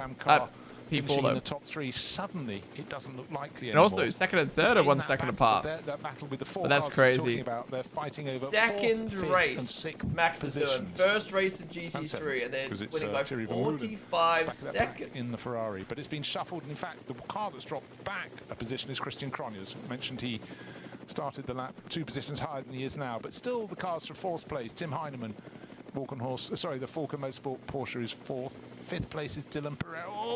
Oh my God. The God. car gets obstructed, has to come off the power a little bit. This is a chance for the Pro-Am car to get closer and closer. There's about 2, 3, 4 car lengths between them. Oh, he's in the grass. That little bit of loss of momentum. The car they passed almost dropped, but it did slightly drive off the track to avoid them. But what it has done is close that quartet, fighting over that 4th place up all over again. But every time it clears, you'd love to see George, Lando, Alex team. That'd be fun. Indeed. I'd be interested to see how well they do in comparison to like the true drivers like Max and Alonso. The only reason Max and Alonso are called true drivers is because of them doing other series and how their love for other racing. Down now to BMW keeping out of the way to How many total cars are there on track? 134. And the Aston, 130 something. Carl, thank you for the follow. Raz Taff, Owen, thank you for following. Ferrari at the moment, isn't it? The battle really there is for the middle two of these four. Really, that's where the battle is at the moment. I joined the race so late. Geez, what happened? Oh, the first hour was insane. You have to watch the highlights. Second place, but I'm sure that's a matter of time before the Rover racing car, Jordan Pepper. Why is Max Verstappen so quick right now? Hanker's pace falls away. Yo, Johnny, thank you for the €5 super chat. Do you watch endurance racing normally? It's so much better than F1. Not really. I watched WEC 24 hours last year, and I watched the Nurburgring 24 hours for a little bit last year as well. But it's my first time properly watching a full endurance race or GT3 race. But I did a lot of iRacing back in the day. Back in 21, 22, and a little bit of 23, I did a lot of iRacing. So I'm kind of familiar with GT3 racing and familiar with like the cars and the tracks and stuff like that. But no, I don't watch them, so I don't watch NLS normally. But I will be watching it now. Whenever Verstappen Racing is racing, even if Max isn't in it, I think I'll still watch NLS on the stream. I mean, it obviously helps that it's free to watch. It gives us something to watch, which is bang. I think we can safely say plenty of races. Oh, and I forgot, I also watched DTM back in 22 when Liam was racing in it. Got within a half an hour of the end of the race already. My favorite series was the Red Bull Motorsport vlogs. The vlogs that Red Bull Motorsport uploaded for DTM. It was so fun to see Albon and Liam behind the scenes learning how to race in that series and Liam fighting for the championship. As Selv, again, going into the world of yeah, 45 seconds insane. Quite often, actually. How much did he win the first race by? It was like a minute, wasn't it? Yes, nom de course. Selv is actually Corpse, Gizi. Man, so there goes the dollars. So, yeah, 16 car has the slow driver in it again. Haas is carrying the team. And that's a shame. I would have loved a battle to end this race. I think for all the people tuning on in to GT3 racing, I think it would have been so cool for them to see another battle. But the cavalry is approaching and Is this because F1's blunder causing a lot of people to venture out into other motorsports? Yes, but also like the same thing happened after 2021, if I'm being honest. I feel like after COVID, I felt like COVID hit in 2020, and so many people were looking like getting into sim racing, and I think that doing iRacing and other racing games, I think really got people into wanting to learn about other series. And then after 2021 season, I think people loved F1 so much that they were like, damn, what else can I watch? I feel like the other motorsport series kind of went a little bit quiet in the last couple years, but then again, in saying that, WEC, Formula E has really stepped it up in the last few years. WEC has been amazing with the hypercar era. IndyCar has been really popping off the last few years as well, so it's nice that kind of GT3 racing feels like it's making its way back again. There's going to be a huge toe advantage. And when you've got a multiple toe, it's yeah, honestly, I feel like, extraordinary the I don't know. advantage you can gain. Again, this is from like an outsider who doesn't watch the series too much, but like I feel like IndyCar's maybe in the best position it's been in. Am I wrong in terms of like fan base and like relevance? I could be wrong. Formula E, I think, is at its peak as well. DTM has fell off, I'd say. V8 Supercars. V8 Supercars is in a weird spot because obviously we lost Holden and there was a big dip, but I feel like since Holden left, now coming in with Toyota and everything that Supercars is doing, I think they've been doing really well. I think in that third position, but not for long, yeah. Because Tim Heidemann in the Falco Motorsport Porsche getting closer and closer. Likewise, why are we cut off of it? Dylan Pereira, Thierry Vermeulen, and gaining on all of them has been the car at the back of that pack, which is Christian Cronjes. Probably the only thing IndyCar fans want right now is a few more. Oh, really? IndyCar want more ovals? I like the oval racing in IndyCar, but I didn't think that was the case with the IndyCar fans. Monster Leon, they were the one. IndyCar was big in the 80s and 90s before the split. It's definitely back. I know too. Just what do you mean by the split? Liquid Moly livery on that one. That's the car leading the Cup 2 class. And yeah, I think NASCAR's gained a lot of popularity. This is where you just want to minimize your errors. In my opinion, from an outsider POV, with Shane Van Gisbergen joining from the Supercars Australia world, I think that's brought a lot of Australian fans to watch NASCAR. And also Connor Zilic being that kind of rookie, like, you know, big name kind of guy has also been helping a lot. And then obviously Red Bull entering as well. Again, maybe that's just because I'm a Red Bull fan and a Shane Van Gissi fan, so I'm more aware of what's happening because of that.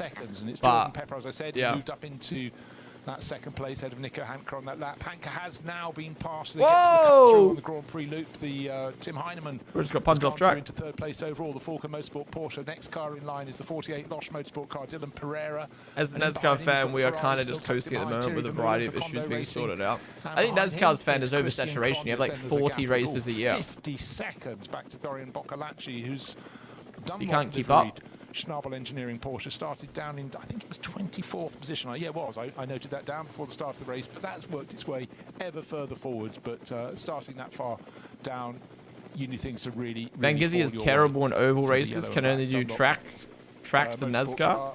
Yeah, but you can say the same thing about the fucking oval guys. Like, a lot of the oval guys can't do tracks. So. Providing things don't change, because Tim Heinemann in the Falcon Motorsport livery car has just moved up into. Damn, Max is going to end with a minute lead at this rate. While these guys battle behind. This is crazy though. P2 to P7 within 6 seconds of one another. And Verstappen's team way out in front. Alright, what happened here between number 16 and 44? Leclerc and Lewis going at it. 16 and 44 legacy lives on in GT3 as well. Motorsport Porsche sitting under the rear wing, or actually a car length and a bit back behind the Audi. The Audi taking a very central line into turn 1. And the move was made, and equally behind them there was a really good scrap between the Kondo Racing Ferrari. That's with Thierry Vermeulen. With Dylan Pereira. When Thierry's racing in this. I don't know. Thierry used to race for the Verstappen Racing. No gap to go to. There was a little bit Why is he not? Side on side with the black and green. Terry? Oh no, Terry used to race in DTM, right? Your views, though, is Racing. I think Dylan Pereira did the right thing there. There wasn't a gap, and the Ferrari was trying to make one that didn't exist, and it was like, well, there isn't any more road, mate. So tough. You're going to run out of road, and that's exactly what he did. Well, thank goodness those cars didn't clash earlier. Yeah, P2 to P7 being within 6 seconds of each other at the Nordschleife after 3.5 hours is crazy. They're drawn to each other. This is a multi-class race, yeah. That's the issue. So the battle continues. A lot of this is now down to traffic, experience, keeping a cool head, and not making any mistakes. No, exactly so. But I tell you what, I think we just had Dylan Pereira. No, we're riding with him now. Sorry, there must be a Porsche Cup class car that's suddenly obstructing Tim Heinemann's Falcon Motorsport SB9 class car. This is so good for motorsports. This is so good for GT3 racing. This is amazing for NLS. This is amazing for Nico Hanke, right on Max's career. Right on his tail. Thierry Vermeulen, and the Aston Martin just doesn't seem to have quite the pace. I mean, like, I already think Max is the best driver in the world at the moment. Like, I think obviously he's better than Carl Larson. I think it's quite close between him and Alex Palou, but I just think Alex Palou IndyCar just slightly lacks in terms of talent. And maybe like he's going to have to be on his tiptoes for the remainder of the race. The level of F1, but I do love how IndyCar has a good range of tracks, obviously ovals as well. I think the racing, at least at the moment, is a bit more pure in IndyCar. But I think if he wins the Nurburgring 24-hour, I think that, I still think Max is P1, but I think like if he wins the 24-hour Nurburgring, that 100% secures him as the best driver in the world, maybe even the best driver of the decade if he's not already. To, you know, would it be a 4-time champ in F1? Basically being top 2 in F1 since 2019. You may well get traffic that obstructs those ahead and allows him to get close. Then to come over now to GT3 racing. Win a race in a GT4 car, in his first race in a GT4 car, win his first race in a GT3 car. Verstappen Racing, entered by Winwood Racing, is pulling ever further clear. At this rate, he may, that car shared with Danny Juncadere and Jugunon may get a full minute advantage. Johnny, they were the €5 super chat. My first endurance race was 24 hours in Le Mans 1999. Hooked ever since. Damn. Did you watch the full 24 hours? My first 24-hour race was the virtual Le Mans on R Factor in 2023, I think it was. Yeah. We had Red Bull Sim Racing driving in there. We had Max Verstappen driving in there. I watched basically the whole 24 hours. It was fucking so good. Senpai. Name of the bollock. He's a class act, isn't he? And we've seen that both on and off the track now. But to adapt to something so 53 seconds, but let's see what the gap is once he crosses the line. Now, but the timing's only update as we well per know, lap, not per sector. It's all well and good doing that. It is a simulation. Putting it. Is that the one with the servers going down? Oh, I can't remember now. I just remember it was a really good race. TB Simo, Sinjaha, Griezler, Remy, thank you for the followers. And wins it with Chris Pullum. Yo, can we get a Steve Jimmy Broadbent update? And is currently, with 20 minutes to go, you say nearly a minute ahead. Meanwhile, you like rugby league? I prefer rugby league over rugby union. But I just like it because it's a bit more quicker. You get a limited amount of tackles. 48 Losh Motorsport. He's like a little terrier. He just will not give up. Give him a biscuit, Miser. Yeah, well, it's great, and we talked earlier about how actually you want to scrap. You want someone to race against. So a lot of the drivers here have not just had someone to race against, they've had 2, 3, even 4 car battles. And that's always an interesting game of chess. Yeah, it's about an 8-minute lap. The benefit of being the last I think Max was doing 8 minutes 52. To experience that, the order gets shuffled. What I am seeing right now is Nico Hanker's doing a good job of holding on in 4th place. He's lost 3rd place to Tim Heinemann, but he's got really tip-top drivers in behind, and they're not managing to get past, but maybe he'll get it right going through. I thought it was a 7 minutes 50. Oh shit! That was 7 minutes 52. They go into the dotting her to use his tail. I'm confused now. 1, 2 could come past, but right now he's didn't the 16 do a 7:52? Doing a tidy job. Very Bald. much so. David Willow. 53 seconds is the gap from. Thank you, Theodore. I haven't had 2 comments about my beard today. What the fuck? Leading Mercedes to the Rover. I haven't changed anything. BMW.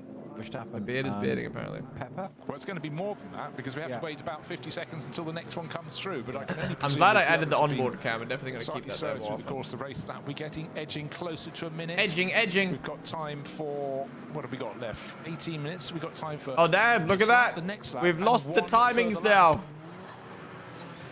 He is 1 lap ahead of. Oh wait, no, they haven't crossed the line yet. Sorry. They haven't crossed the line yet. On the last lap to the 3rd place car. He hasn't lapped. No, he hasn't lapped them. He hasn't lapped them. Shearer Sport. Of course. If he lapped them, he'd be 8 minutes ahead. My brain like stopped working there for a second. Oh, it's gone down. I'm wrong. 51 seconds. Oh, he's lost time. He's washed up. Jordan Pepper senses he can sniff victory. I don't think he can, but he's. Good thing from his point of view, he's 3.5 seconds clear of Tim Heinemann. I tell you what, that's actually. Yeah, obviously that can be traffic, variable. It can be so many different things. Observe Nico Hanker falling back from 3rd place and being caught by the group. I want him to end a minute up. As they are. He may. The car in 2nd place, but for Jordan Pepper, he's Max is P1. Experience, all his now. Sorry, car number 3. Should be safer over racing in the BMW. He didn't come back towards them because he's not got the pace. He's lapping at the sort of pace they are, but. Max lap anybody? Probably lap someone, yeah. Maybe not in his class. Actually, maybe in someone in his class, who knows. Around the NLS2. Oh! Michael, it's really interesting. Rubbing's racing. Confusing. Yes, they are a little bit confusing, but you get used to them in the end, and it does knit things in a different way. And as I say, he's definitely lapped people in other classes. Ferrari, for sure. Frank managed to get his way past that. This is Kess, David the Volok. Going past Nico Hanker's Shearer Sport car. So the Shearer Sport Audi has shown great pace. It led the first into the race, ran 2nd for a long time, but with all the best will in the world, Nico Hanker is still learning about these top class cars, and he's found those with more experience just that little bit quicker. But you can be sure he'll go back, he'll watch this race on replay and observe and learn. That's what it's all about. You step up, the cars feel different, they behave differently, but also the way you have to race them is different too, and so he's been a little bit generous. Bro, this stream has been insane. This is generally like this is gonna be like top 5 streams for me in terms of like hype and people watching, and like that first album was so fucking good. For the Shearer Sport PHX Audi. This is bad. Like I genuinely, when I went live today, I was like, oh yeah, I'm expecting maybe like 300 to 400 people, you know, like kind of similar to what we had with IndyCar, can he catch the Rover Racing BMW and stuff like that, like, you know, like good amount of people tuning in to see how Max does. I did not expect fucking 800 plus people on just Twitch alone, 3,000 across all platforms watching a GT3 race. Like, I think it just goes to show how much people loving motorsports at the moment, but also like it's what happens when it's free to watch, and we can actually watch it on our stream together. Can it help you? Can it obstruct the car you're chasing? Will you gain an advantage? But at the moment, the gap's too big for him to. Christian Montoya, Montana, sorry. Abigail, Brian, they go to the follows. Consider that when it's you're allowed to go back to racing speed all over again, but. Still chasing. Yeah, 24 hours in May is going to be so good. Ahead of him now. Was 2, that's just made a passing. If you've ever visited Nurburgring, I haven't yet. I need someone to do a hot lap. No ads! Ads for the last 15 minutes! Oh, they're going to keep it in the mini screen though. Alright, well, we got the mini screen at least. Ponden 50k followers before September, trust. Wait, how many followers we gained this year?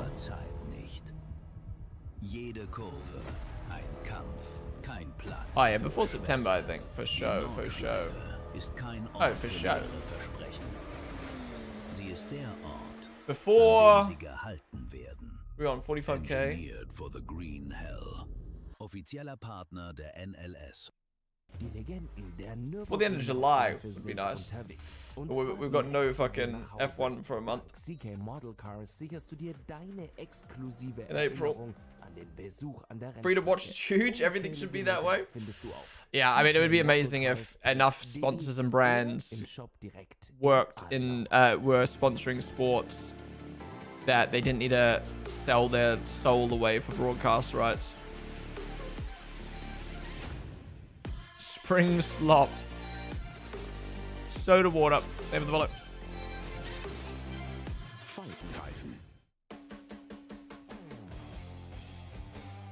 Honestly, I was like really sad when Bahrain and Saudi got cancelled because I was like, damn, all that momentum is going to be lost.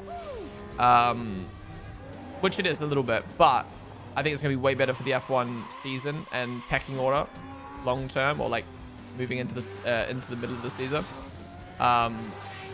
And now seeing like, you know, now Max is going to do more NLS races. Like, I'm excited. Change your stream to the Nurburgring channel. Wait, I'm on the Nurburgring channel. What are you talking about? No ads? Wait, really?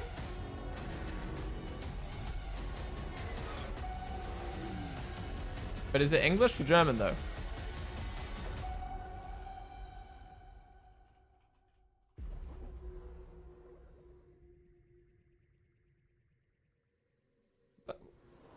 What do you mean, bro? What do you mean?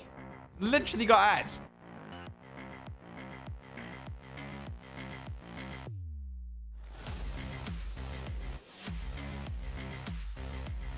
What's Blood Waffling about?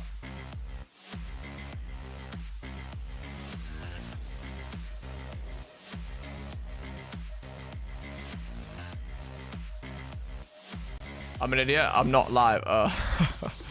Nice.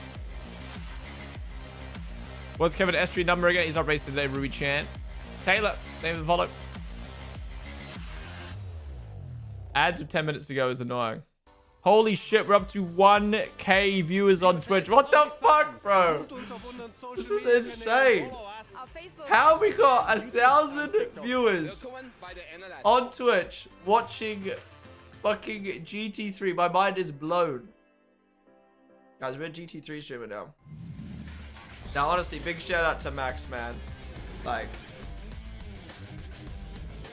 Like this, for Max to be racing in something like this, and like to have this many people care about what he's doing, like you'd love to see it.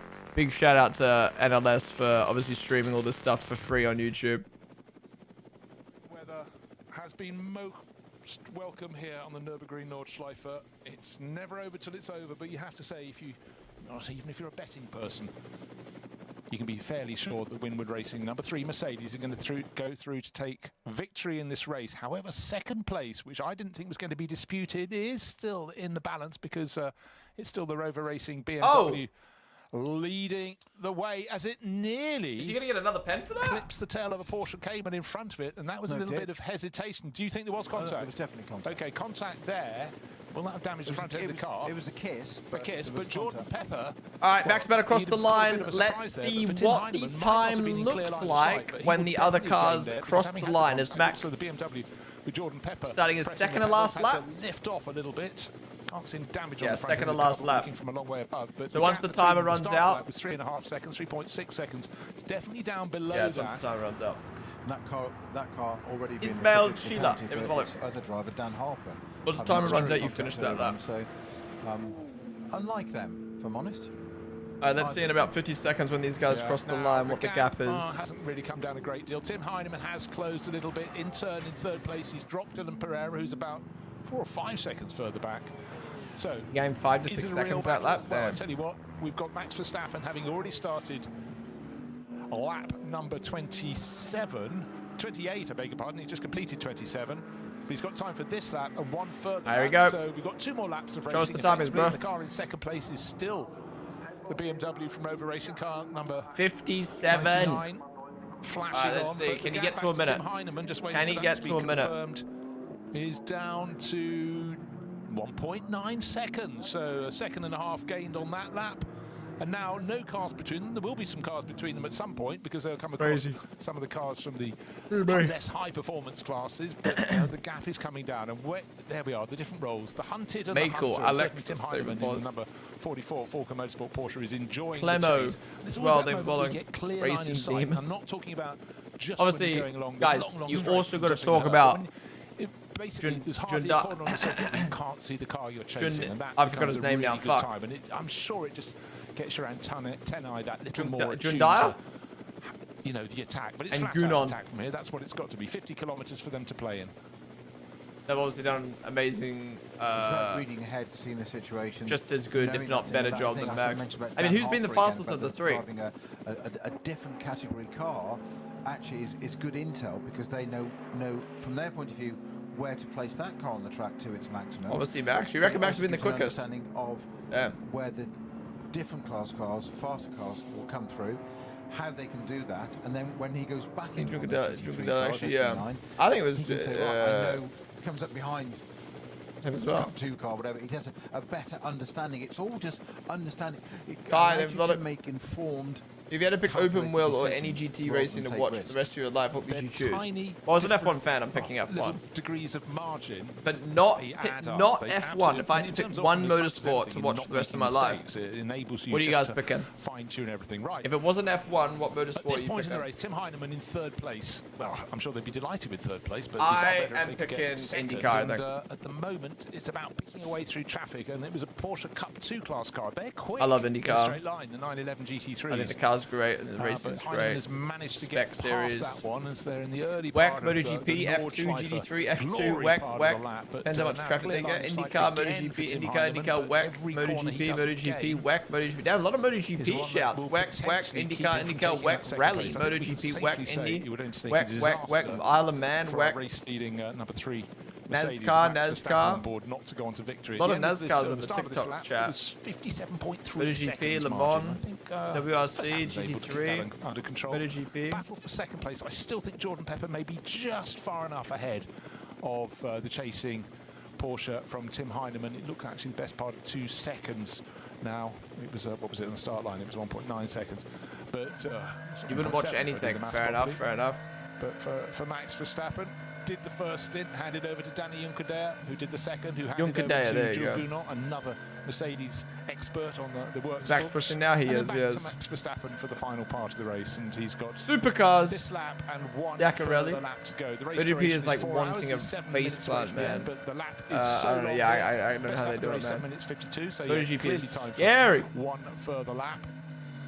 And I don't suppose Max would mind too much. I mean, he'd like victory, but as much as anything, he just simply wants to be racing cars on this circuit.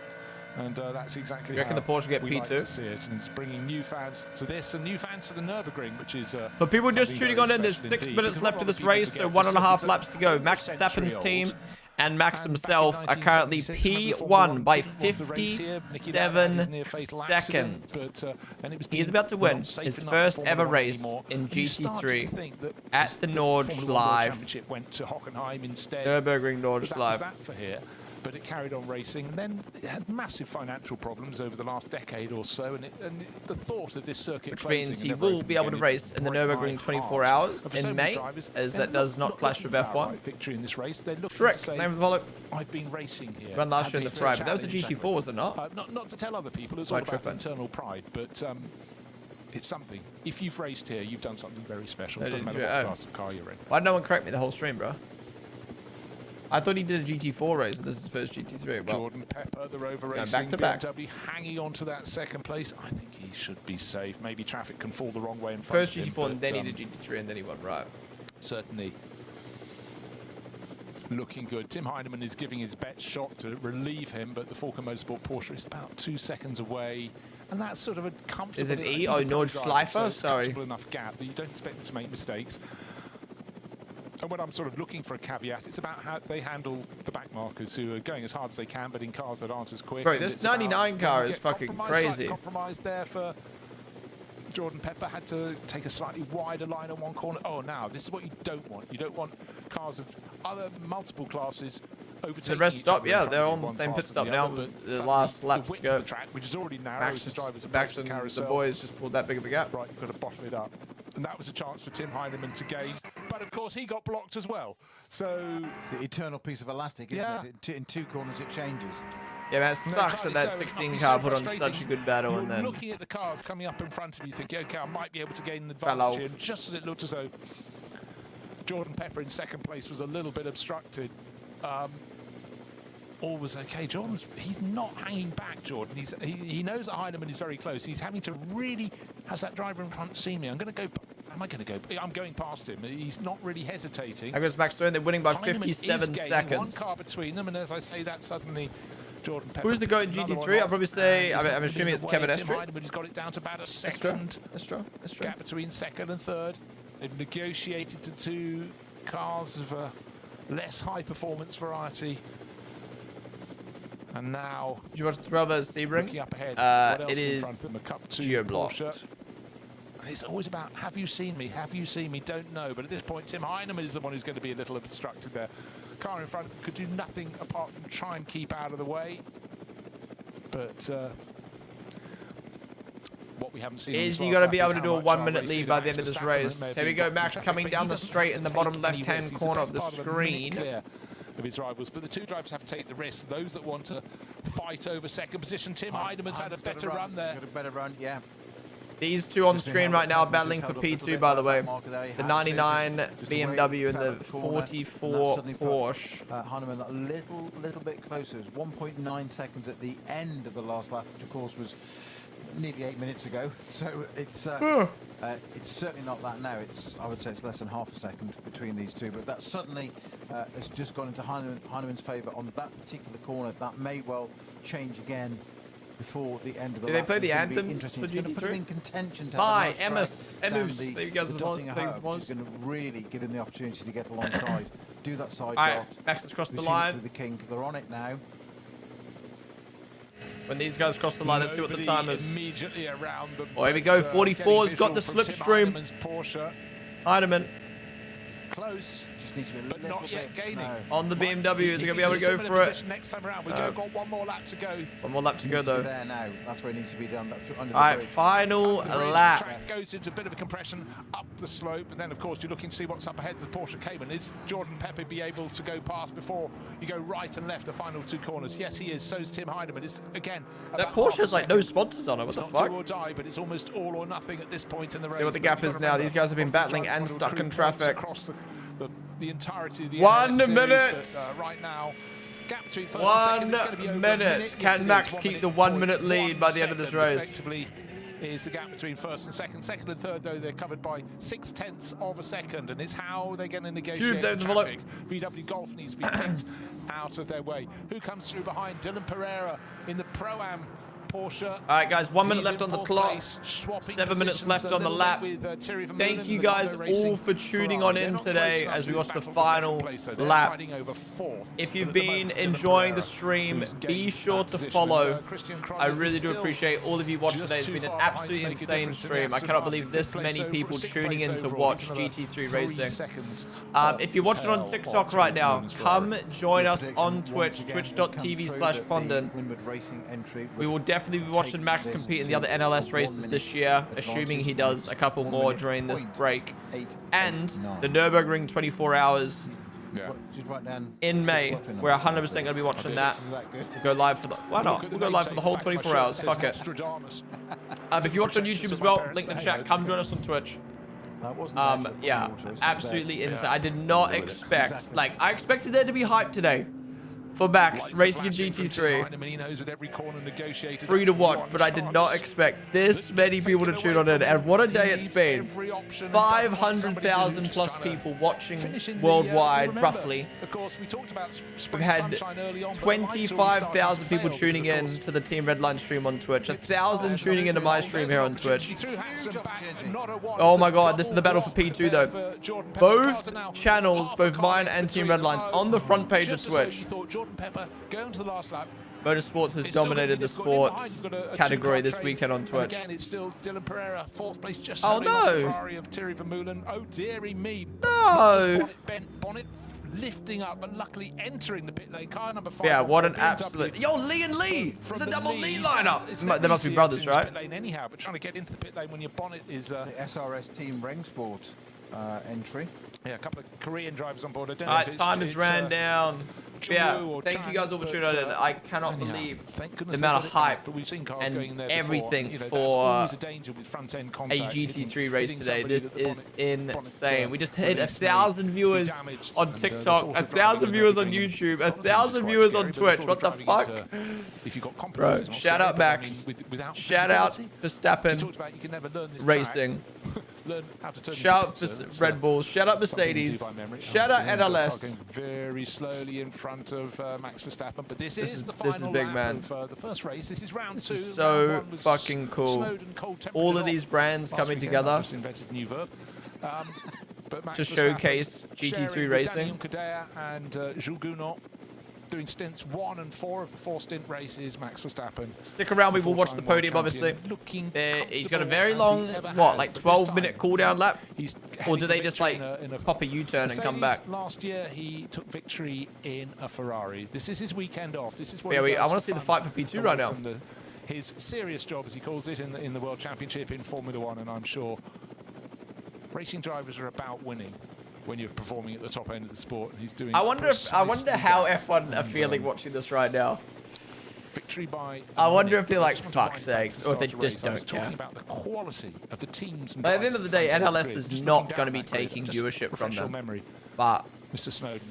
Max Verstappen. I think some people are going to be. I think that the PR that from Max winning this race, they're going to be like, so the best driver in F1 is best driver in Superstar. In NLS. Martin didn't start the sister car to this race. Not the best driver in F1. That doesn't make sense. Had to start from the pits. Then David F1 by NLS. Normally in an Aston Martin, now in a Mercedes. Then Dan Harper, BMW Superstar. Thierry Vermeulen, great in a Ferrari. Frank Stippler, almost the ultimate Nurburgring driver. The quality is immense. But the fact they've pulled clear. Oh yeah, of course. NLS is not going to have as many viewers when Max doesn't race in it. But there's going to be more people watching NLS now than before this race, before the race he did last year. So many times I've mentioned here before that I'm going to watch NLS whenever Verstappen Racing's racing in it, even when Max isn't racing in it. I'm still going to watch it. If it doesn't clash with F1, of course. Which, to be honest, if Max isn't racing, it's probably because F1's not. Super impressive. I enjoyed this more than the 2 Grand Prix. I mean, to be honest, I obviously still enjoyed the F1 races, China and Australia, a lot. But that first hour, man, was peak. That first hour was peak. That Audi versus Max for the lead at a track like this. So good. They're just not showing P2 anymore. They just gave up. Prime, Jacquard, Zayhone, Wolfie Hart, Patek, Nero Light, Larue, Destine. Across the board, across the 4 hours. Axon, thank you guys for the follows. As we go around the final lap. the Verstappen Racing with Holy moly. compared to Alton Dietz in Germany. They have not put a wheel wrong. It's been super, super impressive. The Max win, he's about to finish the race now, coming into the final few corners. This kid's good. This is proper racing. This is what I want. Yeah, I'll stay live for the full 24 hours. Fuck it. I might sleep during the stream, but... The kid is good. And yes, he did get by on that last bit. Not taking anything away from Verstappen. That was a bit of traffic just at the right point, and it just gave him that opportunity to nip by. Is that the final carousel, or is that the second last? Yes, he did swap back at the end of that stint, but... I don't know. Second last. Still got one more carousel to go. Absolute masterclass and stint of the race. Oh, that was the final. Sorry, now he's coming on the main straight. There we go. Yeah, it was. And, the final straight. He's currently a minute up on P2, but let's see at the end of this race. Will he finish 1 minute ahead? Both coming to the pits now. I will still fight for position, even though it's 3 corners to go when he got through. Got his car in front, but then remember the Shearer Sport car handed over to Nico Hanker. Actually, was ahead when they left the pits. Remember Verstappen. Pit lane looks like the Verstappen car would working together. Ahead with Danny Juncker on board, but just Max in the Mercedes GT3 car for the first time. 2 shades of blue Audi. They better win by about a minute. Nico Hanker could do nothing about a 4-hour race. And he can't say he had it easy. Oh, I bet he just clarted the fucking safety car there. Here we go. Final couple quarters. Slowly around the final few corners, doesn't obstruct Verstappen though. He sweeps to the right, to the left, plants the throttle again, down the start. As he comes past the finish line to win. So he's had fun. The NLS there is the checkered flag. 2 race. And that's what drivers can do on debut for Mercedes. Verstappen Racing does it by, let's see, is it a minute? Will it be 1 minute? On the board, and a tidy victory for his teammates Danny Juncker and Jules Gounod. Yeah, how can Max want to go back to F1 after that? Big role to play in there, but Max Verstappen did half the race. There we go. Here's the battle for P2. The Porsche on the back of the BMW. You see a bit of a side draft. It looks though the BMW is it flat. Yeah, that was Max driving. Long run He did the final stint. got enough of a margin under the bridge. Guys, thank you all for tuning on in today. If you enjoyed, be sure to follow down below. Stick around though. We will watch the podium. Oh, they got a little bit of traffic. But no, I'm sure the Porsche won't be able to do it now. That is a tight finish. Well, after 4 hours, within a second between P2 and P3. And what's the gap going to be? No! 59 seconds, bro. We could have made it a minute, man. Fuck. Washed. That's how we like it too. And the Pro-Am class winners, 4th overall, didn't get the podium, but Dylan Pereira was only big shout out to the 16 car, by the way, finishing 17th in the end. Sorry, finishing 7th in the end. But man, what a battle that car put up with Max in that first hour. That was so fun to watch. 1 minute and 6 seconds, so it went out on the final lap. But you can see Franz Hermann would have pulled a minute, I reckon. Intense. And holy shit, what a day. What a day for motorsports. What a day for GT3 racing and NLS. And what a day for Max. Like, to win again. 2 for 2 in NLS now. But Jordan Pepper, wise bird, kept that 3rd place. Now we get the cool down lap of Max. And again, just reiterating, 4th place overall, the Pro-Am class winner. Let's enjoy this podium now. Car number 14, I have no clue how the podium kind of looks in this sport. And Tobias Muller, who set the ball rolling in the opening stint of the race. So for Verstappen, it'll be the short run back. Not gonna lie, those 4 hours flew by. Yeah, it was really good. You just go and, the podium is crazy. The podium is funny. It takes time though. Oh, it was random over. Oh, so they don't do a full lap. Okay, good. I was gonna say, like, making them do a 12-minute lap must be so rough. Usually now Max has been shown other cars can report into the paddock, but those who go to the podium. See. That's cool, yeah, that's way better than making them do a lap. Although a cooldown lap would be cool, then they have to fuel their car for a cooldown lap. Fuck that. Tidy job, I think one can safely say. No, he didn't finish 29 laps. The race was 29 laps. And just completing. He finished a minute ahead. Enters the pit lane after Christian Cronjes in 6th place overall in the Aston Martin. Nico Hanker sharing with Christopher Haase. The car did lead the race early on. Car 16, the Audi, ends 7th. Easy work. Goes to car number 7, which is the best of Lamborghini. But Max Verstappen to a standstill. Oh, Max in a Michelin hat is going to look so weird. Let's proffer him a cap. Yeah, the boys. We have Jules Gounon gives him a hug and Danny Junkadea as well, and cheers ringing around the pit lane. But just a little glimpse of some smiling eyes through Max Verstappen's helmet. And easy work. I think we can safely say he enjoyed that. That'd be interesting to catch. I'm on cloud nine. The body language is very much, pumped up and getting things done. And again, it's great, and we love having people come to race on the Nurburgring Nordschleife, because we know it's special, and the more people that know it's special, the better. But just remember, this is a driver who potentially had 24 Grand Prix to do this year, just the 22 after 2 have been called off for obvious reasons in the Middle East. But yeah, I mean, obviously all the headlines are going to be Max, but like, let's not forget how great of a job. I mean, they were all great. No one was a bad driver. No one was a better driver. Oh, now they're involved. Now that's cool. Straight out the car, straight on the bonnet. Exactly so. Wait, Max not wearing the Michelin hat? Is he not allowed because Red Bull was sponsored by Pirelli? Surely not. Dude, it's so rare to see Max wearing his Red Bull athlete cap. Oh, is he allowed to? Is he allowed to wear the Michelin hat? Surely, I mean, it's... I come to you first. So let's see. Oh yeah, you can wear it. Your second race on the Nordschleife in the GT3. Dude, it's so weird seeing with a Michelin hat. What the fuck? Yeah, it could be much worse. 2 different cars as well. Yeah, for me, this whole weekend has been about getting to grips with the car around the Nordschleife, which has been super enjoyable. The team also, they prepared the car really well, so we could do some decent testing, and it made me feel really comfortable, with the car. So yeah, really good experience for me today to drive here. Congratulations, shake hands natürlich auch da drüben. Max, as you switched your simulation for preparations to Mario Kart, how many times did you drive the rainbow track to prepare for the Nürburgring? I've done a lot of simulator work also here in the past few years, so it helps a lot when you're a rookie and you drive here for the first time. If you at least know where you're going, that helps a lot. Then it's all about just getting up to speed with the GT cars. But I mean, of course, this whole venue is just amazing, and also to see all the fans and in general just how passionate they are about racing and the cars here. It's always fantastic to see, and I'm very happy to be a part of that. You're sitting in a GT3 car right now. I mean, there are also other GT3 series that could be possibly driven by you. Why especially the Nordschleife? Why especially the Nurburgring Langstrecken Series? Well, for me, this is one of course, let's say the craziest tracks in the world in a good way. I've been watching this for a very long time, and it's one of these races that you just want to compete in. And at least finally this year, I have the chance to do it. It also depends a bit, of course, on what the calendar allows me to do. I'm already, of course, racing a lot, so I'll try to do as much as I can. You just said the calendar and what it allows you. I mean, the F1 calendar now is a little bit thinner. Is there a chance that we see you in 3 weeks again here? We're looking into it. It just all depends on, if it's all feasible. But, I mean, I'm always happy to race him. All right. Thank you very much. Congratulations. Enjoy your time. Come.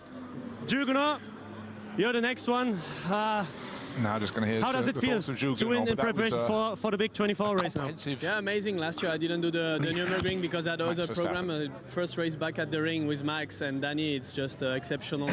What a dumb question though about Mario Kart. He could have worded it better. He could have said, is it somehow another kind of pressure right now sitting on one car? How is this feel going from Mario Kart to this? But he kind of worded it, I don't know. To be honest, no, because Max is just so amazing, so humble. I just feel I have a top teammate next to me, and that's the thing, he's just, it's Max. I think there is no relative for him, and together with Danny and him, we have a really good relationship. Lucky will join us for the Do you think these guys will be favourites going into the 24, or do you think really Kevin Estra's can't wait to start it, honestly. Will be favourite?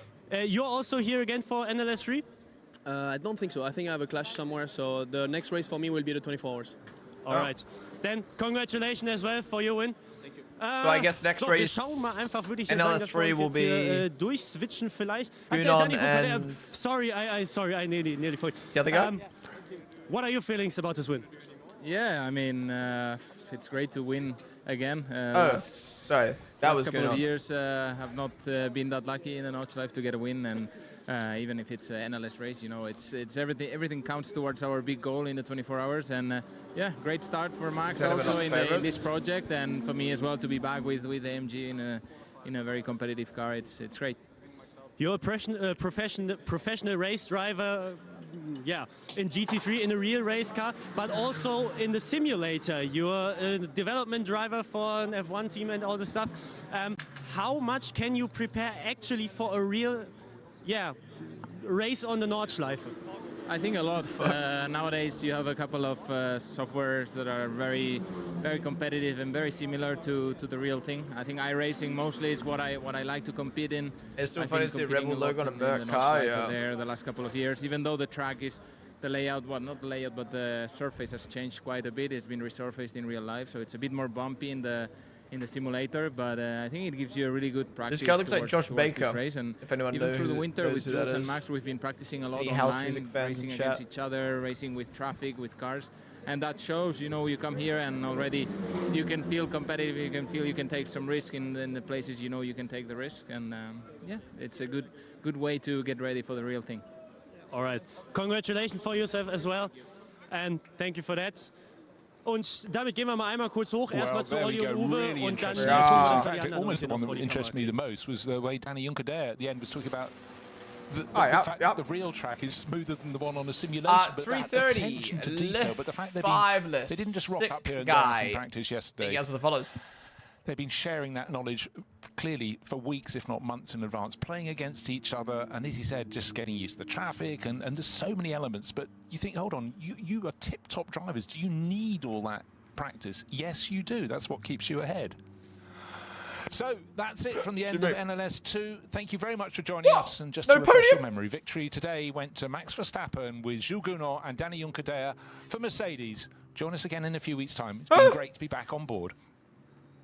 Where's the podium at, bro? Do you have to go to the German stream?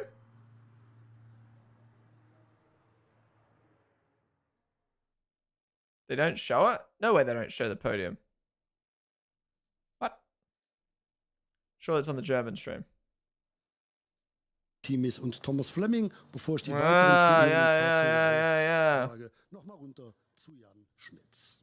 Ja, wir wollen natürlich auch die Zweit- und Drittplatzierten hier mitnehmen.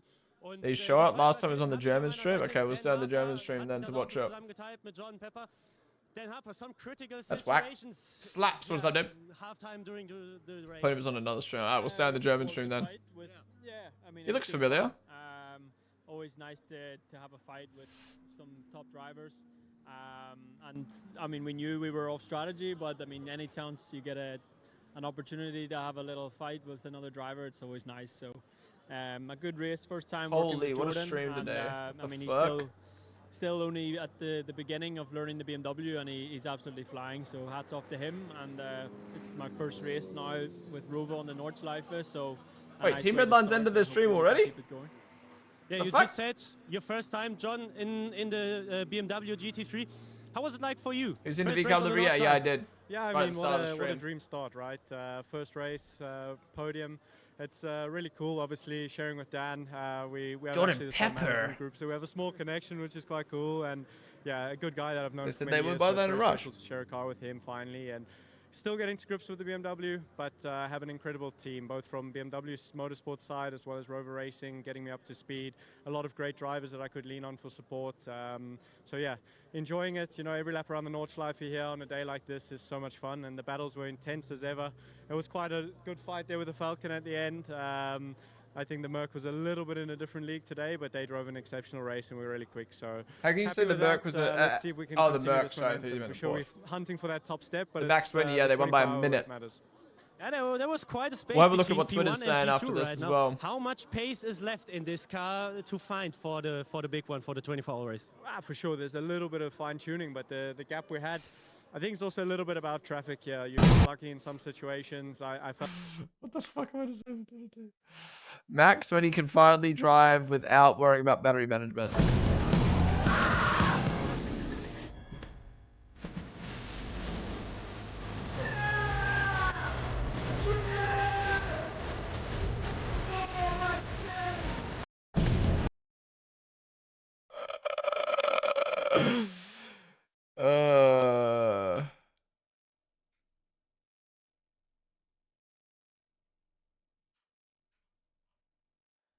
No harvesting, no super clipping, no mushroom, just two cars racing at full speed, wheel to wheel. Yeah, this was the lead. Yeah, it's always going to happen there because Hasse was held up by the cars where he didn't want to be onto the Dottinger Höhe. So that has unfortunately played back into Verstappen's hand. Although Hasse is not letting it happen. I don't think he's going to get it. He isn't. I don't think he's going to get it. I think Hasse is going to literally side by side. No, we've seen this before. He's going to have to acquiesce. He's going to have to let Verstappen. So sick, bro. He's going to do it in a hurry. He's not. They're through the kick. They're side by side. They are so sick. Hasse has to let it Yeah, go. podium will be in a sec. Max Verstappen retakes the lead. Finally, some. And on this current viewers of the race, I mean, this is very outdated. I swear it was higher than that. Yeah, crazy viewership, man.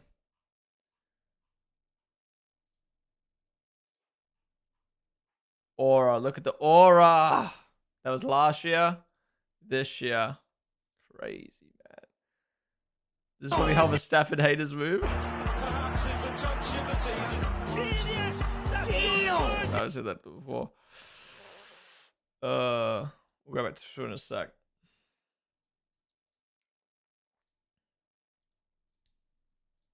Wird garantiert die Startphase. So here again for Fuck. Nicht mehr gesehen haben. Also the podium? Ihr hier Bro's not staying for 2027. So Dr. Catnip, Marcus, Limpfer, Thrasher, Lexi, Ale. Gotta wait. How long do I gotta wait, bro? How long I gotta wait? Also der Sieg Max Verstappen, Daniel Ricciardo und Jules Gounod, gefolgt vom Rowe BMW M4. Ja, Max won a Ferrari and Red Bull. LOL! Und Jordan Pepper. Komplettiert Pepper. das Podium durch den Falken Porsche mit der 44. Siegreich in der SP9 Pro AM. Die Gesamtposition Max Verstappen's manager's son, Nummer 48. Das ist Losch Motorsport bei Black Falcon mit Patrick Assenheimer, Tobias Müller und Dylan Pereira. Auf der 5 der Ferrari 296 GT3 mit Perel, Vermeulen und Neubauer, gefolgt vom 34er Walkenhorst Motorsport Aston Martin mit Christian Krocknes und Mattia Trudi. Dahinter der bestplatzierte Audi R8 LMS GT3. Fuck, it's getting hot in my room. I actually think I need to stop. I need to bust the air. Oh, air. Motorsport Lamborghini. I think I need to bust the aircon out in March. That's crazy. Christian Dockery. Und so I am. Zahne auf der dann 9. Landon Norris will run the race by 15 minutes. Und Menzel, gefolgt von Bortolotti, Engstler, Mappelli und Niederhauser in der Well, the current F1 grid, besides Max Alonso, who do you think is the next true racer in race in other spec series? Other spec. Wir fahren Specs fort after mit F1. der Gesamt 13. Position. I'll be honest, Klassensieger, einer der Liam's done it already. Publikumslieblinge.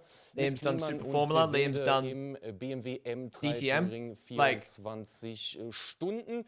Und wenden den Blick etwas weiter nach unten auf die Gesamt 17. Position. Other than Hulk and Liam, like, there's literally der AM, no one else who's really done other series yet. Team EAE. I mean, Kimi wants to, and he drove a GT3 car once, but like, he's not driven any other series yet. But he is so young. Alonso, the question was other than Alonso and Max. Like, I'm not even saying that just because I'm a Liam fan, but like, I'm genuinely asking, like, other than Hulk and Liam, who else has driven other non-open wheel series? Und den Klassensieger der AT1, der Audi R8 LMS GT3 Oscar Piastri did a supercar lap. I'm not talking a fucking lap. Alternativen Treibstoffe angetrieben, was auch für die gesamt 29. Position gilt. Hier die AT2 und der siegreiche Cup Porsche. Oh yeah, true, Albon. As beat lazy Liam. Albon also did DTM. 30. He got wiped by Liam though. Yeah, Albon, Liam, Alonso, the only 3, I think, and Hulk are the only 4, I think. In der PETN unterwegs, Sandberg und Vielenbach im 718er Cayman GT4 CS. Etwas weiter unten dann auf der 37. Position die Klassensieger der surely we're missing. Surely there's someone else on the grid. Abi, Himmels und Fieber im Mercedes Bottas? AMG GT4. Auf der nächsten Seite Dann nochmal das Umblättern in den BMW M2 Cup hinein. Die Startnummer 888 mit Schrei und Mijatovic. I'd probably say Sainz is probably the most likely, other than the guys who've already done another series. Auch die Startnummer 650 auf der Gesamt 57. Position sichern konnten mit Marquardt, Bugane, Müller und Fübrich. Und viel weiter nach unten müssen wir tatsächlich nicht schauen, um die nächsten Klassen. What do you think about Liam's kind of a beast? DTM and Super Formula? 58. Position mit Lampard und Pidis, gefolgt vom siegreichen Toyota GR Yaris in der SP2T. Toyota, Ishiura und Oshima hier das Trio. Auf den Plätzen 63 und 64 des Gesamtklassements sehen wir zum einen die Klassensieger der V6 mit Heuchemer und Kloft, gefolgt vom Audi RS3 SP3T mit der Startnummer 301. Half naked. Die VT2 RWD, ja eine unserer Fokusklassen am heutigen Samstag. Dort geht der Klassensieg an die 524. Yeah, the title Liam lost in DTM was so annoying. And then it was his own fault, but losing the Super Formula Championship by a couple points as well. Gesamt like, dude, like I'm obviously a Liam fan, man, but like, dort der Cupra Leon one on debut in TRS and won the championship, one on debut in Formula 3, one on debut in Formula 2. Basically won the DTM championship. Almost won the Super Formula championship. Like, what a junior career, man! And people still say I think he's ass. Amazing debut for AlphaTauri. Came in, was good at AlphaTauri. Got promoted to Red Bull. Had 2 bad races. Rep dead. 2 bad races in the second Red Bull seat, and his rep just died. Don't be wrong, he struggled against Hadja in those first, like, 7 races last year. But that's because his fucking confidence was in the bin. I'm not saying that's great.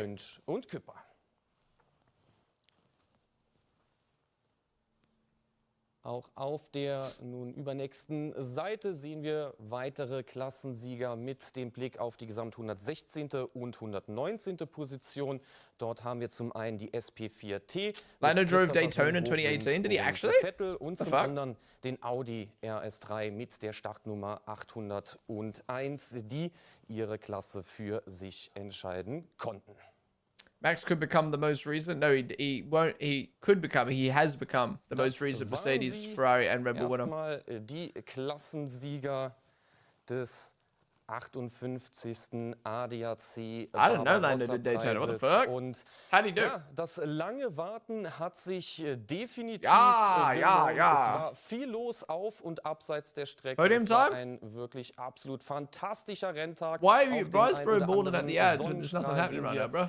Pumpkin macht definitiv Lust auf mehr und mehr. Guys, can we get a pumpkin in chat? Noch im Livestream, denn Uwe und Olli führen noch durch die Siegerehrung. An der Stelle verabschieden wir uns aus dem Studio, wünschen Ihnen und euch natürlich noch viel Spaß bei der Siegerehrung, ein schönes Restwochenende und hoffentlich sehen wir uns bald wieder. Und damit, Uwe, rüber zu dir.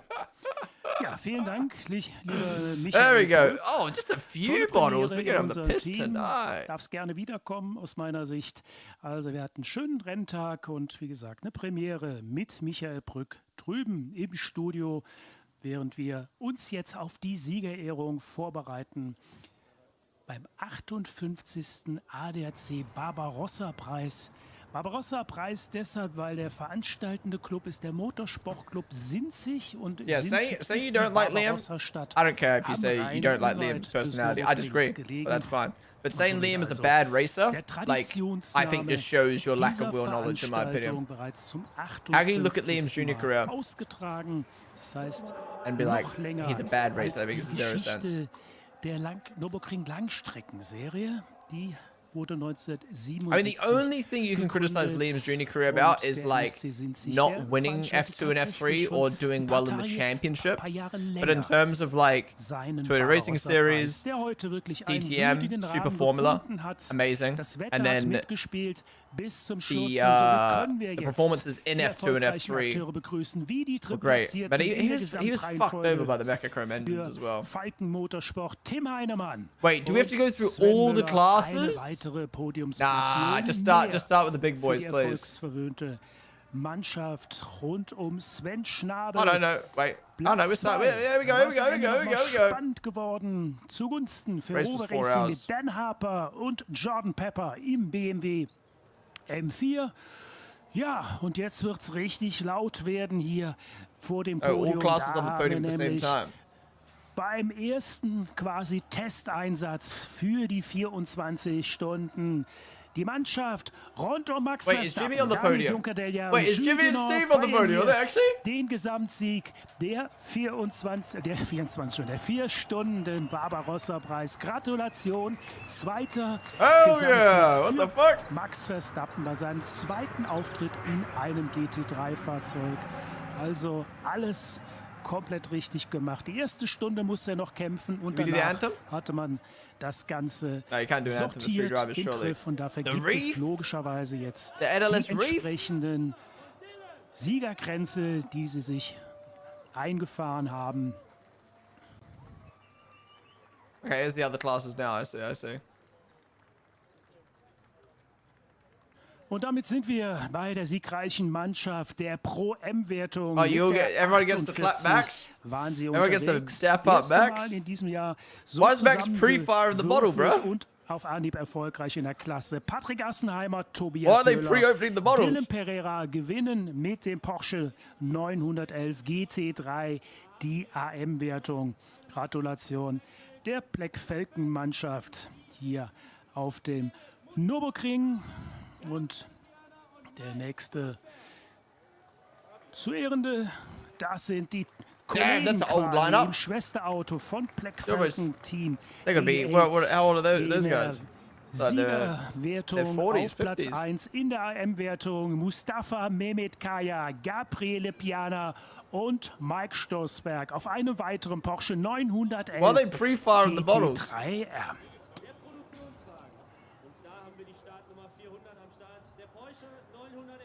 So, die Siegergrenze für die erfolgreichen Akteure, soll heißen für die Gesamtsieger und für die Klassensieger, haben wir dann bereits verteilt. Kommen dann zur nächsten Klasse. Da haben wir für Schmickler Performance Thomas und Christian Heuchemer sowie Sascha Kloft im Porsche 911 gewinnen sie die Produktionswagenklasse. Hier also konkret in der V6 erfolgreich. It wasn't 8 hours super day, it was 4. But close. Weitere I'm ready for Steve and Jimmy, bro. Das sind die erfolgreichen aus den entsprechenden Serienwagenklassen. Wird es jetzt ein bisschen knubbelig da vorne auf dem Podium. Da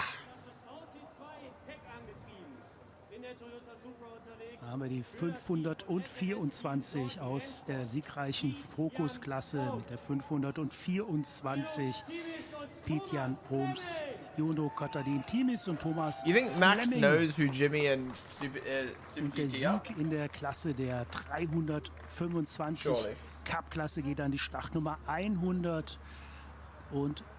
Hier haben wir jetzt das Ganze sortiert.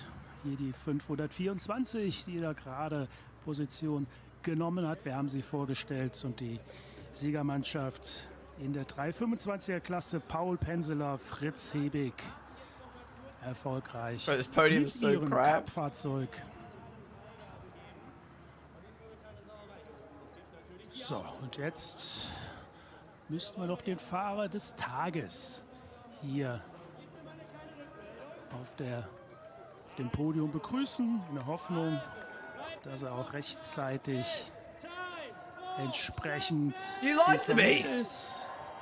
Where's Jimmy and Steve? Offensichtlich abhandengekommen. Damit also gibt es jetzt Champagner für die erfolgreichen Akteure. Der eine oder andere geht schon in Deckung, aber den haben sie sich logischerweise verdient. Bei diesem wirklich bemerkenswerten Rennen mit einem bemerkenswerten Gesamtsieger, der auch beste Werbung wieder gemacht hat. für die Nurburgring Langstrecken Serie zusammen mit Max seinen is like, Teamkollegen, ew, aber auch den cheap Konkurrenten hier champagne. auf dem Podium. Ja, und da haben wir den Fahrer des Tages, Oskar Sandberg, Why more people der coming out den now? Preis bekommen hat für seine tollen Manöver, die er gezeigt hat. Da hatte er ja einen tollen Anfangskampf gegen seinen Dauerrivalen Moritz Oberheim, aber auch nachher spektakuläre Überholmanöver gezeigt. Auch gegen Heiko Eichenberg in der Schlussphase bekommt dann den Preis von Martin Rosorius überreicht. So,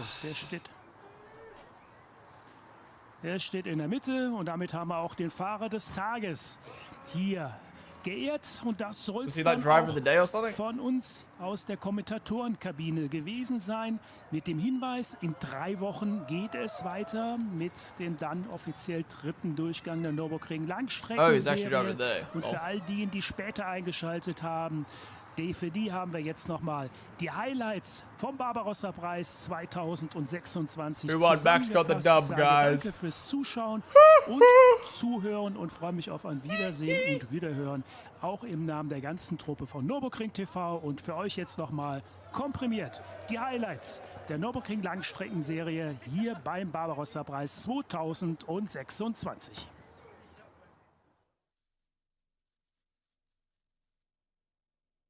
It's done.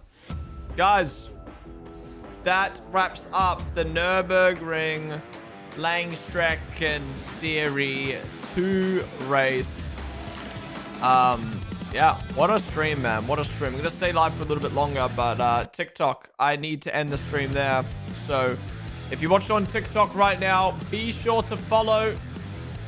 Be sure to join us on Twitch, twitch.tv/Ponden. We're going to stay live on Twitch, so come join us. Otherwise, TikTok. I will see you in the next one. Thank you all for watching today. We peaked at like 2K viewers on TikTok, which is absolutely insane. So TikTok, be sure to follow. Come join us on Twitch. I'll see you guys in the next one. Bye-bye.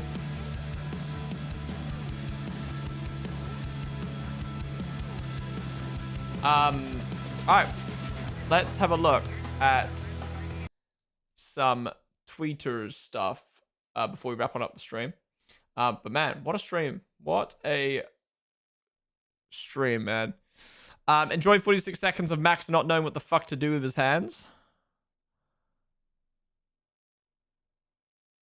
Okay.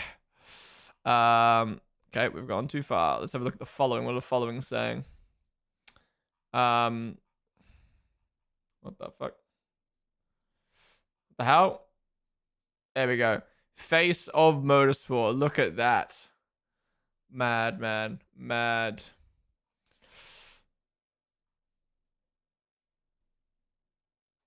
The fuck? 27k peak viewers, held 20k pretty much the whole 4-hour race. What a stream. I hope you enjoyed it as much as I did. Until the next one. Newey trying to enter Aston Martin's factory today. Car looks so good, man.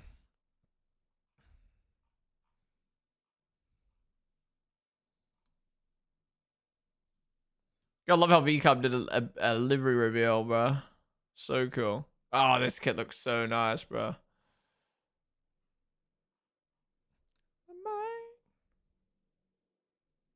Last year's having the most embarrassing 2-race stretch most of us have ever seen. This year he's doing the opposite, being the lead guy for the entire organization. Liam Lawson, 1 year later, new video out now. What a turnaround, bro. Oh my god, the way it's shining off his dome. Verstappen wins in 2026. 1. Hamilton 0.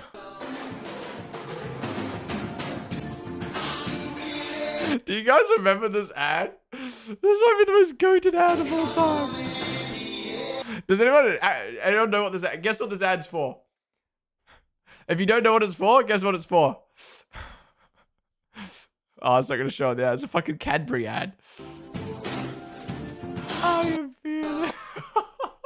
They don't do ads like that anymore, bro. Just listen to the hybrid regen. Oh, wait. This is what a race car is supposed to sound like. Some of the most favorite races to attend while living in the UK was the British GT series. The raw, guttural roar of the engines was music to my ears. My favorite was the AMR Vantage GT4. That was so menacing.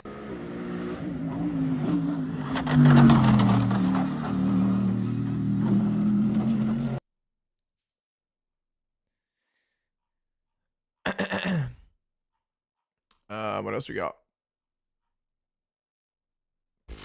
This was fuck me. In the Porsche, the one who had a side in the Porsche.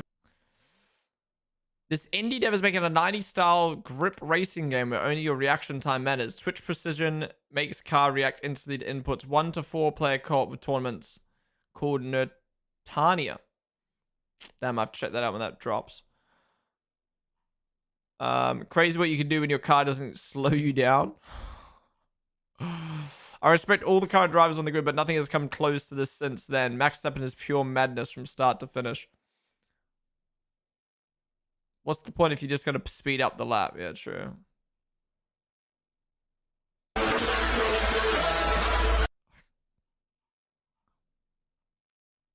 Haas after his battle with... How do you pronounce it? Hassie? After his battle with Max. It was really, really a lot of fun. I think I haven't had that much fun racing during a long time. We had parts where Max was a bit faster than me, and then where it was a bit faster than him. It was awesome racing.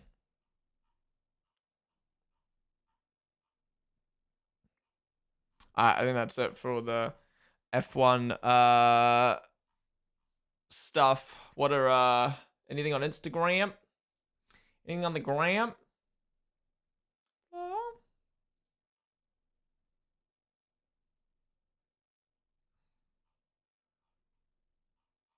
We got a Liam Drift video. Fuck, Liam would be loving this.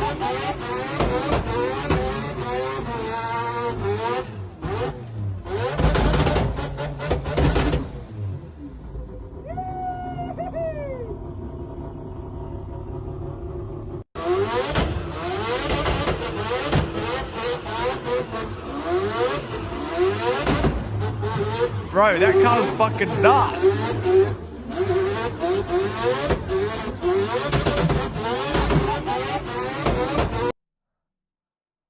Is there like an off-board video of that car?